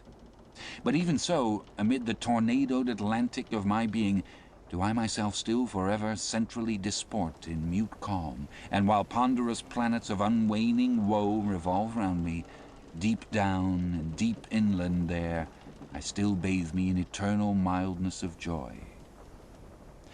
Meanwhile, as we thus lay entranced, the occasional sudden frantic spectacles in the distance evince the activity of the other boats, still engaged in drugging the whales on the frontier of the host, or possibly carrying on the war within the first circle, where abundance of room and some convenient retreats were afforded them. But the sight of the enraged, drugged whales now and then blindly darting to and fro across the circles was nothing to what at last met our eyes. It is sometimes the custom, when fast to a whale more than commonly powerful and alert, to seek to hamstring him, as it were, by sundering or maiming his gigantic tail tendon. It is done by darting a short-handled cutting spade to which is attached a rope for hauling it back again. A whale wounded, as we afterwards learned, in this part, but not effectually, as it seemed, had broken away from the boat, carrying along with him half of the harpoon line, and in the extraordinary agony of the wound, he was now dashing among the revolving circles like the lone-mounted desperado Arnold at the Battle of Saratoga, carrying dismay wherever he went. But agonizing as was the wound of this whale, and an appalling spectacle enough anyway, yet the peculiar horror with which he seemed to inspire the rest of the herd was owing to a cause which at first the intervening distance obscured from us. But at length we perceived that by one of the unimaginable accidents of the fishery, this whale had become entangled in the harpoon line that he towed. He had also run away with the cutting spade in him, and while the free end of the rope attached to that weapon had permanently caught in the coils of the harpoon line round his tail, the cutting spade itself had worked loose from his flesh, so that, tormented to madness, he was now churning through the water, violently flailing with his flexible tail, and tossing the keen spade about him, wounding and murdering his own comrades. This terrific object seemed to recall the whole herd from their stationary fright. First, the whales forming the margin of our lake began to crowd a little and tumble against each other, as if lifted by half-spent billows from afar. Then the lake itself began faintly to heave and swell. The submarine bridal chambers and nurseries vanished in more and more contracting orbits. The whales in the more central circles began to swim in thickening clusters. Yes, a long calm was departing. A low, advancing hum was soon heard, and then, like to the tumultuous masses of block ice when the great river Hudson breaks up in spring, the entire host of whales came tumbling upon their inner center, as if to pile themselves up in one common mountain. Instantly Starbuck and Queequeg changed places, Starbuck taking the stern. "Oars! Oars!" he intensely whispered, seizing the helm. "Gripe your oars and clutch your souls now! My God, men, stand by! Shove him off, you, Queequeg! The whale, there! Prick him, hit him! Stand up, and stay so! Spring, men! Pull, men! Never mind their backs! Scrape them! Scrape away!" The boat was now all but jammed between two vast black bulks, leaving a narrow Dardanelles between their long lengths. But by desperate endeavor we at last shot into a temporary opening, then giving way rapidly and at the same time earnestly watching for another outlet. After many similar hair-breadth escapes, we at last swiftly glided into what had just been one of the outer circles, but now crossed by random whales, all violently making for one center. This lucky salvation was cheaply purchased by the loss of Queequeg's hat, who, while standing in the bows to prick the fugitive whales, had his hat taken clean from his head by the air eddy made by the sudden tossing of a pair of broad flukes close by. Riotous and disordered as the universal commotion now was, it soon resolved itself into what seemed a systematic movement, for having clumped together at last in one dense body, they then renewed their onward flight with augmented fleetness. Further pursuit was useless, but the boat still lingered in their wake to pick up what drugged whales might be dropped astern, and likewise to secure one which Flask had killed and waifed. The waif is a pennoned pole, 2 or 3 of which are carried by every boat, and which, when additional game is at hand, are inserted upright into the floating body of a dead whale, both to mark its place on the sea and also as a token of prior possession should the boats of any other ship draw near. The result of this lowering was somewhat illustrative of that sagacious saying in the fishery, "The more whales, the less fish." Of all the drugged whales, only one was captured. The rest contrived to escape for the time, but only to be taken, as will hereafter be seen, by some other craft than the Pequod.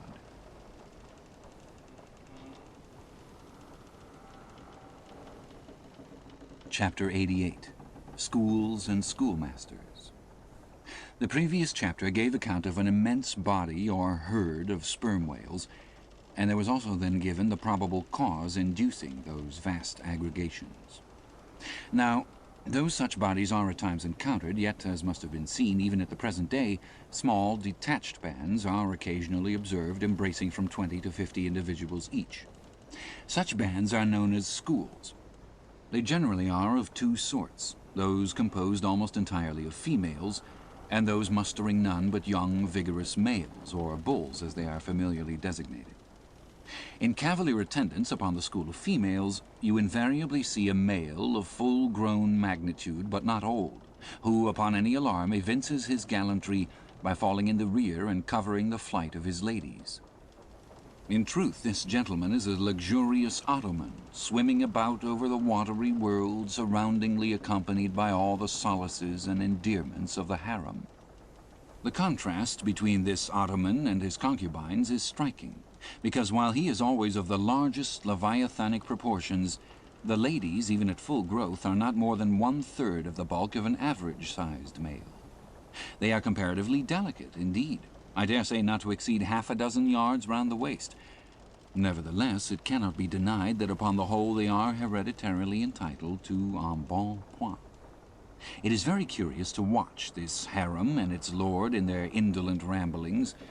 Like fashionables, they are forever on the move in leisurely search of variety. You meet them on the line in time for the full flower of the equatorial feeding season, having just returned perhaps from spending the summer in the northern seas, and so cheating summer of all unpleasant weariness and warmth. By the time they have lounged up and down the promenade of the equator a while, they start for the oriental waters in anticipation of the cool season there, and so evade the other excessive temperature of the year. When serenely advancing on one of these journeys, if any strange, suspicious sights are seen, my Lord Whale keeps a wary eye on his interesting family. Should any unwarrantably pert young leviathan coming that way presume to draw confidentially close to one of the ladies, with what prodigious fury the bashaw assails him and chases him away. High times indeed, if unprincipled young rakes like him are to be permitted to invade the sanctity of domestic bliss. Though do what the bashaw will, he cannot keep the most notorious Lothario out of his bed, for alas, all fish bed in common. As ashore, the ladies often cause the most terrible duels among their rival admirers, just so with the whales, who sometimes come to deadly battle, and all for love.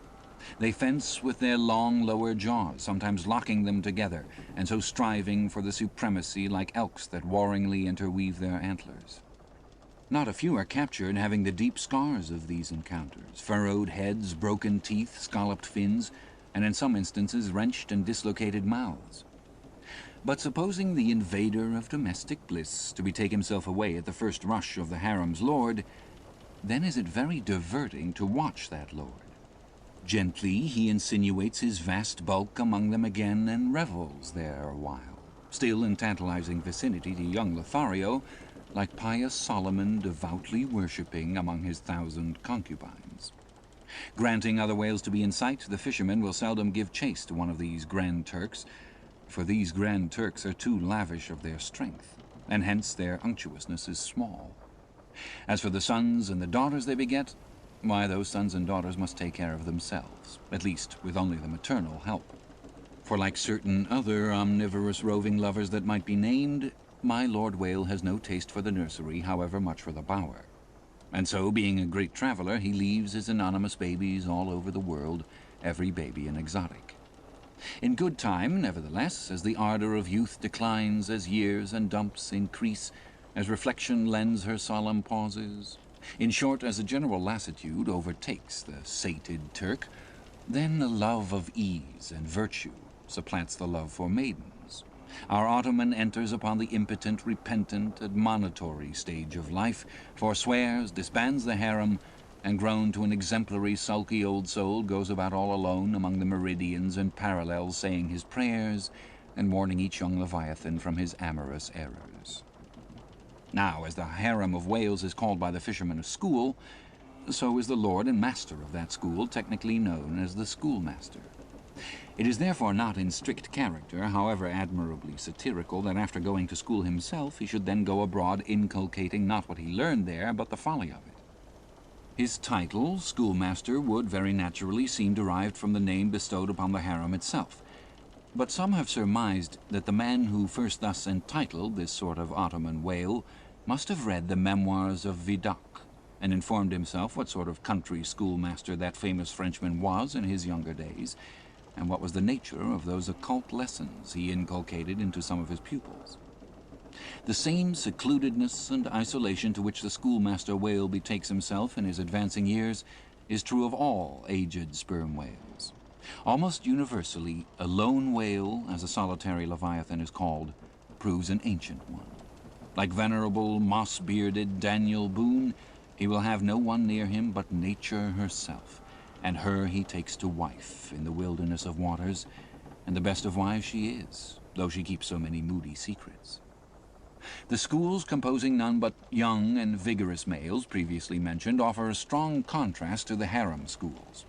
For while those female whales are characteristically timid, the young males, or 40-barrel bulls as they call them, are by far the most pugnacious of all leviathans, and proverbially the most dangerous to encounter, excepting those wondrous grey-headed grizzled whales sometimes met, and these will fight you like grim fiends exasperated by a penal gout. The 40-barrel bull schools are larger than the harem schools. Like a mob of young collegians, they are full of fight, fun, and wickedness, tumbling round the world at such a reckless, rollicking rate that no prudent underwriter would insure them any more than he would a riotous lad at Yale or Harvard.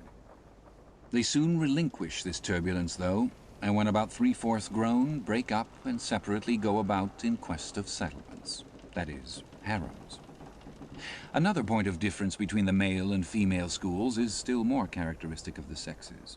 Say you strike a 40-barrel bull, poor devil. All his comrades quit him.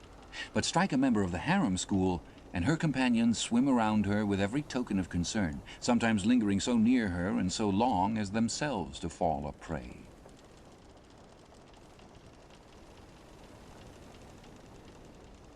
Chapter 89. Fast Fish and Loose Fish.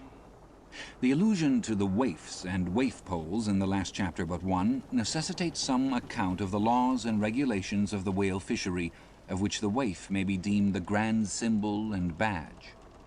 It frequently happens that when several ships are cruising in company, a whale may be struck by one vessel, then escape, and be finally killed and captured by another vessel. And herein are indirectly comprised many minor contingencies, all partaking of this one grand feature. For example, after a weary and perilous chase and capture of a whale, the body may get loose from the ship by reason of a violent storm, and, drifting far away to leeward, be retaken by a second whaler who, in a calm, snugly tows it alongside without risk of life or line. Thus, the most vexatious and violent disputes would often arise between the fishermen were there not some written or unwritten, universal, undisputed law applicable to all cases. Perhaps the only formal whaling code authorized by legislative enactment was that of Holland. It was decreed by the States General in A.D. 1695. But though no other nation has ever had any written whaling law, yet the American fishermen have been their own legislators and lawyers in this matter. They have provided a system which for terse comprehensiveness surpasses Justinian's Pandects and the bylaws of the Chinese Society for the Suppression of Meddling with Other People's Business.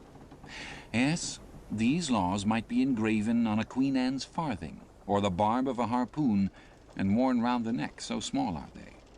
1. A fast fish belongs to the party fast to it. 2. A loose fish is fair game for anybody who can soonest catch it. But what plays the mischief with this masterly code is the admirable brevity of it, which necessitates a vast volume of commentaries to expound it. First, what is a fast fish? Alive or dead, a fish is technically fast when it is connected with an occupied ship or boat by any medium at all controllable by the occupant or occupants. A mast, an oar, a 9-inch cable, a telegraph wire, or a strand of cobweb, it is all the same. Likewise, a fish is technically fast when it bears a waif, or any other recognized symbol of possession, so long as the party waifing it plainly evince their ability at any time to take it alongside, as well as their intention to do so. These are scientific commentaries, but the commentaries of the whalemen themselves sometimes consist in hard words and harder knocks, the Coke upon Littleton of the fist. True, among the more upright and honorable whalemen, allowances are always made for peculiar cases where it would be an outrageous moral injustice for one party to claim possession of a whale previously chased or killed by another party. But others are by no means so scrupulous. Some 50 years ago, there was a curious case of whale trover litigated in England, wherein the plaintiff set forth that after a hard chase of a whale in the northern seas, and when indeed they, the plaintiffs, had succeeded in harpooning the fish, they were at last, through peril of their lives, obliged to forsake not only their lines but their boat itself. Ultimately, the defendants, the crew of another ship, came up with the whale, struck, killed, seized, and finally appropriated it, before the very eyes of the plaintiffs. And when those defendants were remonstrated with, their captain snapped his fingers in the plaintiffs' teeth and assured them that by way of doxology to the deed he had done, he would now retain their line, harpoons, and boat, which had remained attached to the whale at the time of the seizure. Wherefore the plaintiffs now sued for the recovery of the value of their whale, line, harpoons, and boat. Mr. Erskine was counsel for the defendants. Lord Ellenborough was the judge. In the course of the defence, the witty Erskine went on to illustrate his position by alluding to a recent crim con case wherein a gentleman, after in vain trying to bridle his wife's viciousness, had at last abandoned her upon the seas of life. But in the course of years, repenting of that step, he instituted an action to recover possession of her. Erskine was on the other side, and he then supported it by saying that though the gentleman had originally harpooned the lady, and had once had her fast, and only by reason of the great stress of her plunging viciousness had at last abandoned her, yet abandon her he did, so that she became a loose fish, and therefore, when a subsequent gentleman re-harpooned her, the lady then became that subsequent gentleman's property, along with whatever harpoon might have been found sticking in her. Now, in the present case, Erskine contended that the examples of the whale and the lady were reciprocally illustrative of each other. These pleadings and the counter-pleadings being duly heard, the very learned judge in set terms decided to wit, that as for the boat, he awarded it to the plaintiffs, because they had merely abandoned it to save their lives, but that with regard to the controverted whale, harpoons, and line, they belonged to the defendants.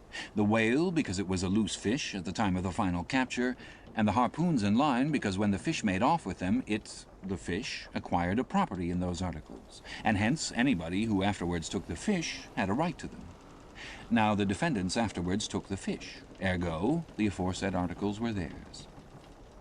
A common man looking at this decision of the very learned judge might possibly object to it, but ploughed up to the primary rock of the matter, the two great principles laid down in the twin whaling laws previously quoted and applied and elucidated by Lord Ellenborough in the above-cited case, these two laws touching fast fish and loose fish, I say, will, on reflection, be found the fundamentals of all human jurisprudence.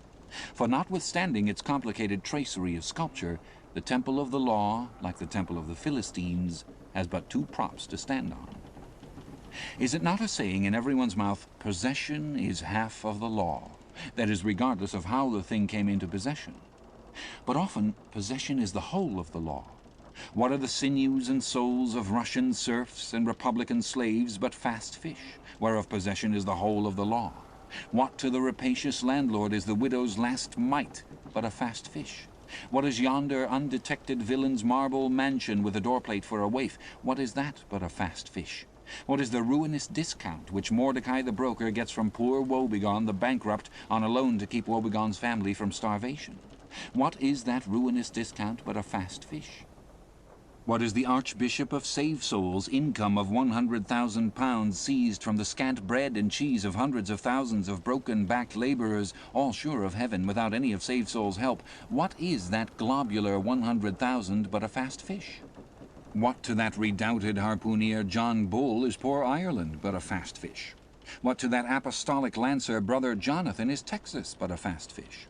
And concerning all these, is not possession the whole of the law? But if the doctrine of fast fish be pretty generally applicable, the kindred doctrine of loose fish is still more widely so. That is internationally and universally applicable.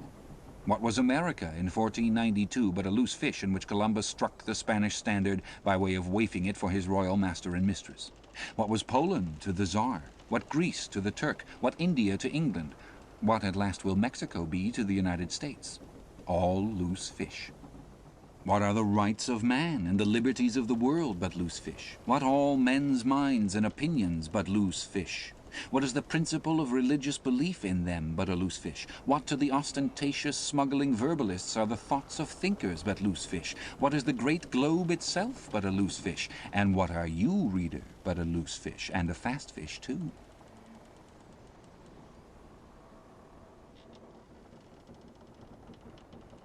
Chapter 90.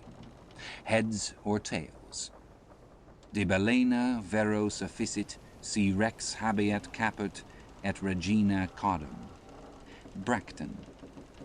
Latin, from the books of the laws of England, which taken along with the context means that of all whales captured by anybody on the coast of that land, the king, as honorary grand harpooneer, must have the head, and the queen be respectfully presented with the tail.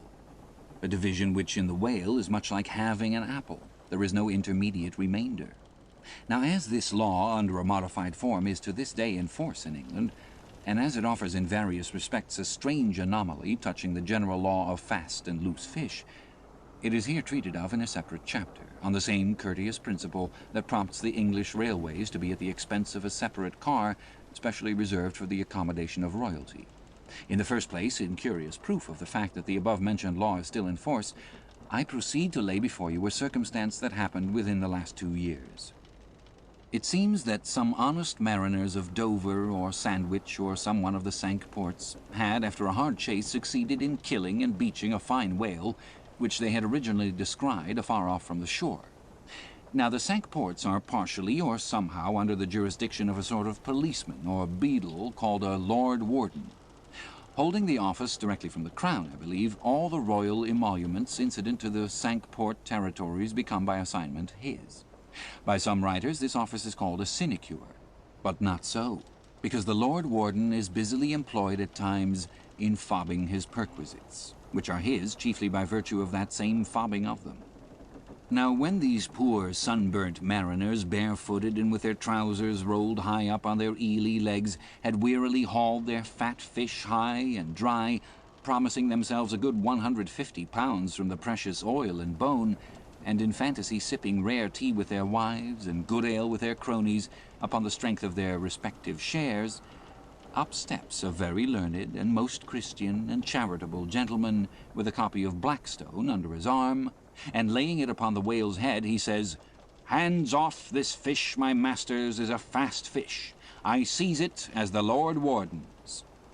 Upon this the poor mariners, in their respectful consternation, so truly English, knowing not what to say, fall to vigorously scratching their heads all round, meanwhile ruefully glancing from the whale to the stranger. But that did in no wise mend the matter, or at all soften the hard heart of the learned gentleman with the copy of Blackstone. At length one of them, after long scratching about for his ideas, made bold to speak. "Please, sir, who is the Lord Warden?" "The Duke." "But the Duke had nothing to do with taking this fish." "It is his." "We have been at great trouble and peril and some expense, and is all that to go to the Duke's benefit, we getting nothing at all for our pains but our blisters?" "It is his." "Is the Duke so very poor as to be forced to this desperate mode of getting a livelihood?" "It is his." "I thought to relieve my old bedridden mother by part of my share of this whale." "It is his." "Won't the Duke be content with a quarter or a half?" "It is his." In a word, the whale was seized and sold, and His Grace the Duke of Wellington received the money. Thinking that, viewed in some particular lights, the case might by a bare possibility in some small degree be deemed, under the circumstances, a rather hard one, an honest clergyman of the town respectfully addressed a note to His Grace, begging him to take the case of those unfortunate mariners into full consideration. To which my Lord Duke in substance replied, both letters were published, that he had already done so, and received the money, and would be obliged to the reverend gentleman if for the future he, the reverend gentleman, would decline meddling with other people's business. Is this the still militant old man standing at the corners of the 3 kingdoms, on all hands coercing alms of beggars? It will readily be seen that in this case the alleged right of the Duke to the whale was a delegated one from the sovereign. We must needs inquire, then, on what principle the sovereign is originally invested with that right. The law itself has already been set forth, but Plowden gives us the reason for it. Says Plowden, the whale so caught belongs to the king and queen because of its superior excellence, and by the soundest commentators this has ever been held a cogent argument in such matters. But why should the king have the head and the queen the tail? A reason for that, you lawyers. In his treatise on Queen Gold, or Queen Pin Money, an old King's Bench author, one William Prynne, thus discourseth: "Ye tail is ye queen's, that ye queen's wardrobe may be supplied with ye whalebone." Now this was written at a time when the black limber bone of the Greenland or right whale was largely used in ladies' bodices. But this same bone is not in the tail. It is in the head, which is a sad mistake for a sagacious lawyer like Prynne. But is the queen a mermaid, to be presented with a tail? An allegorical meaning may lurk here. There are two royal fish, so styled by the English law writers, the whale and the sturgeon, both royal property under certain limitations, and nominally supplying the 10th branch of the Crown's ordinary revenue. I know not that any other author has hinted of the matter, but by inference it seems to me that the sturgeon must be divided in the same way as the whale, the king receiving the highly dense and elastic head peculiar to that fish, which symbolically regarded may possibly be humorously grounded upon some presumed congeniality. And thus there seems a reason in all things, even in law.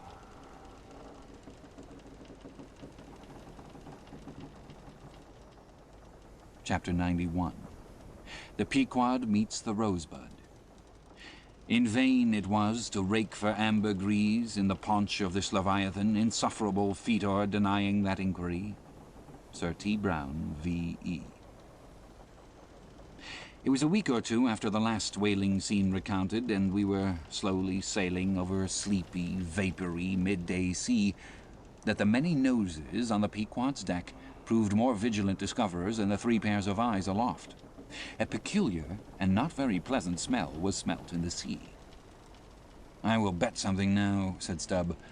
"And somewhere hereabouts are some of those drugged whales we tickled the other day. I thought they would keel up before long." Presently the vapors in advance slid aside, and there in the distance lay a ship, whose furled sails betokened that some sort of whale must be alongside.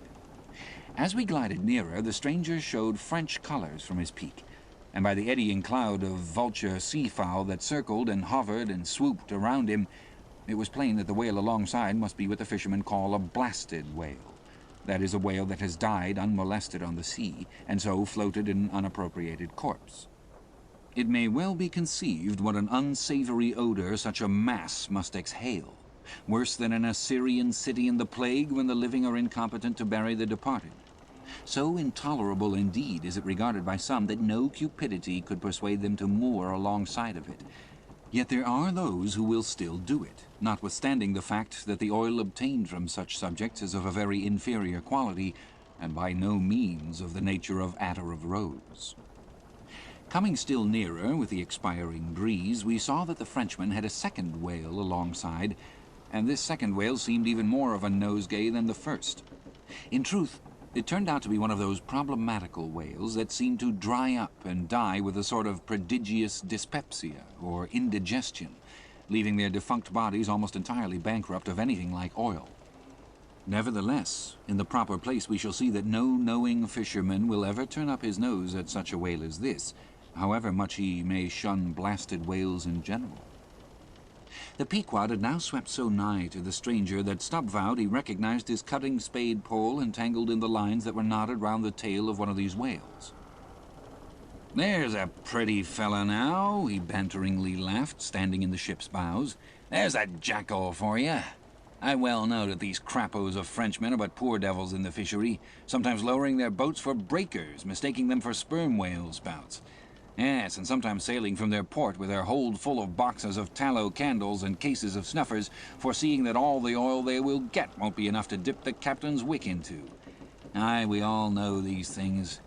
But look ye, here's a crapo that is content with our leavings, the drugged whale there, I mean, aye, and is content too with scraping the dry bones of that other precious fish he has there. Poor devil.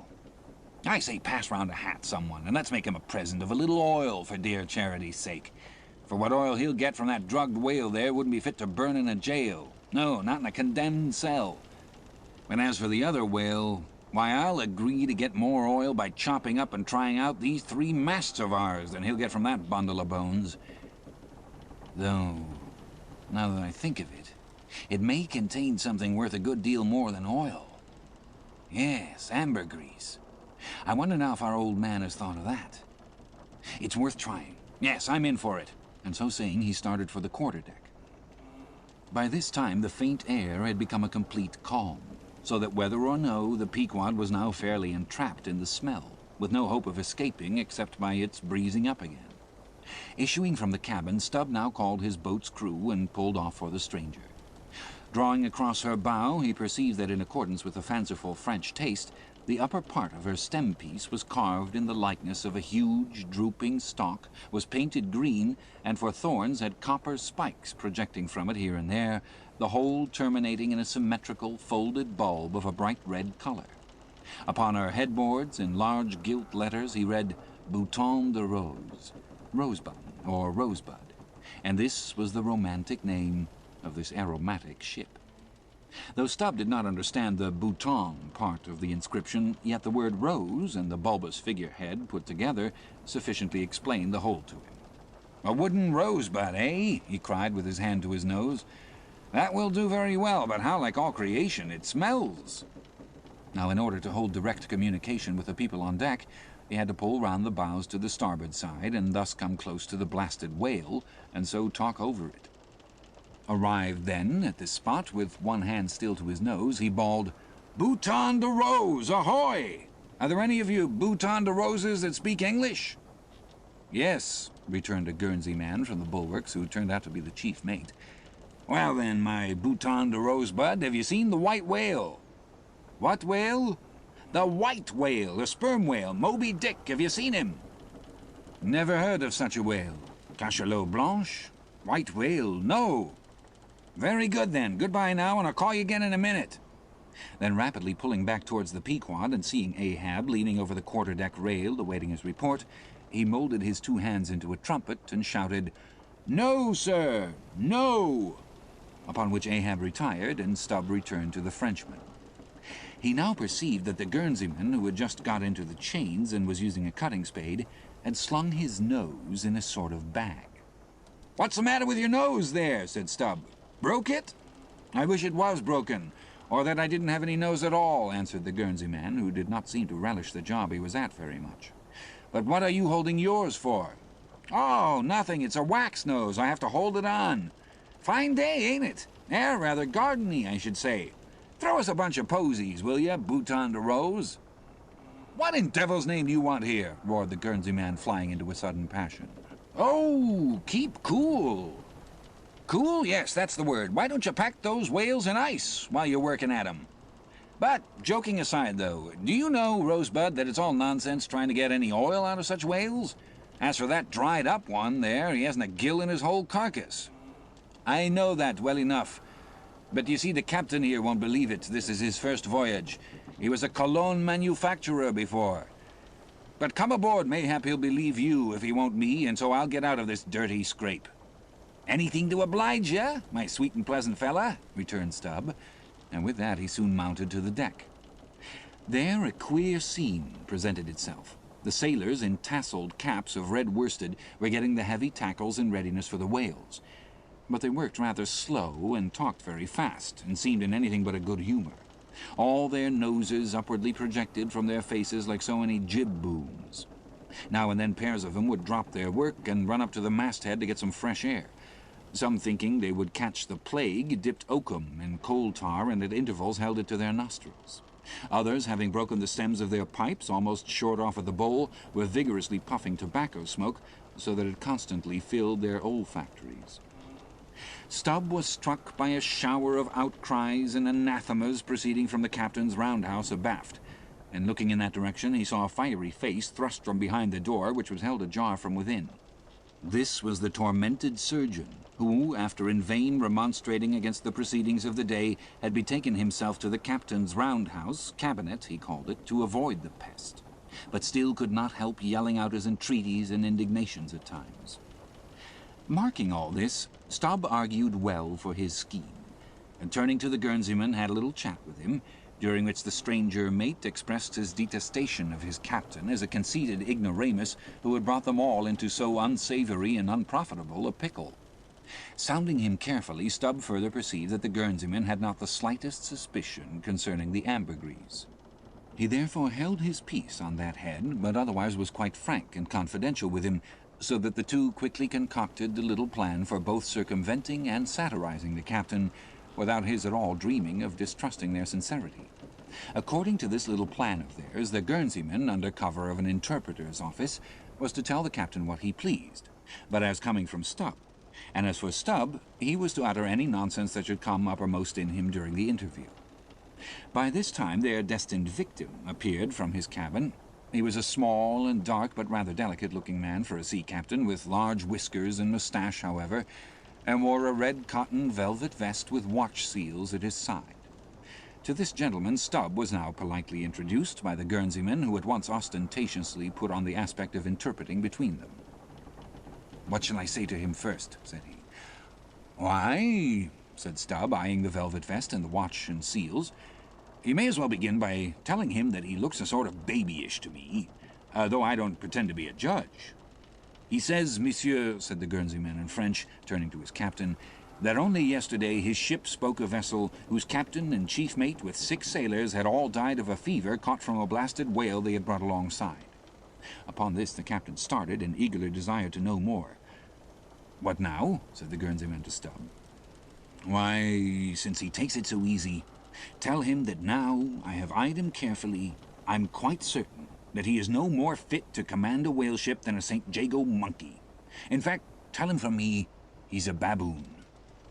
He vows and declares, monsieur, that the other whale, the dried one, is far more deadly than the blasted one.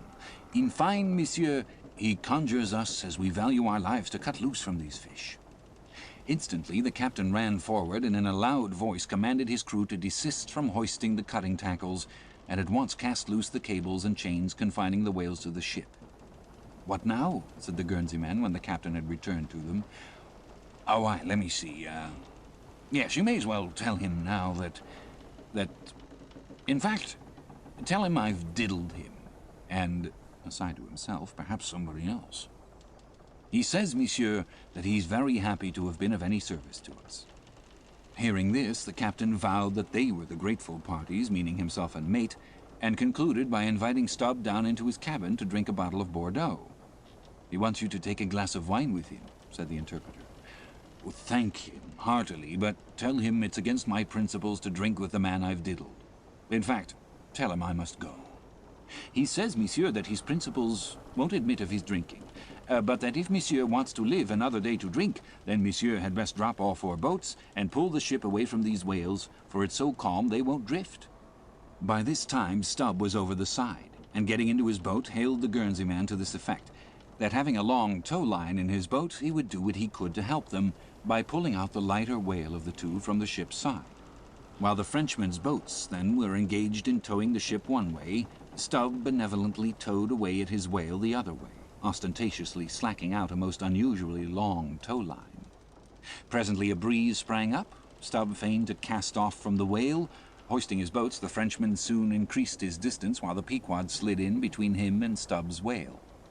Whereupon Stubb quickly pulled to the floating body, and hailing the Pequod to give notice of his intentions, at once proceeded to reap the fruit of his unrighteous cunning. Seizing his sharp boat spade, he commenced an excavation in the body, a little behind the side fin.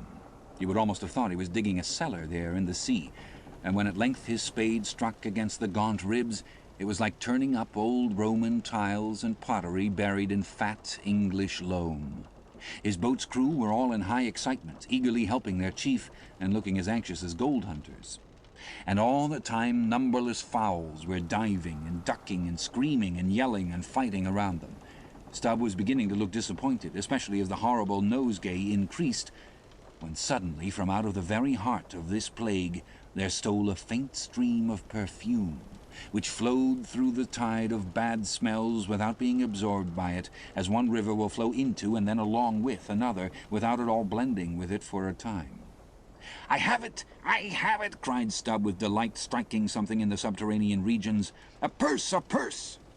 Dropping his spade, he thrust both hands in, and drew out handfuls of something that looked like ripe Windsor soap, or rich mottled old cheese, very unctuous and savory withal. You might easily dent it with your thumb. It is of a hue between yellow and ash color. And this, good friends, is ambergris, worth a gold guinea an ounce to any druggist. Some 6 handfuls were obtained, but more was unavoidably lost in the sea, And still more, perhaps, might have been secured were it not for impatient Ahab's loud command to Stubb to desist and come on board, else the ship would bid them goodbye.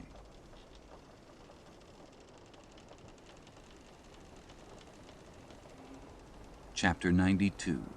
Ambergris. Now this ambergris is a very curious substance, and so important as an article of commerce that in 1791 a certain Nantucket-born Captain Coffin was examined at the bar of the English House of Commons on that subject. For at that time, and indeed until a comparatively late day, the precise origin of ambergris remained, like amber itself, a problem to the learned. Though the word ambergris is but the French compound for grey amber, yet the two substances are quite distinct. For amber, though at times found on the seacoast, is also dug up in some far inland soils, whereas ambergris is never found except upon the sea. Besides, amber is a hard, transparent, brittle, odorless substance used for mouthpieces to pipes, for beads and ornaments, but ambergris is soft, waxy, and so highly fragrant and spicy that it is largely used in perfumery, in pastilles, precious candles, hair powders, and pomatum. The Turks use it in cooking, and also carry it to Mecca for the same purpose that frankincense is carried to St. Peter's in Rome. Some wine merchants drop a few grains into claret to flavor it.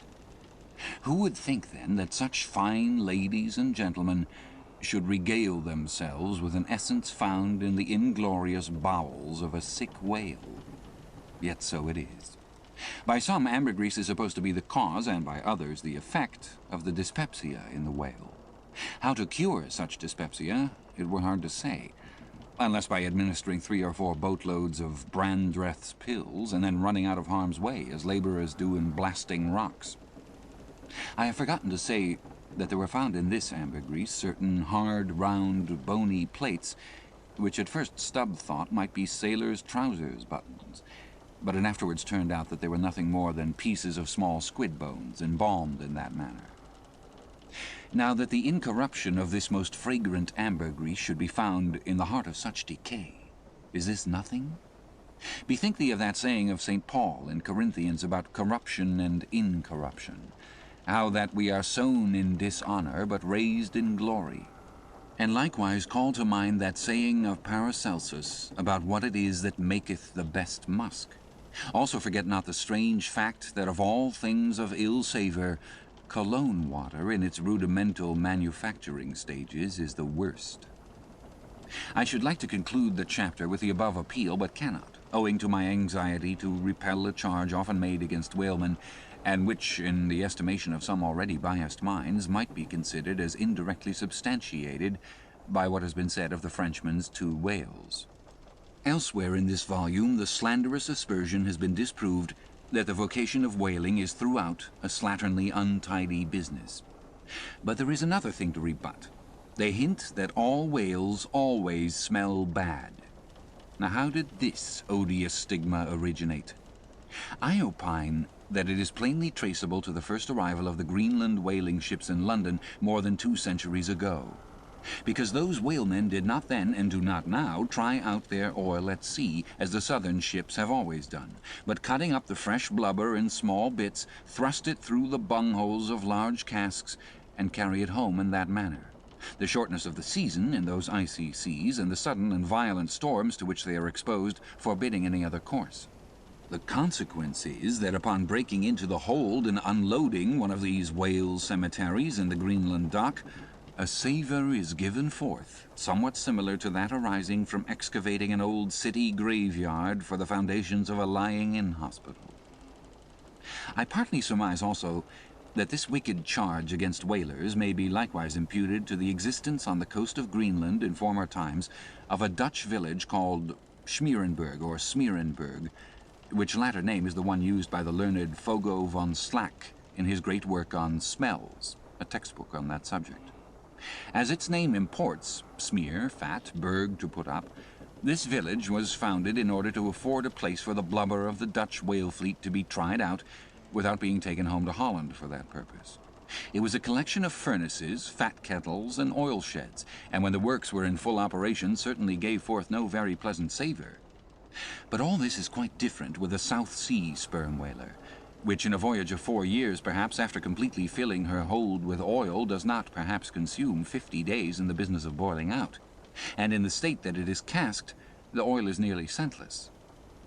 The truth is that, living or dead, if but decently treated, whales as a species are by no means creatures of ill odor. Nor can whalemen be recognized as the people of the Middle Ages affected to detect a Jew in the company by the nose. Nor indeed can the whale possibly be otherwise than fragrant, when, as a general thing, he enjoys such high health, taking abundance of exercise, always out of doors, though it is true seldom in the open air.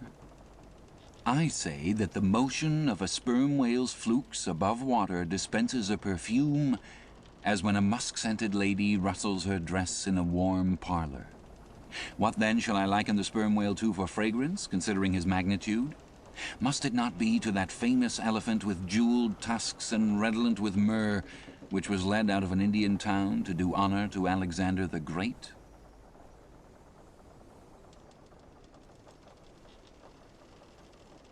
This audiobook has